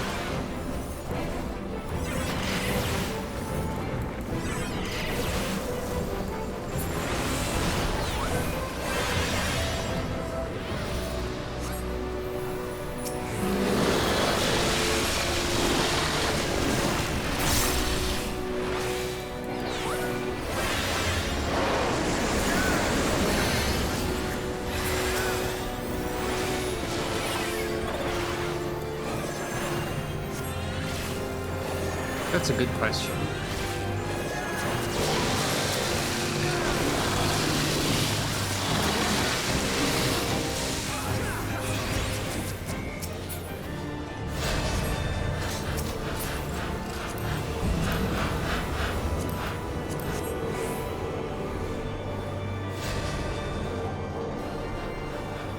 I think I did particularly well at paying attention to the party's health in that battle. I'm gonna give myself credit instead of beating myself up for stuff. Or at least in addition to. Anyway.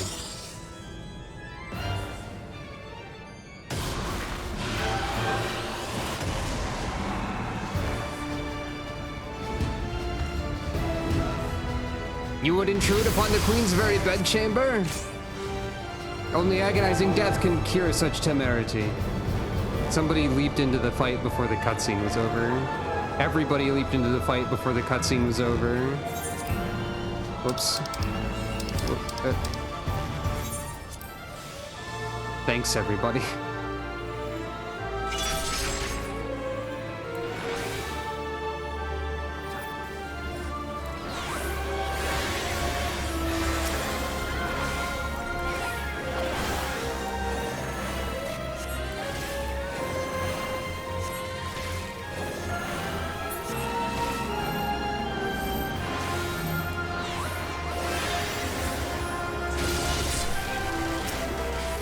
Also, welcome to the Void Arc boss fight theme. It's pretty neat. Or like the Void Arc, or the Shadows of Mach theme, I guess.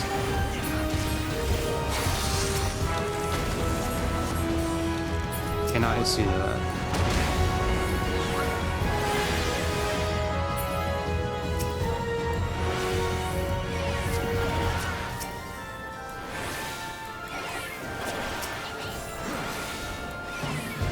Seems we have not really picked a specific one to focus on here.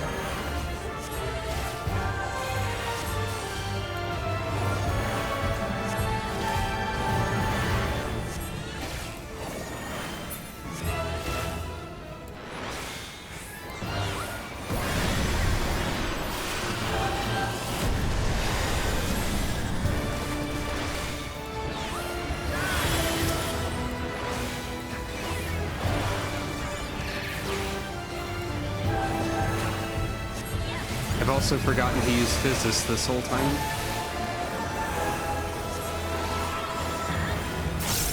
Which is my regen. Come, my children, there is mortal blood to spill.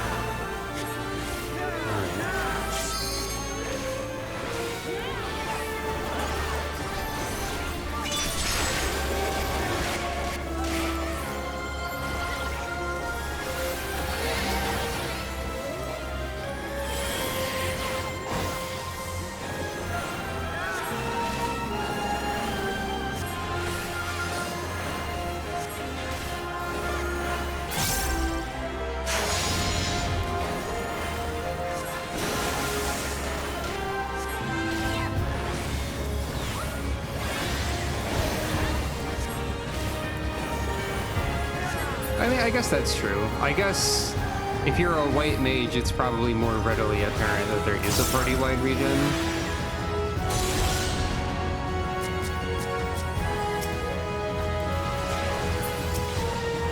Just heal that person even though they'd already been healed by the other person.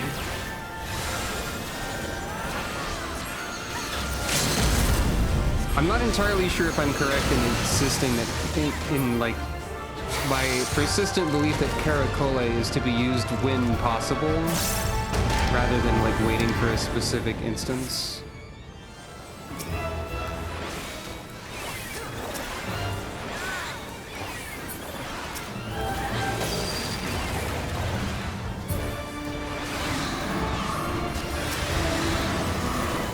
I mean, obviously it can be useful to use it before certain attacks, but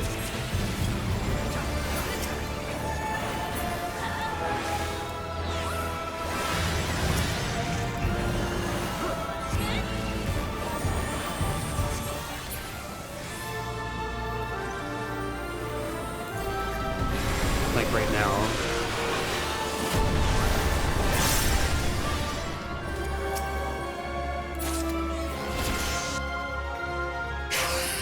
Yeah, okay.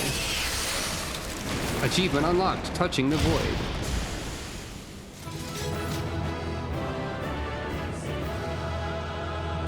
Joy.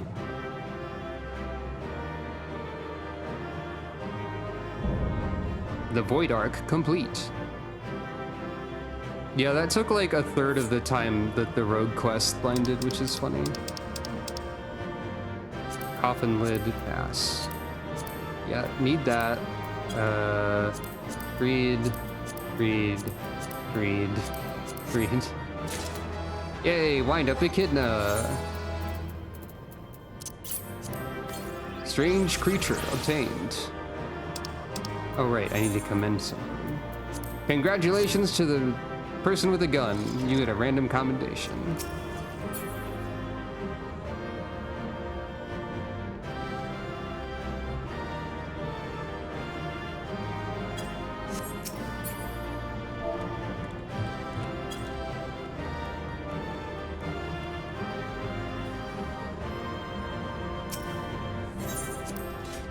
No commendations for me, though.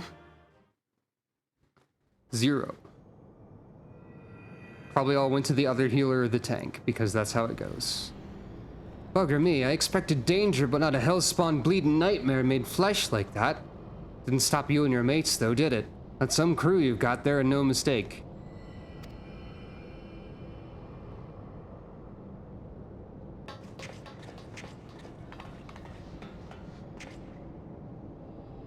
Aw. Treasure. Right then, let's have a look inside that dirty great coffer type thing. Someone tells me it's filled to the brim with booty. Probably not. Probably filled with bad news. Thank you all for your support and commendations. Don't look at me, I never moved a muscle.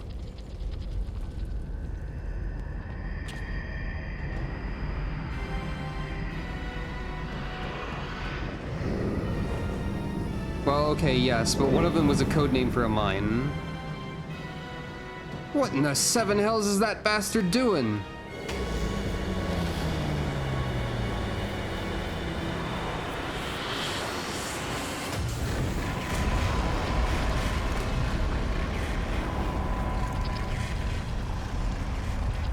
This way, swiftly now! Strange cat. Can anyone else see that talking cat over there? Bloody hells, this adventure's getting queerer by the minute. They keep using queer as an adjective, when in modern parlance, ... Still, I'd rather take me chances with the prattling puss than stay here. Get your things, mateys, we're leaving. But what about the loot? You can't spend it when you're dead. We either follow the furball or make friends with a spell-slinging Voidborn. Your choice. Gods damn it, how's an honest sky pirate meant to make a living?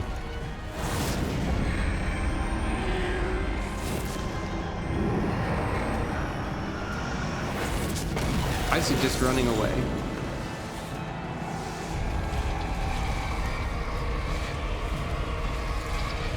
Hey, at least we got a treasure box.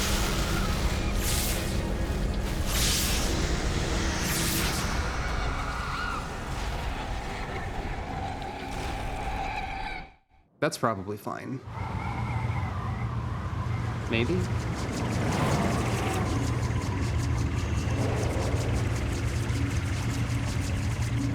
Oh, neat. Maybe I did too. Who knows? Kate Sith has chosen the mana cutter to ride on. as opposed to any of the pirate ships.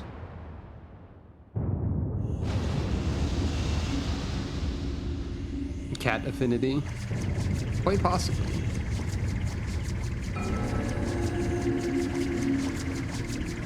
And Sucro's just like, seems bad.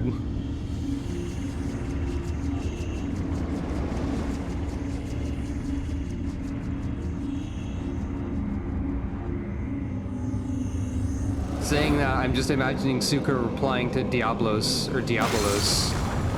on a message board with the like, seems bad OP. The ship's breaking up. Is he trying to bring her down? Diablo's trying to post his W's. Tsuko just won't have any of it. Laser beam.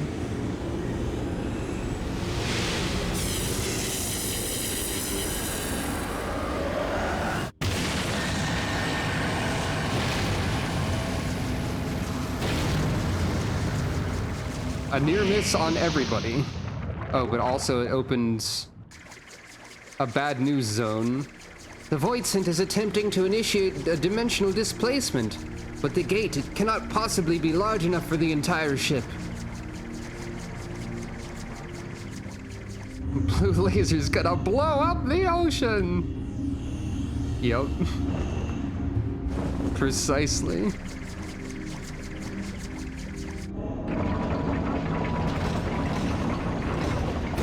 Deploy the funny legs.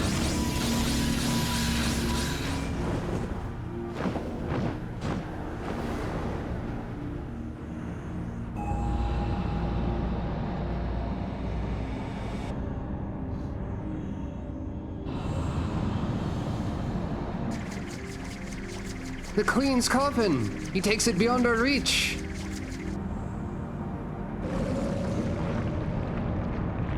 Don't know what voice that is. It's probably fine.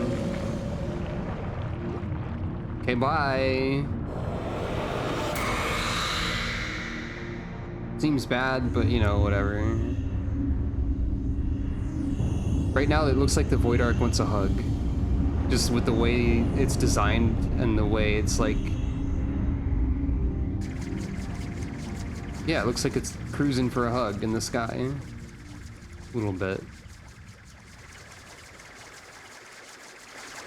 Well, there don't seem much point hanging around here. Let's get back to solid ground.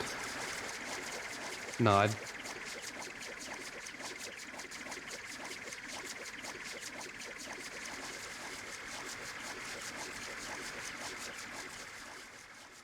Solid ground that's floating in the air, but, you know, same difference, really. Curious cat. Long has it been since my paws have trodden aught but those cursed decks. Would that I'd made landfall under better circumstances. What kind of cat is that anyway? And what was it doing on that ship? Ugh, me poor heart. 'Tis a pity about the loot and no mistake, but at least we made it out in one piece.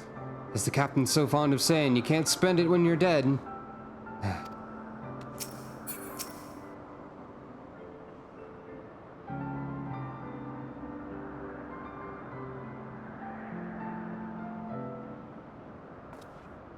Aye, 'twas a bit touch and go in places, I grant you, but here we all are, and with all our bits still attached.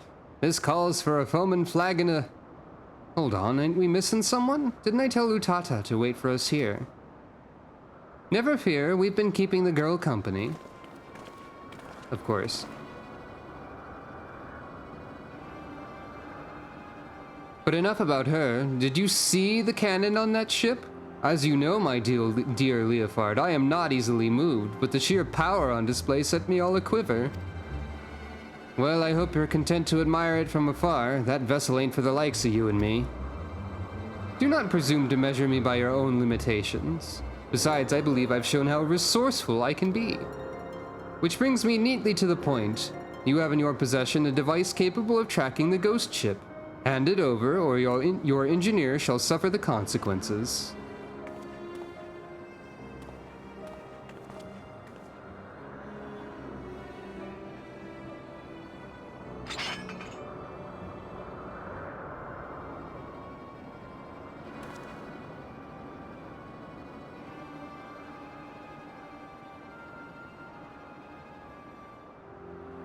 perfect, a compass pointing the way to my just reward. A weapon like that belongs in the hands of one with the will to use it. Come, lads, our business here is concluded.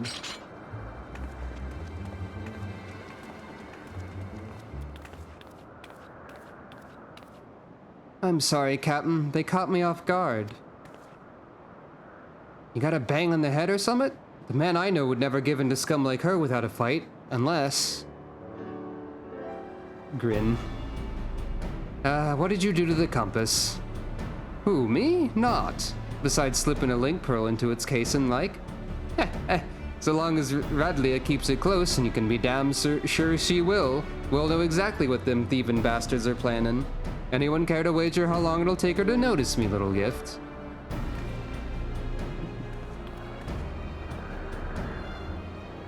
That's very clever and all, but how are you proposing to stop her from getting her hands on that derelict and its great big cannon? I ain't worked that part out yet, but I expect it'll start with us keeping a close eye on the Talons.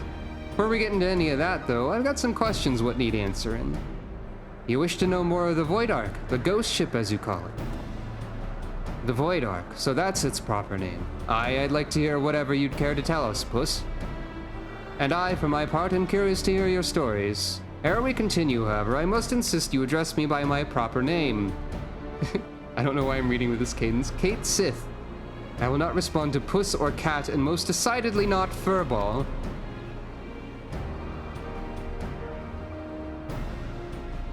Welcome, it's Kate Sith time. This game's iteration of Kate Sith, anyway. Strange cat. Funny cat. My tale begins long, long ago in the city of Mach, which once stood in the Isles of Yaphiam. The sorcerers of Mach were masters of destructive magics, and they brought the terrible power to bear against Ampador and Nim in the War of the Magi. The titanic forces they unleashed, however, took a heavy toll upon the land, ultimately resulting in a colossal flood that drowned the realm of Eorzea, a catastrophe which my master Hyde Void Mage Cessair was wise enough to foresee. Wait, colossal flood? Are you talking about the 6th Umbral Calamity? I suppose you would know it as such. Now where was I? Ah, yes, when they learned of the fate that awaited them, the Machi Magi... The Machi, I guess? Magi began construction of a gargantuan vessel that would bear their people to the skies and to safety. The operation of the Void Ark, as the ship came to be called, was entrusted to Cessair. Prior to that, of course, my master had been a prisoner in her own home, confined for her outspoken opposition to the war. So the Ark was meant as a sanctuary? Then how did it come to be so, I mean, what happened to all the people, and where did all the void scent come from? By what power do you imagine such a massive craft remains aloft? The energy required to raise the Ark was siphoned from over 1,000 otherworldly servants sealed within the vessel. Advances in Machi sorcery were made for one reason and one reason only: cataclysmic destructive power. Unable to access teleport. And the swiftest and most dangerous method of acquiring that power was through the enslavement of void-sent entities. So the creatures on the derelict, they broke free from your master's control? Nod. That's fine. At the very heart of the Ark, the Void Mages had entombed a great ruler of the Void-sent, Skathach, the Shadow Queen. I don't know exactly how to say that word either. Skathach, but that sounds probably correct. Skathach. But in order to control so potent a prisoner, Skaha? Okay, I'll try to remember that. In order to control so potent a prisoner, a mage of adamant will was required. And being Mach's preeminent sorcerer, Cessair was deemed best qualified. Were it otherwise, my master might never have been released from her own imprisonment. Yet even with Cessair's peerless skill, the Shadow Queen could not long be subjugated. One after another, the lesser Void-sent awoke and ran rampant within the ship. In the end, Cessair and the 53 Void Mages aboard the Ark sacrificed their own life energies to return the fiends to their coffins, leaving me, a lowly familiar, to watch over a derelict prison.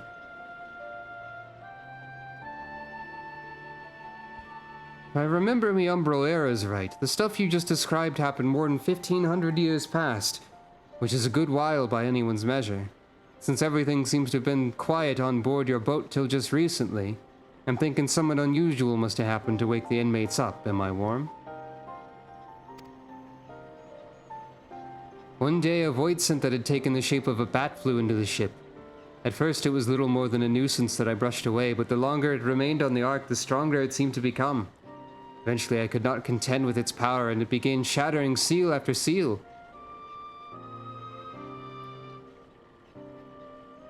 That might be Diabolos. You've faced this bat-winged fiend before. It would seem then that the creature survived the encounter, and he intends to celebrate his restoration by liberating his queen. Well, that explains that then, except for one small detail, namely, where the queen's coffin went. After it fell out of the ship's belly, I'm assuming it didn't... I'm reading this in the Kate Sith voice. I'm assuming it didn't just disappear, right? You recall the great rift that the Ark's cannon ripped in the sky? That was a void gate. Such a portal opens a temporary path through the void, allowing the ship to travel almost instantaneously from one location to another. The void scent, as you saw, only opened a gate large enough to displace the coffin. As for the coffin's destination, however, that is as much a mystery to me as it is to you. I beseech you, conquerors of the Ark, help me find the queen's coffin ere the words binding Skaha are dispelled.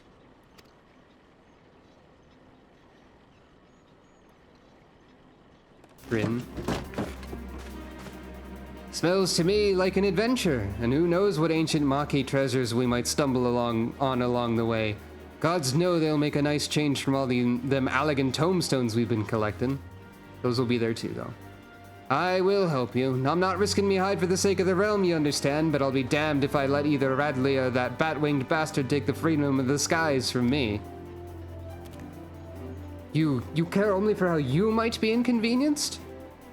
If the Shadow Queen were to return, it would have the dire consequences for this entire star. Count your blessings, Furball. I said we'd help, didn't I?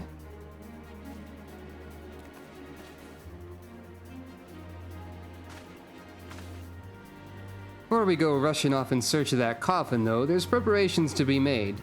You might as well get back to your usual heroical employment, Sucro. I'll let you know when it's time to round up your mates again. Nod.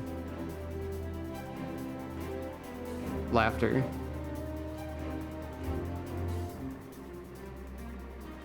And there we go. That's the first part of the Shadow of Mach. Well, not quite.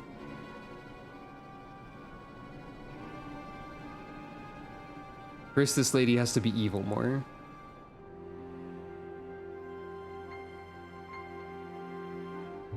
The time is nigh, my dear Talons. Soon we shall seize control of the ghost ship in all its power and rule the skies from here to the ends of the world. My plan is to steal a super cursed ship with a laser gun on it, and nothing bad will happen. Yay! Best plan! Woo! We love bad ideas! Yay! I love being cursed! And going to hell! And dying!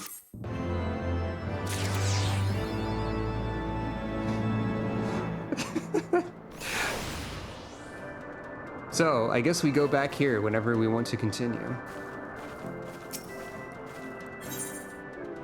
The Weeping City.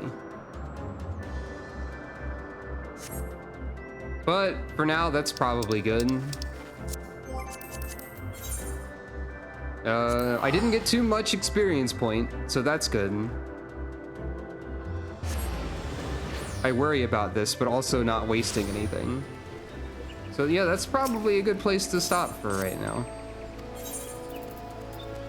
It's been about 4.5 hours. We did the road quest line and we did the Void Arc. Next time, on Wednesday, as nobody calls it, the Weeping City, and quite possibly... Well, first of all, my retainer just stole something from Mulemore, which isn't fine. The Weeping City and also Dunscaith, which may not be the right way to say that either, because I don't know how to say words. But yeah. Also expect me to forget how to say Skaha and Mach by the next time. So until then, thank you all for watching. Sucro, take a nap.